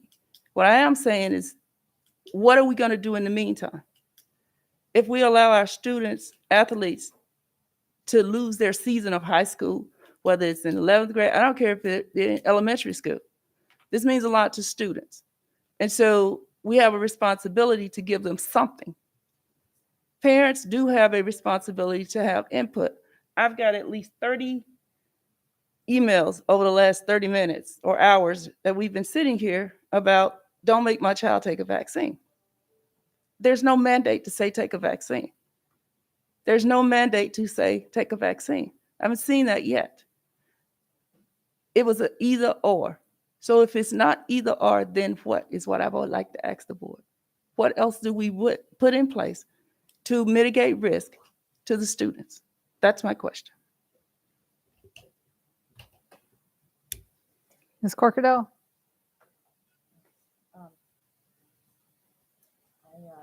Your mic. One at a time. I just wanted to, I heard some other comments and everything else, and I've been really digging in on this. And so I think part of what we're struggling with, and I share in your struggle, Ms. Stunt, because we haven't heard from the stakeholders. And, and I pull out my little card here, and I'm like, well, if we did this before we made decisions, no matter who we are in the school system, I would already know that I have intentionally involved stakeholders who are also members of the communities affected by the policy, program, practice, decision, or action. And then it tells me to validate my assessments of 1 and 2, now having considered this stakeholder reaction. And this to me is very important because this is how we get through decisions that we probably have no business being in the first place. And so for me, when I'm looking at Ms. Frank's motion, I'm seeing opportunities for us to ask for those things. And I do have a motion intended. I just wanted to share with you and with the board relating to getting some stakeholder feedback, because regardless of what we ultimately do, I do think we have an obligation to include our students in the conversation about what we're asking them to do with their bodies, right? Choice, or however you want to look at it. I personally do recognize the difference between a mandate and the Vaxxer test. And the Vaxxer test program is what we're basically looking at personally. I share Ms. Ellis's concerns as it relates to equity and other practices, because we do have transportation barriers, and now we don't have after-school activity buses. So we've got other bigger problems with getting our athletes into the gymnasiums and onto the fields as we roll into the winter months.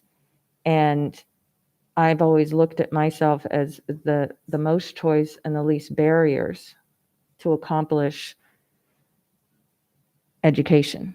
And clearly our extra and co-curricular activities, and when we include, if we're going to keep including unified sports, at that point that has a direct educational impact. And so I want to know more about that because of what I have heard in that differential. But most importantly, I want to hear from the actual people and some more. And so I do have a motion prepared, regardless of what happens with this one, to address number 3 here on the stakeholders. And I do recognize that health decisions have to be made. But I also recognize how much more we benefited as a board when we decided to ask the superintendent to convene a group of citizens to review some of our hybrid plans. And the other benefit of that, and the CAC will tell you, is when we ask them also for their opinion a little further down the road, what it did in way of engagement and, kind of that skin in the game of, I now have an investment in these decisions. And when people feel part of the decisions, what Mr. Silkworth had asked of everybody earlier can actually happen. But if just because it's something that we have to do, the implementation of it, I just honestly think should always get the feedback, and not via a bunch of random emails, but actually interaction. Let's let these guys have a conversation with Dr. K and ask some of the questions. We have good representatives for our stakeholders. And I just think, as I said, regardless of that, we should be moving forward. But I think this is a good step because it does allow us to also make this decision as a team. This is a huge decision. And I know what our duties are and what the duty alignments are. But unfortunately, last time, Dr. K could not articulate the what and why.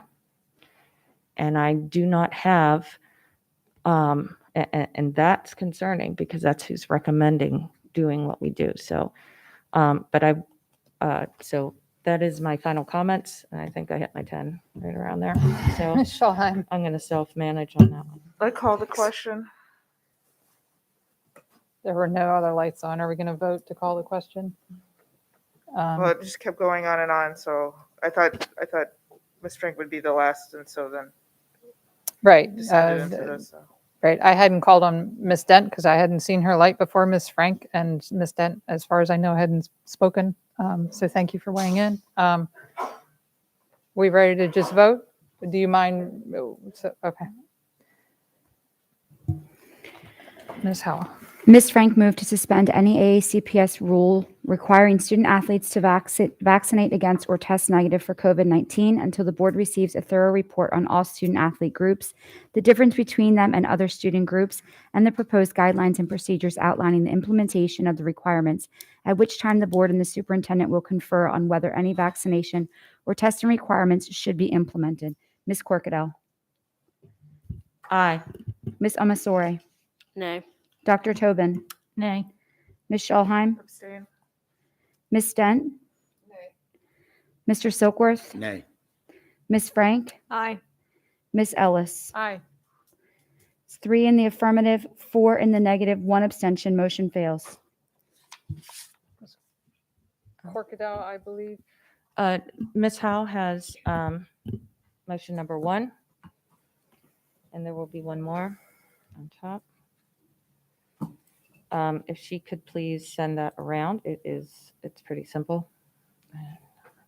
And then I just click this end on the second one to be addressed one at a time, please. I'll give everybody a minute before I read it. I have to read it off the emails I just sent her. First, let me just say I'm not a big fan of live motions. But as I said, I was waiting to hear on data on these particular 2 topics from the superintendent and continued to receive information trickling out through the day that led me to these. So my first motion is I move that the superintendent convene an ad hoc stakeholder committee to review and report to the superintendent and the Board of Education on the current proposed plan to implement Vaxxer test for winter sports student athletes. The committee shall consist of 3 parents, 3 athletes, 3 coaches, and any additional staff the superintendent finds appropriate. Second. Ms. Shawheim? I just want to, I'm not going to read it again because it was long to begin with, but I didn't think this was our lane an hour and a half ago or earlier today or yesterday, and I don't think it's our lane now. None of us have any medical training between us. We're not public health officials, and this is the state's job that they've abdicated. So I'm not going to do their job for them. I'm going to be, as I've stated before, I'm going to be an abstention on this. Thanks.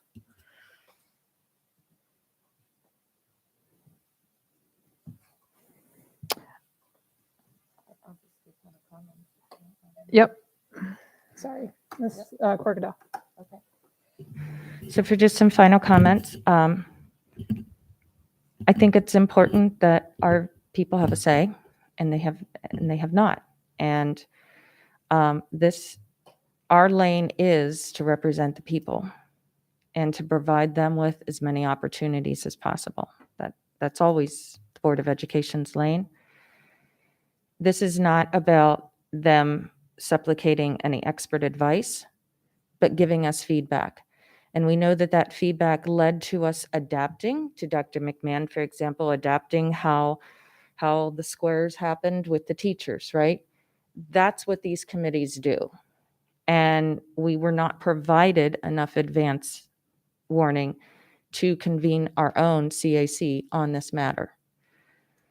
I also think that really, if you think about it, okay, we're second guessing what may or may not occur to our underserved communities who have students who participate in sports. We're guessing. Wouldn't it be great to hear from them?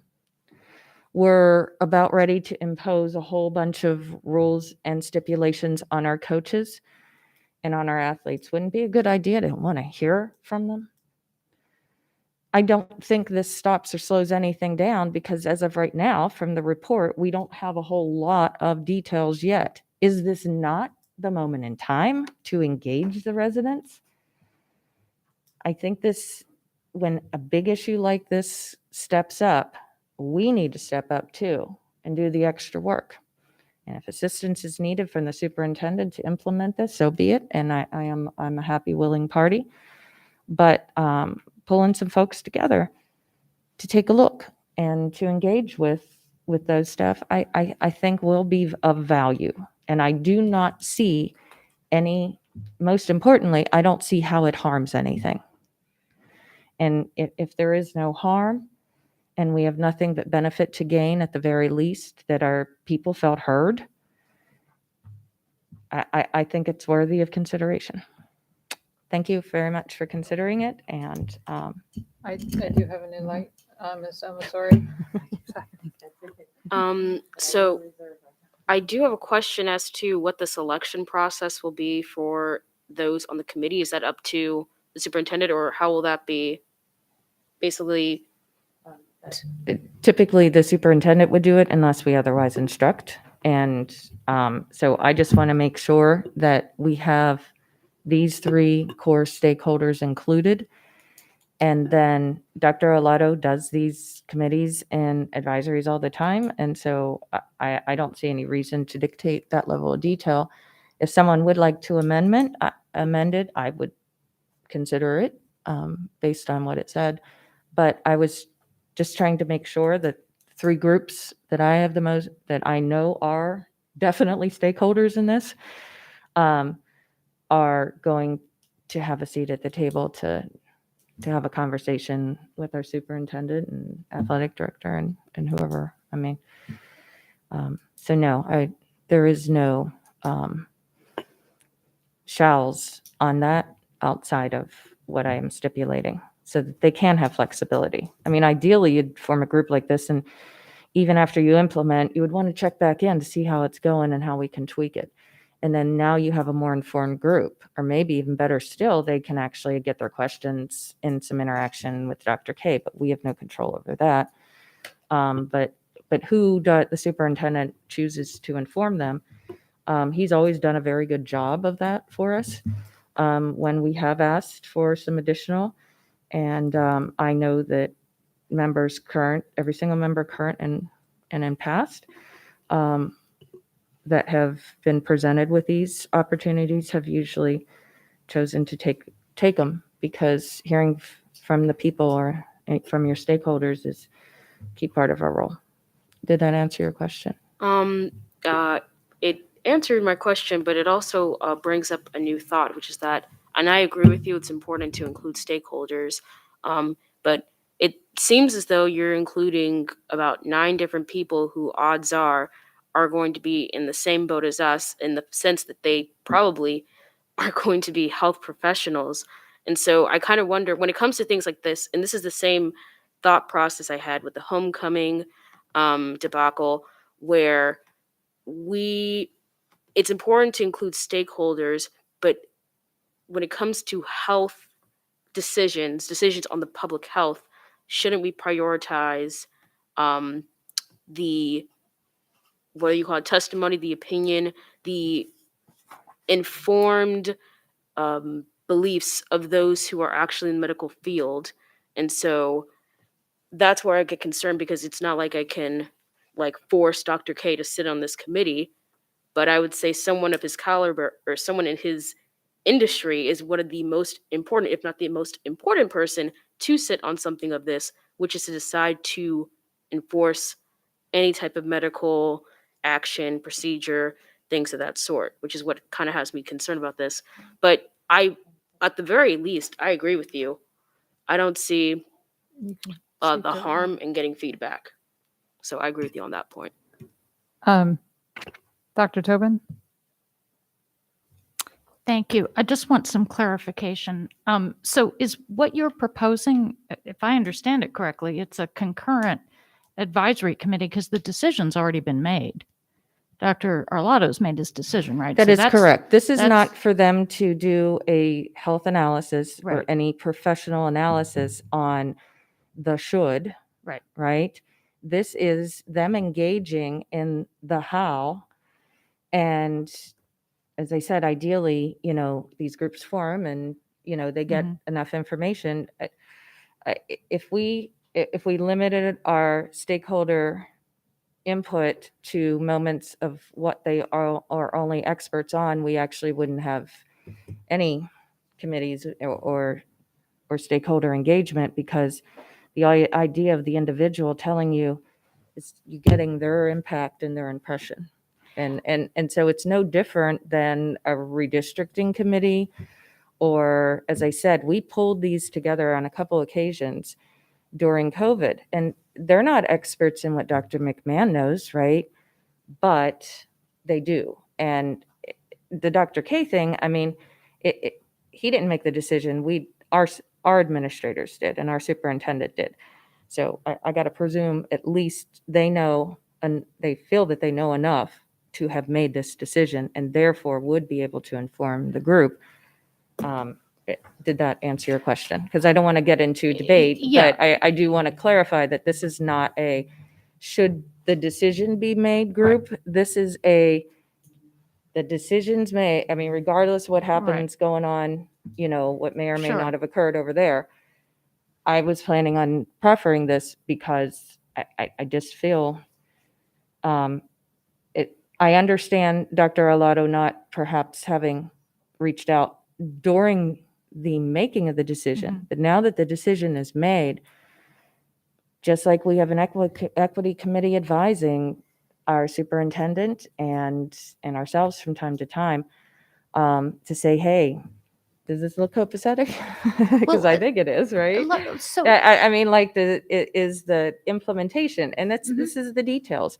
We need to flesh out what our underserved communities are going to need so that we did not create an opportunity gap and a barrier for them incoincidentally.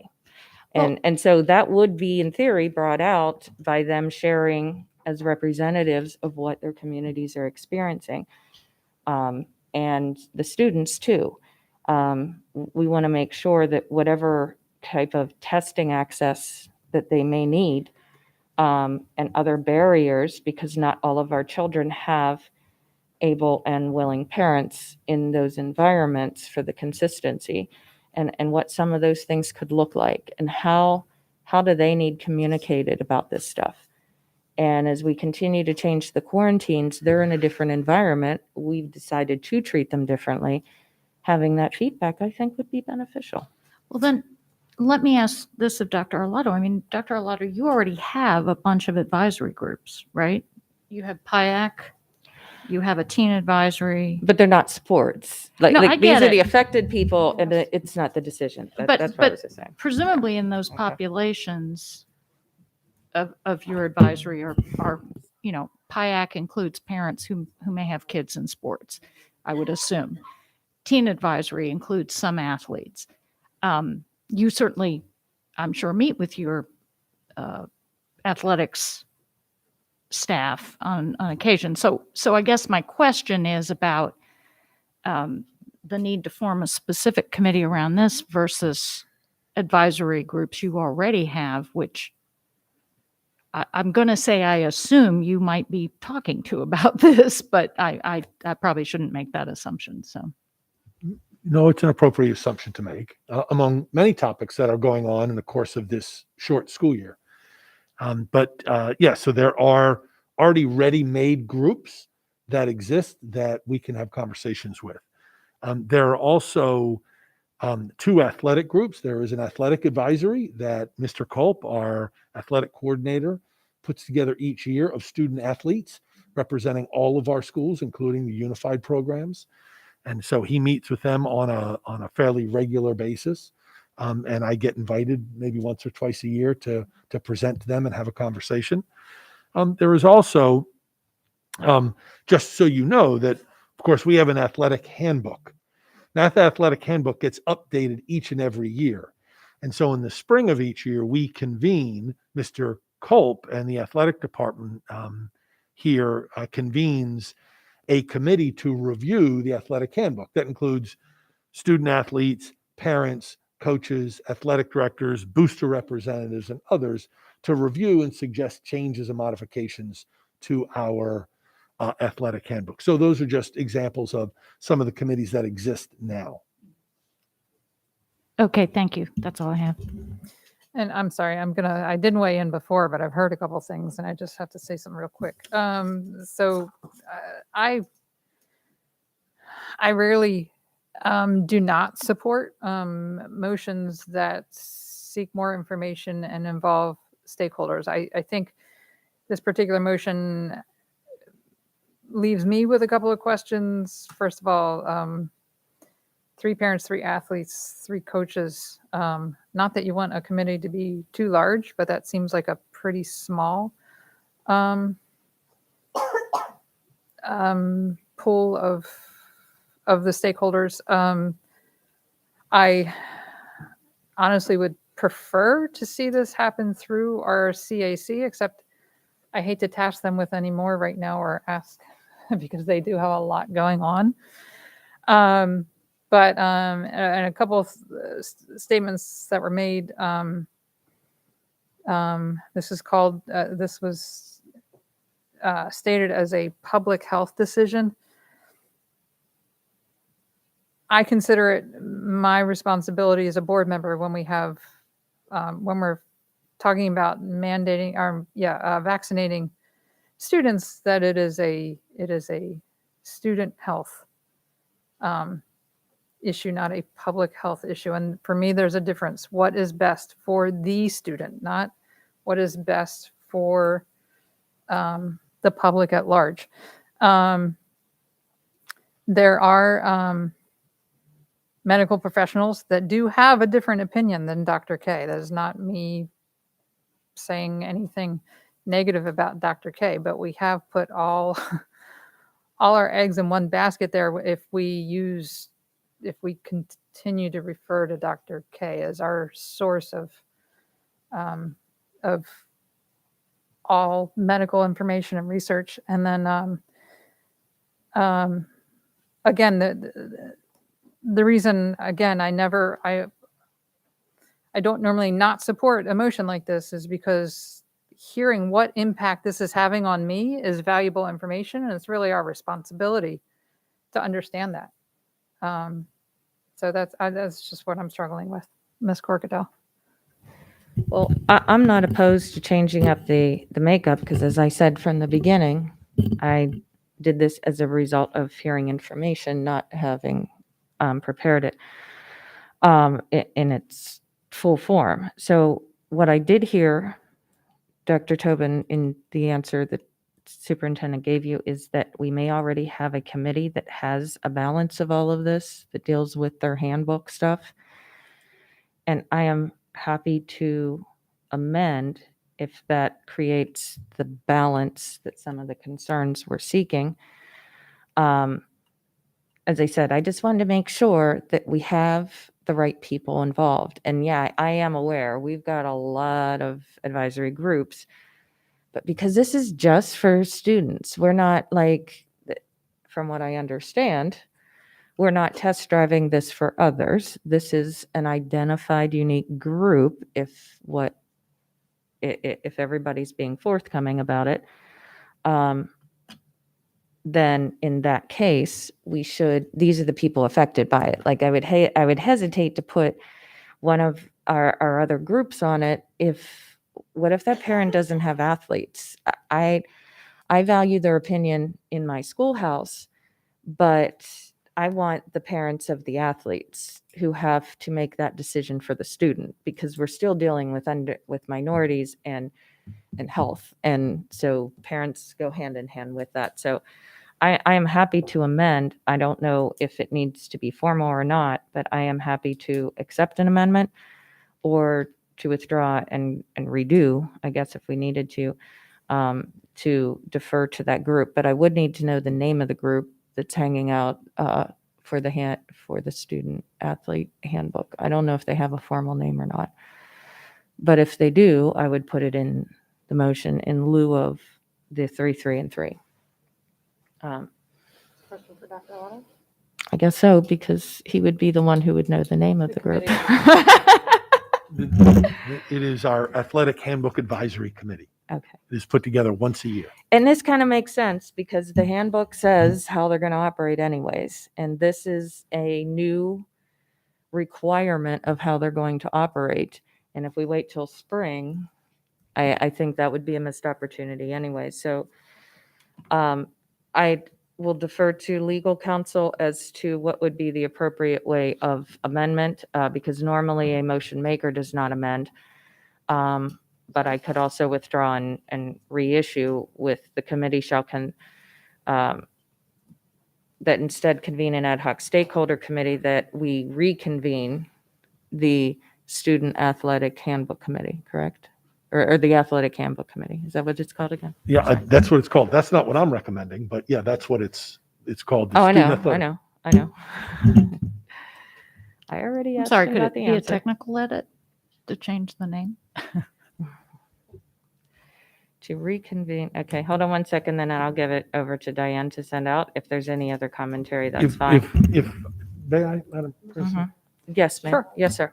So if it's the will of the board for me to put together a committee, then I'll put together a committee. I don't think that I need to call the handbook committee together now because they're going to be called together in the spring. We don't need to be that specific. All right. If you want to make sure that at a minimum, it has 3 coaches and 3 parents and 3 student athletes, I'm going to pick other people to be on the committee also to round it out. But I think you're getting into some minutia here that is not needed. If it is now, I'm not trying to influence your vote. If your vote is no, you don't want a committee, great. You won't do a committee. If your vote is to do a committee, I'll put one together. Glad to do that. But I don't think I need to bring the handbook committee into this now. Okay. Because I'll be utilizing them in the spring. Ms. Dent? Okay, then I will not amend. So before you, Ms. Corkadale, before you do that so quickly, decide not to, I do think that the motion that you've made satisfy us for satisfy, at least for me, quite a few areas.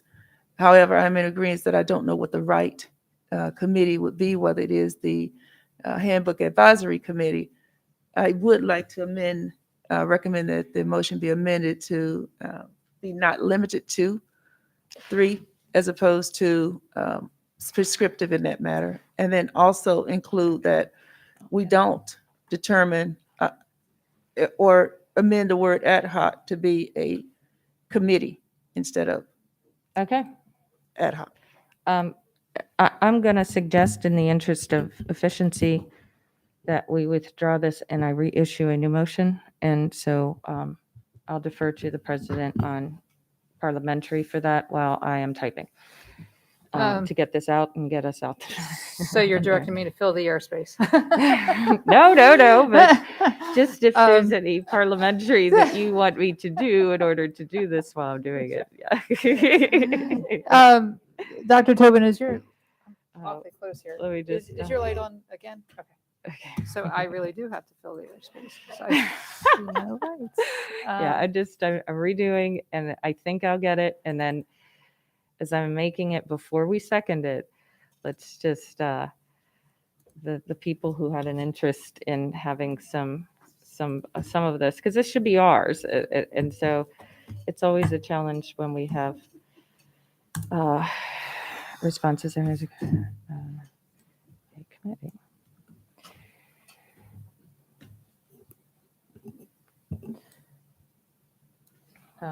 Yeah, I've been in that position, but I don't think we had any more discussion. Lights, coaches, any additional stakeholders? Superintendent, that's appropriate. Okay.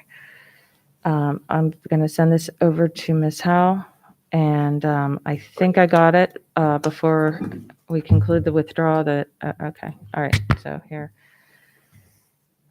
I'm going to send it. I think I forgot to put a subject in, Ms. Howe, for her to do that. And as soon as she does, I'll put that in and see if I got it right. We're saying.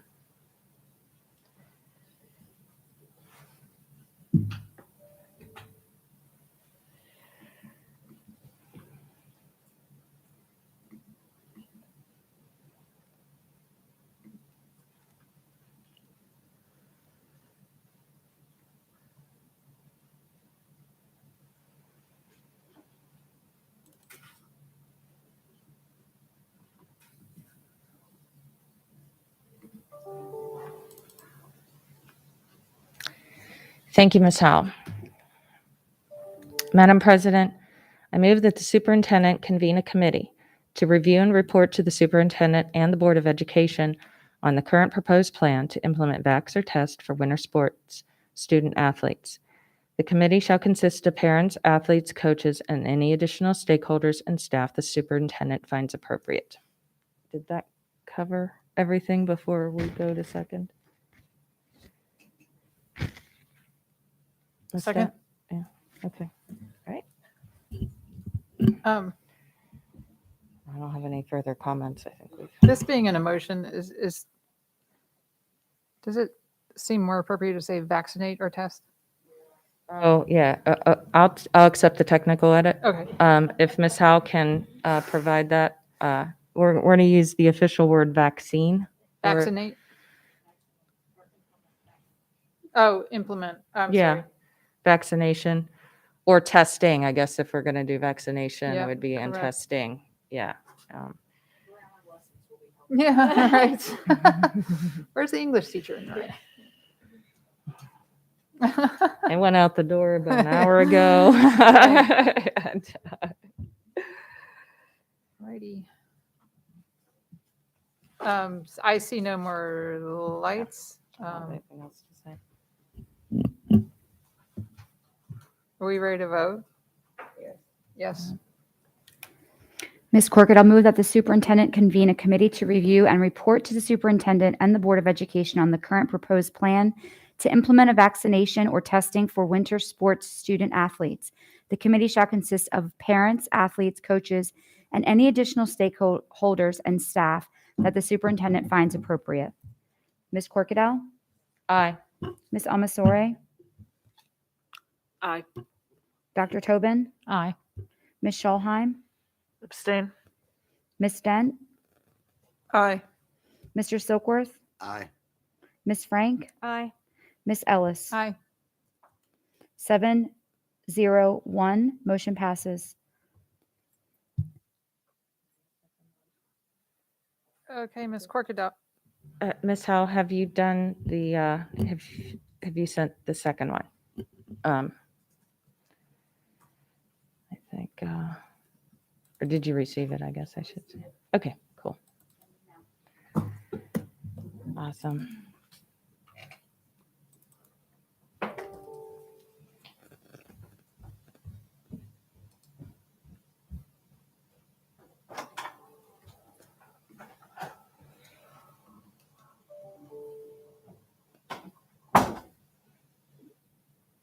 Okay. Ms. Corkadell, would you like to? Yes. And I'm going to make the English edit on this one as we go, because I wrote them out at the same time and the same phrase. I move that the winter unified sports the winter unified sports participants be exempt from any vaccination or testing of winter student athletes, accepting any local, state, or federal mandates related to vaccine or test of students. Second. Ms. Frank? I just have a technical edit. Exempt from any vaccine or testing requirements, I think would.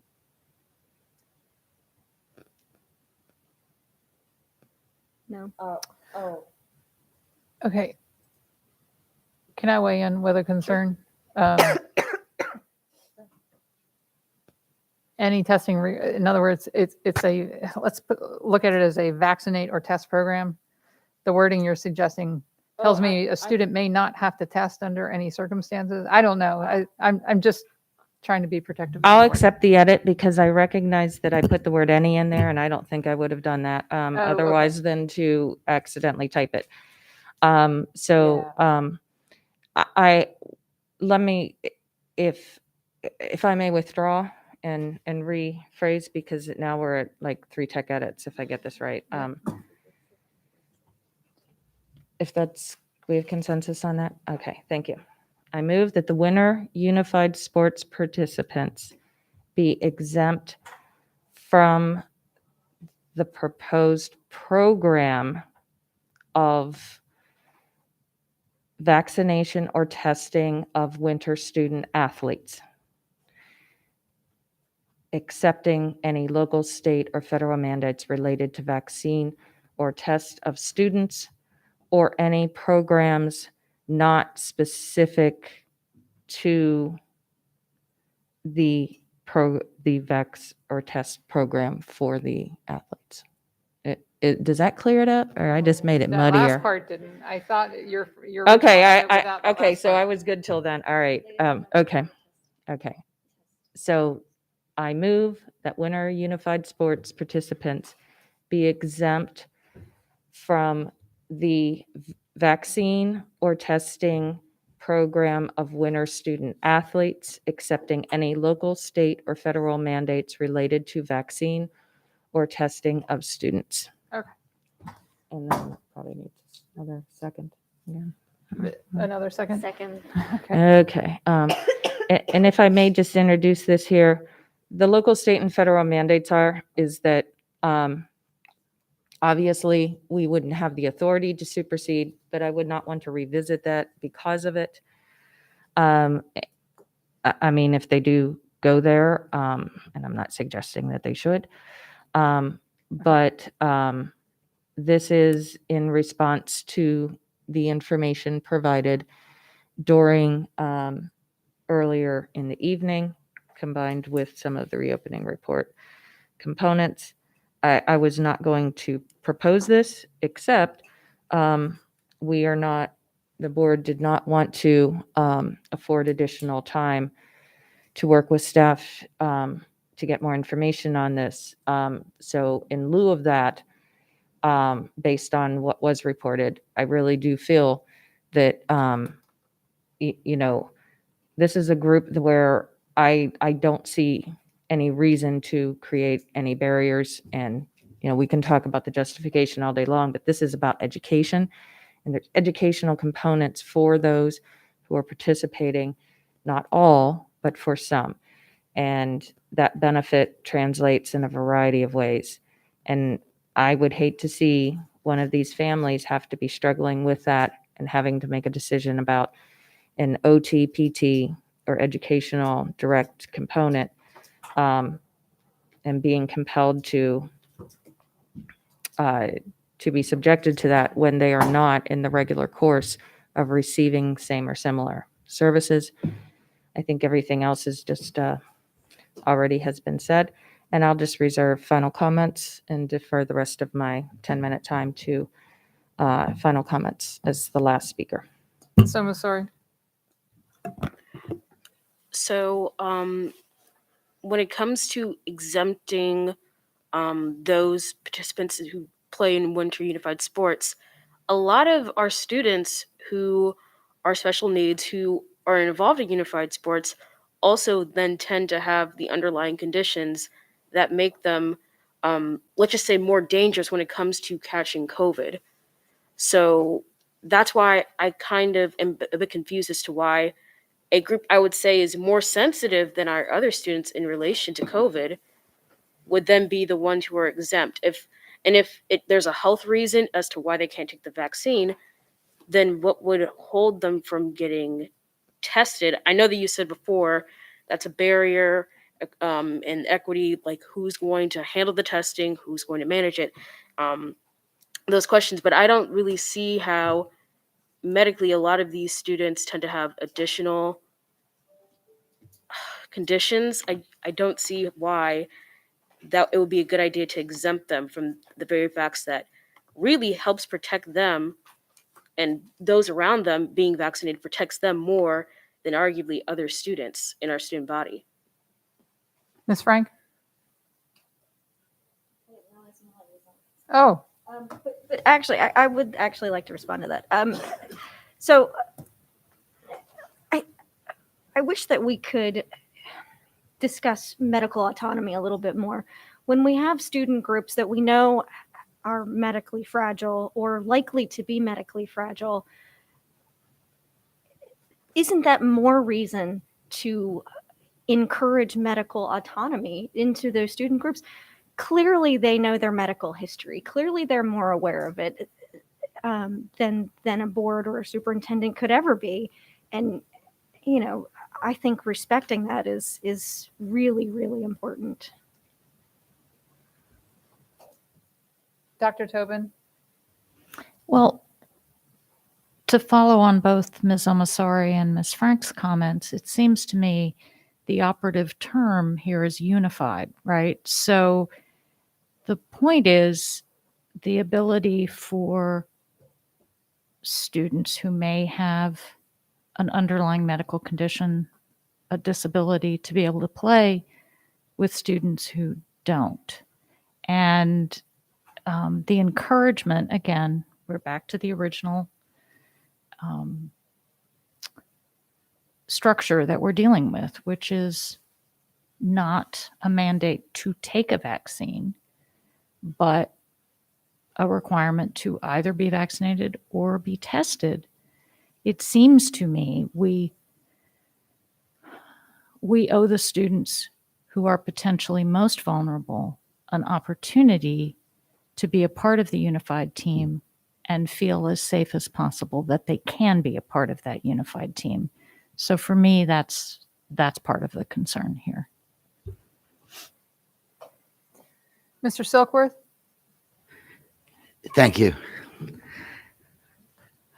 As someone who has had the opportunity to observe and announce some of these unified events, I guess I have a special perspective on this. And this kind of gives me an opportunity I didn't think I was going to have, but recently North County had lost one of our very special people, Justin Bolton. And they recently at North County High School, they named the tennis courts, the Justin Bolton tennis courts. So I'm thinking about Justin. I had the opportunity also to teach Justin for a year. One of the most courageous young men that I have ever known. He was the leader of the unified tennis program, then unified bocce and bowling. And he actually indicated that he really was. Again, having observed many of those, there are students that have handicaps, that have disabilities. There are students that have none. And they choose to come together. And in North County, over the past couple of years, they've come together many times and won state championships. Unbelievable, the dedication that they have.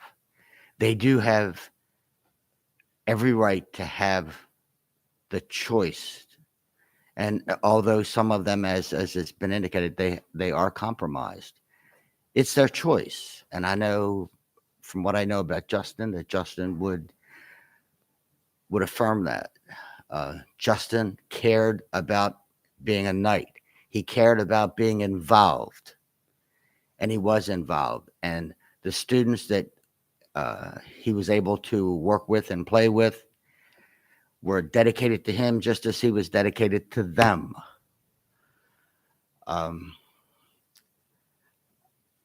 I always decide things based upon what I think is in the best interest of the students.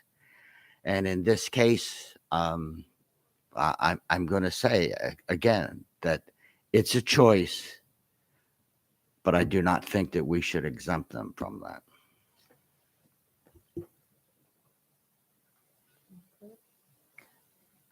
Dr. Tobin, did you already speak? I'm sorry. Okay. Yep. Just a couple final comments. I kind of, even after hearing Dr. Arlotto, I was kind of hesitating a little bit on this because I feared that we would go from what the point and purpose of the Vax or Test program was designed to do into a bigger, broader. And so I want to bring the conclusion of the debate on this back to what we are here to discuss. And that is a program that we are told is designed to mitigate, and that winter sports are particularly vulnerable. And then we heard from the health officer and our superintendent and his staff in varying versions of reopening, and specifically now on this topic, an aspect of it, that the whole reason why we are doing this is because we have basketball with tight interaction, and we have wrestling going on in the winter months. And so asking our winter athletes to do this is for the what and the why. What is it? It is a case of the superintendent and the health officer feel that the existing protocols that we put into place inadequately protect those who are participating in specific sports. And so, because Dr. K has been dealing with the Delta variant since July, and we are now just talking about this now. So our fall will have gone through and concluded, and the winter unified sports, and that's why I specified winter, because the winter unified sport, although they may be receiving that interactive care, that is, I have not heard anything that indicates it is any different than what they're already doing every single day at our school in an environment that is not vax or test. And so for them to be able just to go out and enjoy themselves and not have all these additional burdens. And I'm also just going to point out that the child who is challenged and requires special transit and other special needs, if they are not in a position to vaccinate, this could create a burden. But I'm also just going to point out that our students that do participate in unified sports, that do receive services beyond regular education in our system, many of them have already finalized their decisions on vaccination. And because they do work with so many additional providers from what happens after they leave our campus all the way to the weekend and what happens in the summer, they have already made responsible choices concerning vaccines. And so I agree in the broader with Mr. Silkworth and some others about this, but I do not agree in the specificity that we are talking about kids going to bowling. And it's a very serious sport, and I hope we rock it this year, and take the championship. If the point and purpose is a vaccine test truly is just for these athletes and what was reported to us, then we should not be entertaining having vax or tests to anybody but them. Because I can go in 1,000 different corners and directions of co-curricular, extracurricular, and even education prime that down at the micro level we're not supposed to be in. There are clear and evident differences that we are not in a position to reconcile. But unified, I do believe we have, because it is prescribed what it is they're doing, and it does not rise or meet to the level that was reported to us by the health officer or the superintendent. I respect his decision to say, I still want to include them, and that we have convened and concluded that. I want to give our board a choice to say, do we really want to do that? Because if we start mandating, or not mandate, but say that you either vaccinate or test about bowling, it's not going to be too far behind that every other single aspect of this school district is going to now be in that category. And so I just would ask those who are hesitant or reluctant to please reconsider. Thank you, President Ellis. I think we're ready for vote. Yes, Ms. Howell, thank you. Ms. Corkadell moved that the winter unified sports participants be exempt from the vaccination or testing program of winter student athletes, accepting any local, state, or federal mandates related to vaccinate or testing of students.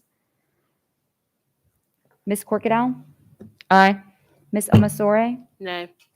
Dr. Tobin? Nay. Ms. Schulheim? Abstain. Ms. Dent? Nay. Mr. Silkworth? Nay. Ms. Frank? Aye. Ms. Ellis? Aye. 3, 4, 1 abstention. Motion fails.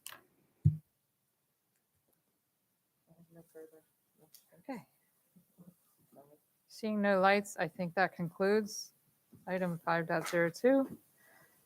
Item 6.01, administrative personnel appointments. Dr. Arlato? Yes, Madam President, members of the board, I recommend that the personnel listed on the attached sheet be promoted and/or appointed. So moved, or Second. Okay. Ms. Howell? Ms. Corkadell, Aye. Ms. Amasore, aye. Dr. Tobin, Aye. Ms. Schallheim, Aye. Ms. Dent, Aye. Mr. Silkworth, Aye. Ms. Frank, Aye. Ms. Ellis. Aye. Motion passes 8-0. Item 6.02, personnel. Dr. Arlato? Yes, Madam President, I recommend that the board approve the actions as stipulated on the attached sheets. So moved. Second. Ms. Howell? Ms. Corkadell, Aye. Ms. Amasore, Aye. Dr. Tobin, Aye. Ms. Schallheim, Aye. Ms. Dent, Aye. Mr. Silkworth, Aye. Ms. Frank, Aye. Ms. Ellis. Aye. Motion passes 8-0.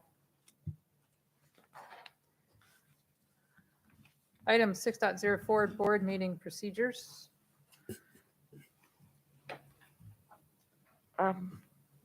Ms. Schallheim?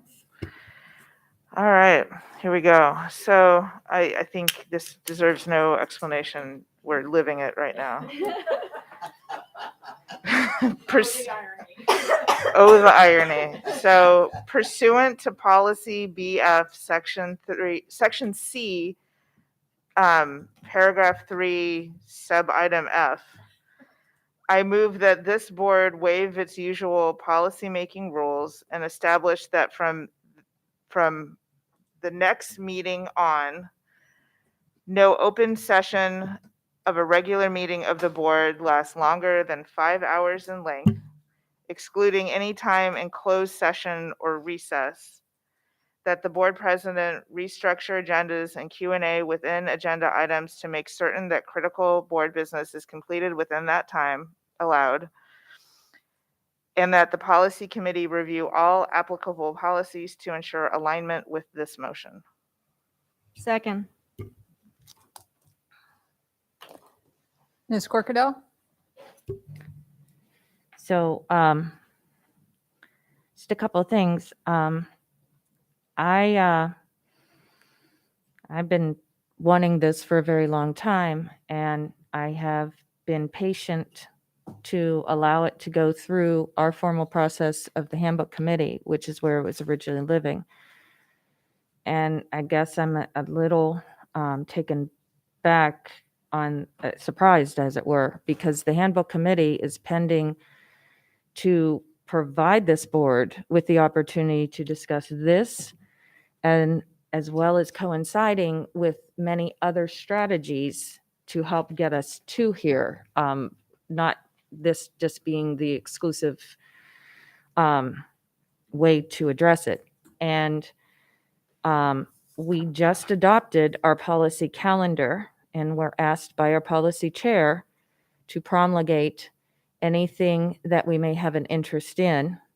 I know I put in public comment and a couple other things that I knew the handbook committee was already addressing, but I knew in the bigger picture, regardless of the outcome of that, we would want to at least review and update. And so I prefer us to work in our committees and then decide as a board on these matters, because I think we come up with better versions of it, and everybody kind of has an input say, because I wouldn't want to create a policy on something that no other aspect, because this is kind of a Robert's Rules thing. Robert's Rule says that there's limitations. There's 10 minutes per person in deliberations, although questions and gathering information should never be limited.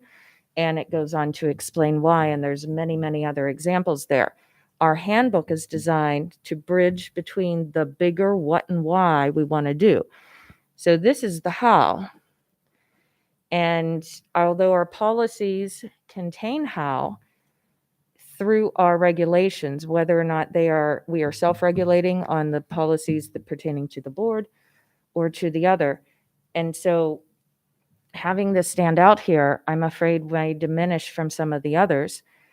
And honestly, until we actually perform as a board in full alignment at all times with the Roberts rules and with our new handbook, I just don't think this is the moment in time. And nor do I feel that it is rising to the level of creation of a policy. And based on the fact we're 2 weeks away, I mean, we're just talking about the next meeting. The handbook committee will be presenting that shall include items pertaining to it. And then secondly, I just want to point out that we met a long time ago. We did have a discussion about this. I was not even president yet. I was sitting in the vice, and not all members were there, and it's closed session, but I'll just say in summary, it was discussed, and there were certain reasons presented. I want to share, and I'm willing to. I'm not going to share what others said there because that would be wrong, but I can share, since it now is a public item that has previously only been addressed administratively, that one of my concerns was at that time, and now having gone through emergency management, working with them and going through that exercise, there are really good reasons why we had to stay up till 2:00 in the morning. And because when emergencies like transportation hits, almost 2 hours of our time today, if I'm rolling back the time and saying limit to 5 hours, we would have had to depart 2.5 hours ago. And the ability to add even an agenda item like this on the agenda would be impossible. And transportation needed some attention from us and some additional information from us that is unique. And we have 2 items on our agenda that's COVID related. The one we just got done discussing, as well as the opening. That started during COVID and will continue until we're in total normal operations, I presume. So I hesitate to create and to do that, but I am committed to doing whatever it takes to make these meetings as efficient as possible while still conducting our job. And if the handbook committee has a way of proffering this, which I'm sure they have at least discussed, then I believe that would be a more appropriate place for us to have the discussion and decision if we do want to. But as I said, usually new and existing policies go through policy committee, and I'm just a little taken back that I saw this. I respect it. I want something like this. I personally, though, the way it's framed out and everything, I'm going to need to take a pass on it. But I'm happy to work with the member, pass or fail, and support it. I'm very hesitant on the emergency management side and the way this is being proffered and bypassing not just a policy, but actually 2 processes that would otherwise have vetted it. Thank you. Dr. Tobin? I certainly hear what Ms. Corkadell's saying. And I should say I'm happy to, as policy chair, I think we do need to review and make sure we're in alignment. And we've been batting pretty well on the policy committee getting through our.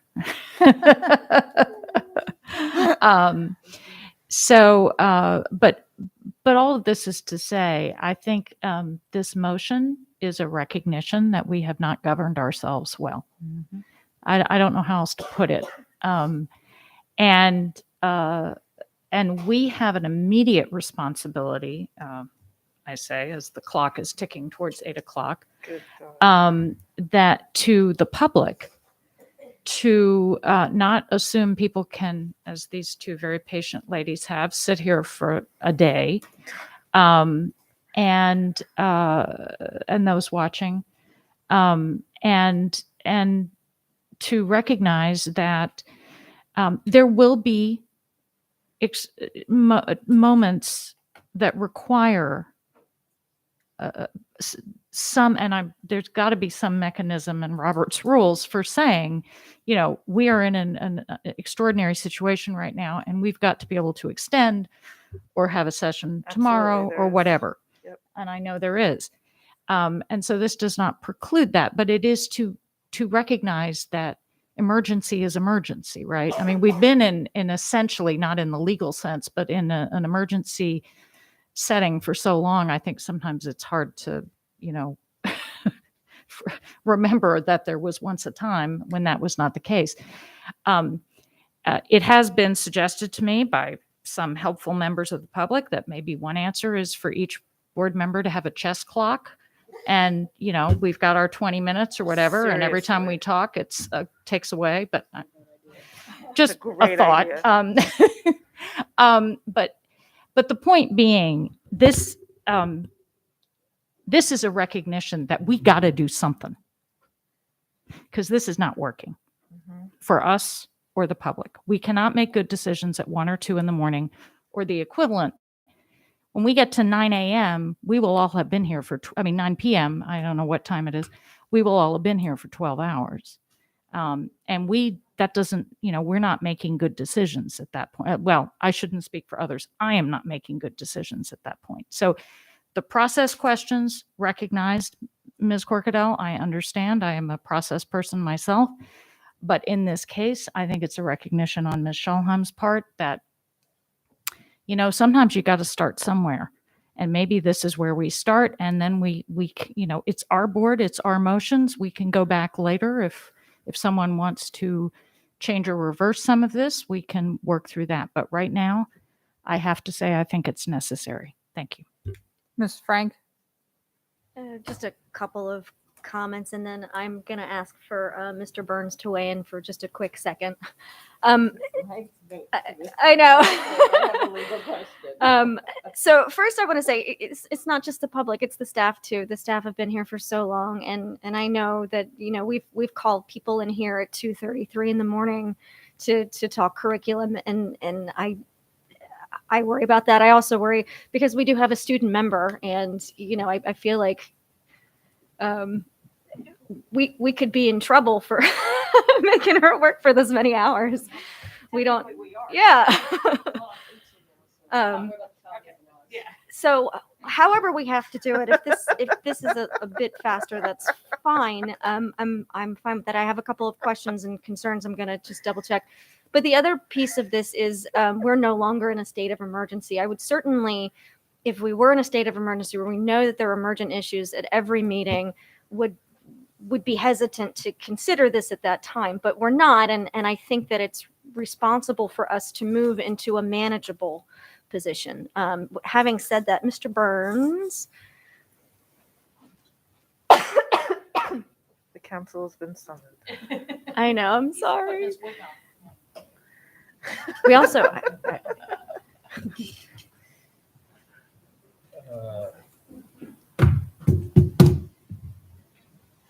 so if we pass this motion and we had an emergent issue, say transportation came up that day, or there was something that we absolutely had to do, we could, without posting that to the agenda, suspend our rules to add time. Is that correct?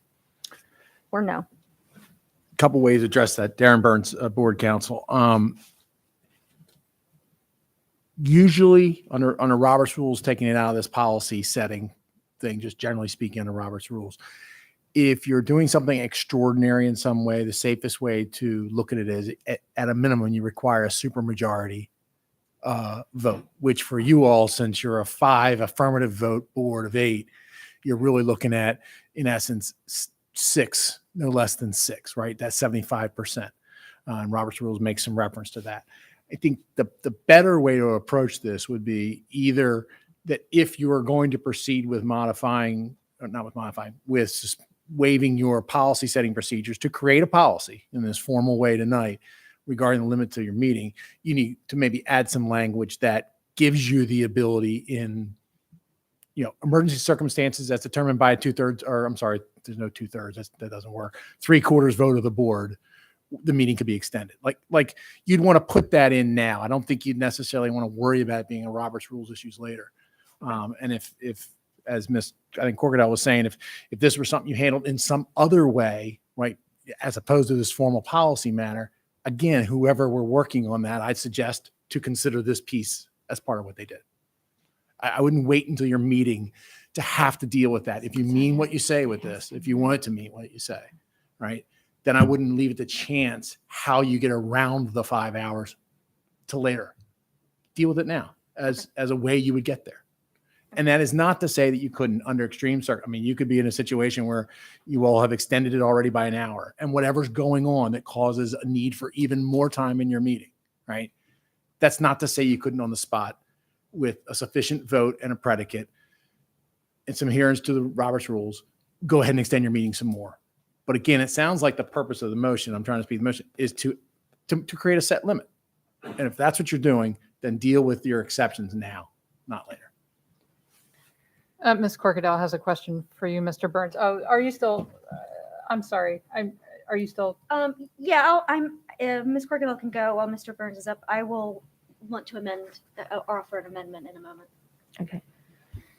Mr. Burns, in order to, please refresh my memory.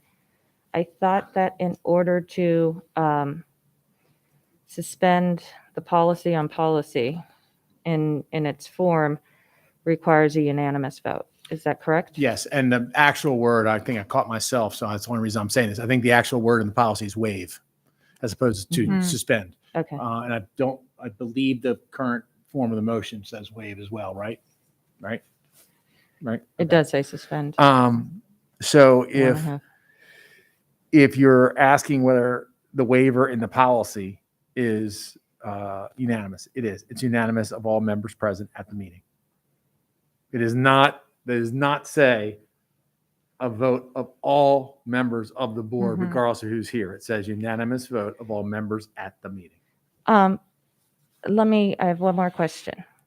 If we're in the middle of an agenda item and we're in the middle of debate and we hit our 5th hour, hour number 5, what happens to that? Like at that point, that's it, then no vote. I think in a So very we could- basic sense, it carries over to your next session. It carries, well, wait, it would. So does everything else carry over? I guess that was one of my concerns. That's all part of, I mean, part of, I would think any limit you're looking at, and I just say generally speaking, I know one person made a motion, but as a board, this is now, your motion, so to speak.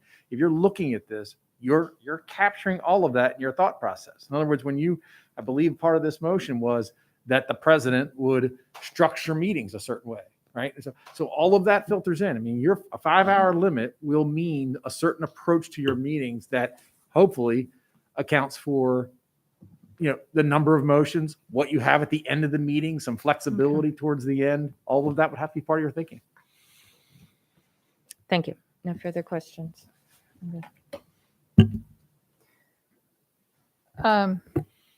Okay. That's all the questions, as I understand, for the attorney. So I go back to you, Ms. Frank. You were still. Yeah, I'm trying to work it out. I don't like amending on the fly. I mean, I do have other people who have. Sure, lights go on. ahead. Yeah. Just keeping things moving. Ms. Omasori. Well, it seems like all of us agree that these meetings are too long, which, I mean, isn't really something you need to agree on. It's just a fact. And I understand the concerns of Ms. Corkadell that while we all agree that we have to change what's going on, that perhaps the way in which we're going about it might not be the most proper way. But going back to Dr. Tobin, I think there's a sense of urgency here that isn't unique and isn't new by any means. I mean, one of the most common grievances I hear amongst all the grievances I hear about the board is that the meetings are just too long. I mean, even when I watch board meetings back, or I watch them with my parents because they just want to see me talk, I have such a hard time navigating with the little scroll bar throughout each motion, throughout each agenda item, and it simply just makes it inaccessible to the vast majority of people who can't drive all the way out here to come and sit in the meetings, people who can't watch for hours as we go through one agenda item. I mean, even looking at the agenda right now and seeing that the very last timestamp is 3:15 is actually laughable. And so it just makes me think that, I don't know if the word's not brash, but this sense of urgency needs our immediate attention. And I think it's something that isn't, out of all the things we have to decide, out of all the things we need to work on, it shouldn't be that difficult to manage if we get started on it now. And I think it's long overdue for us to start changing. And even though there's no child labor grievances anymore, I really, really, really hate driving home at 1 a.m. So, there's that. Ms. Dent. So I appreciate Ms. Schallheim for bringing up. Sorry. I appreciate Ms. Schallheim for bringing up this most important topic for me. As I watched the last meeting, I think the very next day, everyone asked me, "Are you ready to quit? Did you change your mind now?" I probably got all kind of memes from that, So, but what I really thought is actually inspired me to know that we can get more efficient. Robert Rules of Order, board proceedings, effectiveness of meetings. I mean, there's millions of books that we could talk about on how to make our meeting more efficient. But one of the things that I think that we have to be passionate about is being passionate about time. We have spoken at length about the subject, the last board meeting of vaccination. We've spoken at length this meeting about vaccines. It's not going to go away. I don't think that the deliberation of you going for 15 minutes and then coming back to you for another 10 minutes, it's going to make the situation become any more apparent. So I do think that some protocols can be put in place to make it more effective. Now, the number 5 hours, if I may, should be modified to limit us to a reasonable time, given the agenda. The agenda is very, very, very lengthy. There is no way that we thought that we could get through this agenda by 3:15. We knew that coming in, but we've set the conditions and standards to whether behavior is acceptable, that we are going to go until 9 o'clock or 10 o'clock or till the agenda is complete. There are some, and I say this to Mr. Burns, there are some protocols in Robert Rules that allows us to avert from the agenda, table it, so forth and so on. And so perhaps that training, as I talked about previously in our meetings, that can be considered. But I do think that we have to make it a priority to get more efficient with the board, Madam President. Thank you. Mr. Silkworth? Thank you, President Ellis. Well, so I was a part of an organization for many, many, many years, and I've experienced this. The organization had meetings from 5 to 7. Part of the bylaws said that it could not go past 7 unless there was a supermajority of the members that agreed to that. The person that ran the meeting, and there was many, many, many different people that did this, but the people that ran the meeting, before 10 minutes to 7, there had to be a vote. I can tell you there were many, many times when the vote was no, we're not going past 7. There were only 2 times in over 30 years when it went past 7 and was agreed upon by the group. So. Thank you. Mr. Silkworth. Yeah, I have a few things to say. So if the intention of the motion was to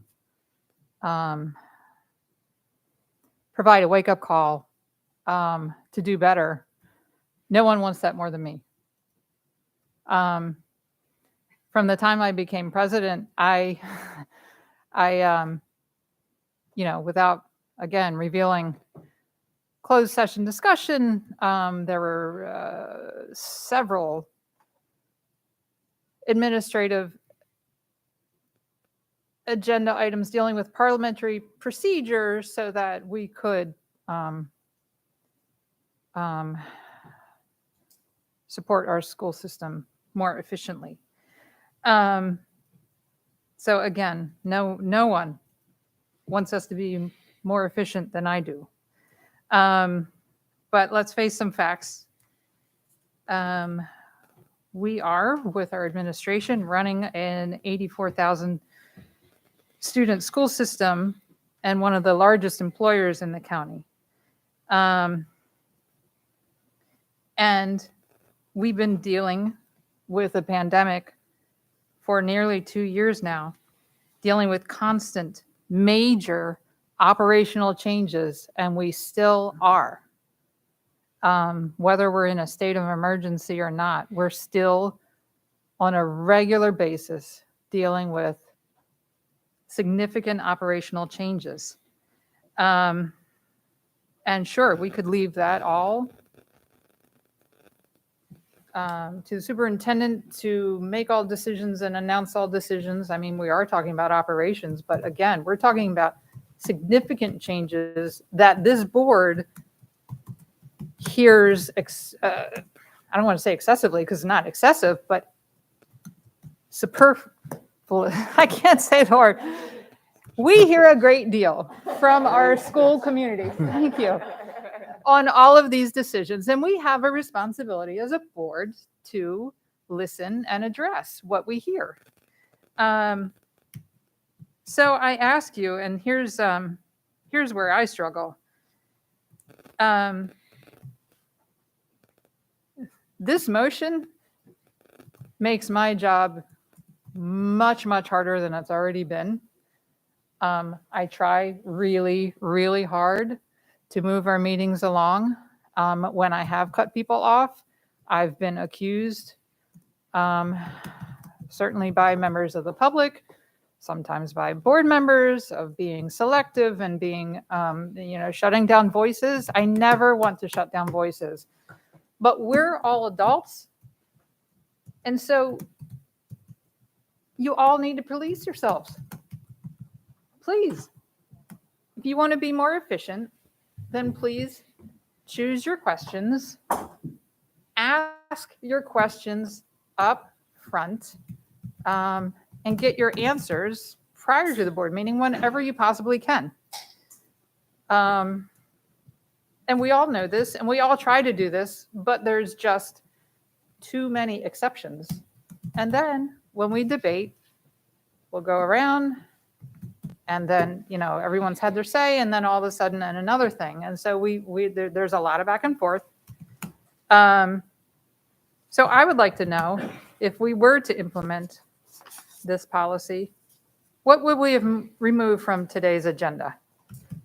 I mean, sure, you could pick a couple of things, but are we saying, our normal, our recognitions of the month, our policy, our committee updates, our, yes, we have removed the regular departmental reports, but we spent a significant amount of time on one of them today because we are in a crisis situation in that department. So that would not have been a regular report today, but it might have been an agenda item because it was extremely important. Budget priorities. I mean, we put that off last meeting, right? So that spills over. Mandate of vaccinations or testings. Yeah, I acknowledge some members might think that didn't belong on this agenda, but many of our constituents thought it did. So, I can go through, and then we've got, consent items. We got to get that done. Personnel, administrative appointments. Look, I hear you. I want to do better, and I would love a commitment from everyone to take personal responsibility for doing better, and I am more than happy to facilitate and getting us in a better place. I really am. But the idea of actually passing this policy brings me a lot of heartache because I would have to run this meeting completely differently. I would have cut many of you off today. And how many items might we have been left with that has to carry over to the next meeting? And that's going to continue to happen and continue to happen. I mean, again, we are running an extremely large school system. We have 2 business meetings a month. Many of us do not have multiple additional days to give in the calendar and just feel like we're here. We need to get our business done. So I fully support more efficiency, and I will gladly take part in any solutions. I don't find this to be a solution, so I'm sorry, I can't support the motion. Ms. Frank, did you still have an amendment? No, I don't.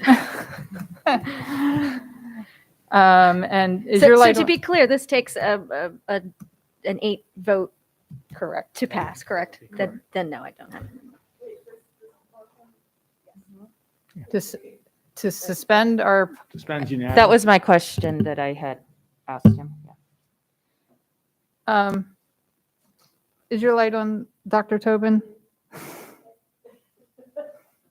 I'm here all night. It is only to say that your point is very well taken, Ms. Ellis. And this is a call for us to police ourselves. And I was trying to say that earlier. Something like this is sort of the hammer, I think, that is required to force us to police ourselves. And that's what's the only thing that's going to make this work.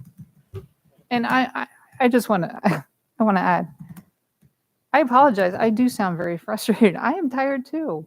And I do. I guess it's the pressure I feel right now. It's a lot of pressure because I do want to solve this. So I apologize. I feel like I've been a little too snappy. Ms. Omasori. Okay, so thank you. I don't think you even need to apologize because I mean we've been sitting here for 12 hours, so your reaction is completely warranted. And this is just purely question because this is something I've wondered, and I don't know if this has something to do with Robert's rules or I've always personally wondered. I don't know how much time this would save us, and perhaps it wouldn't save us a lot of time at all. But like these agenda items at the bottom, which we typically bundle and we typically always vote unanimously on, is it required that it's put at the end of the meeting, like the consent items, the review items? No, it's not. I'm sorry, what? Say that again? These items that we usually do at the end of the Yeah. meeting that we typically bundle, like the consent items, review items, things of that sort. It's not required for it to be at the end of the meeting, right? We could just do that at the beginning. That's correct. We have moved things around on the agenda several times, and it's always a struggle between staff and the public because the public joins us for very specific items, and they're usually the heavier, longer items. But we also have great compassion for our staff, so yeah, it's always a struggle to balance those things. That's why we moved up one of the agenda items today because in consideration of staff. Does that answer your question? Yeah, you said consideration of staff, and I don't know. This might be me being oblivious and ignorant to how things work, but I'm wondering how moving these items that typically we can easily bundle and always unanimously vote on, consent items, review items, how moving that up to the front would mess up stuff with staff because that usually these last few don't take more than 10 minutes to go through. So The point I was making is the more stuff you put in front of the items that the public is tuning into, and many times it's our students that we're carrying late into the night. It's a struggle.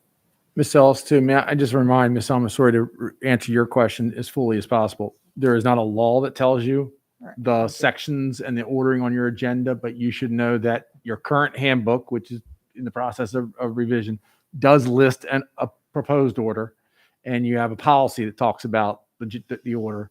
And so keep in mind that other than that recommended and sort of expectation you create, it's all the juggling that Ms. Ellis said. But the other piece is under the Meetings Act, any agenda, and under Robert's rules as well, any agenda that's out there until your meeting starts is still just a proposed agenda. It doesn't become your agenda till you do what you do in section 2 when you vote on it. So the answer to your question is you could move things around anyway, but keep in mind that you have published material that does set some expectations that even right now you've been kind of maneuvering anyway. Yeah, okay, I can understand that.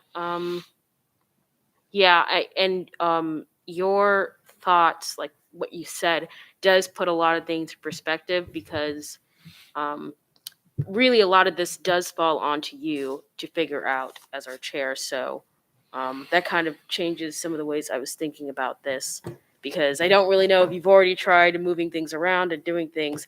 I find it hard to believe that we're here for 10 hours because we all just can't stop talking. I feel like there has to be some sort of other explanation, but maybe that is it. Dr. Arlotto, would you do it?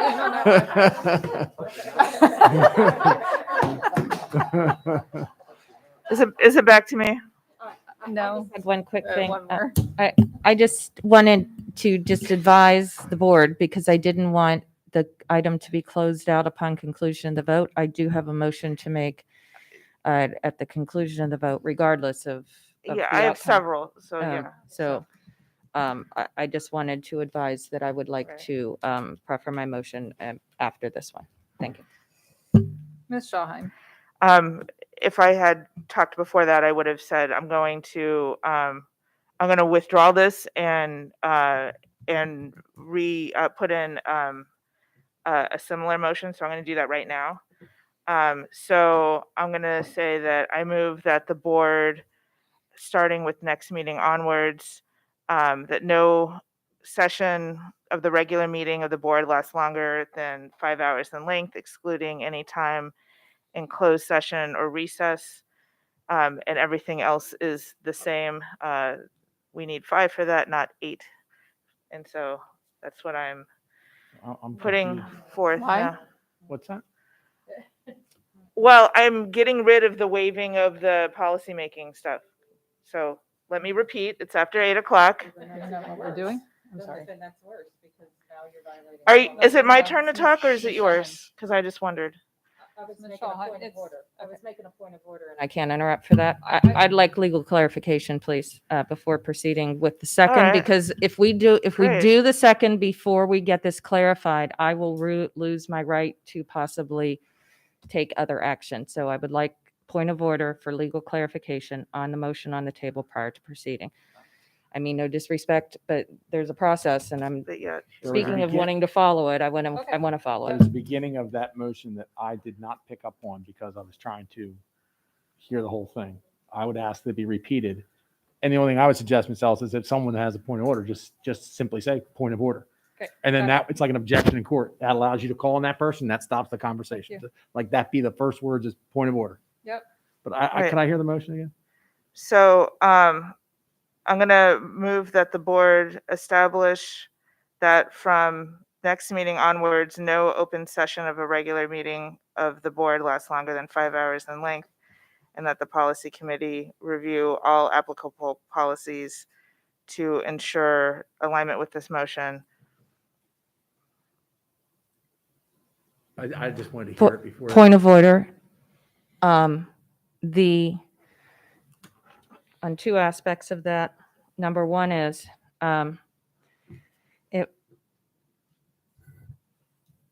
handbook is one place that this belongs, and policy is the other place it belongs. And number two is, and because of that, we are now really talking about deviating from our process. And so the waiver of that was, I believe, appropriate all along. The removal of the waiver, I have legal concern about. And second to that, instructing the policy committee to promulgate alignment with a non-policy and just an action is precluding the board's opportunity to deliberate and promulgate on a policy or policies, as the case may be. And so I don't believe that that is how this is supposed to work. I don't have a bunch of notes because we're working on the fly here, but To me, this is still policymaking, and I don't think Yeah. you can do it absent a unanimous vote. All right, so now it's back to me to finish speaking. God, I hope so. So I've heard a lot of this, and I we have a can withdrawn motion. I can read And the the. motion seconded. Oh, it's gone around and around. So You're good. great. There was Thank a you. there was a motion. Awesome Just sauce. may I step? I There was didn't hear a second. there was a motion made. It Right. was not seconded. There was Correct. a point of order. You received advice of counsel Correct. on the parliamentary piece. So at this point, it's a motion to which a point of order was made, and I'm advising And it's it was well answered. taken. Mm-hmm. So at this point, there is that motion that has been advised against, and there's been no second. So I'm just reminding you where you are in terms of the order of speaking and where this is. This is a motion without a second, and it may not get a second. I'm just Right. reminding you where you are. I assume we're still on that same. That's where you are. Yeah. Ms. Shawheim. Great. All right. Someday I'll get to go home, but obviously not yet. So I want to go back to. Obviously, I can read a room, and my motion and the second one isn't going to get a second. It's going to go down. I get that. I have some comments to make, and I will make them, and then I will make another motion. It's been quite a while. So going back to the whole we shall police ourselves. Well, how's that worked out for us? It's been 3 years. I've been on this board for 3 years now. I've never seen us police ourselves one iota. We cherry pick Robert's rules all the time, and we're here on the regular 12-hour days, well into the early morning hours on the regular. So I would just like to say that this is long overdue. We can be frustrated about it. We can speak passionately about it. I need more than that. I need some action at this point because we don't make good decisions after sitting in these chairs for darn near 12 hours. We don't make good decisions and 11, 12, 1, 2, 3 o'clock in the morning. We just don't. And so, but then to ask us, well, we'll just get better. We'll just do better. I have not seen any evidence of that in the 3 years I've been on this board. And I don't hold any sort of faith that we will indeed do any of that. We're going to continue to do what we've done unless we do something different. So I'm now going to move that we refer this back to the handbook committee to include some parameters around the length of our meetings. And that final draft then be referred back to Darren for his input before it go back before the whole board. A second. Good. So now we have a motion and a second. Good. Can I have a point of information? I had asked after the original motion, the very first one that was made, that upon its conclusion, regardless of its outcome, that I be permitted to make a motion. And so it was withdrawn and a new one was never promulgated. So that one has concluded.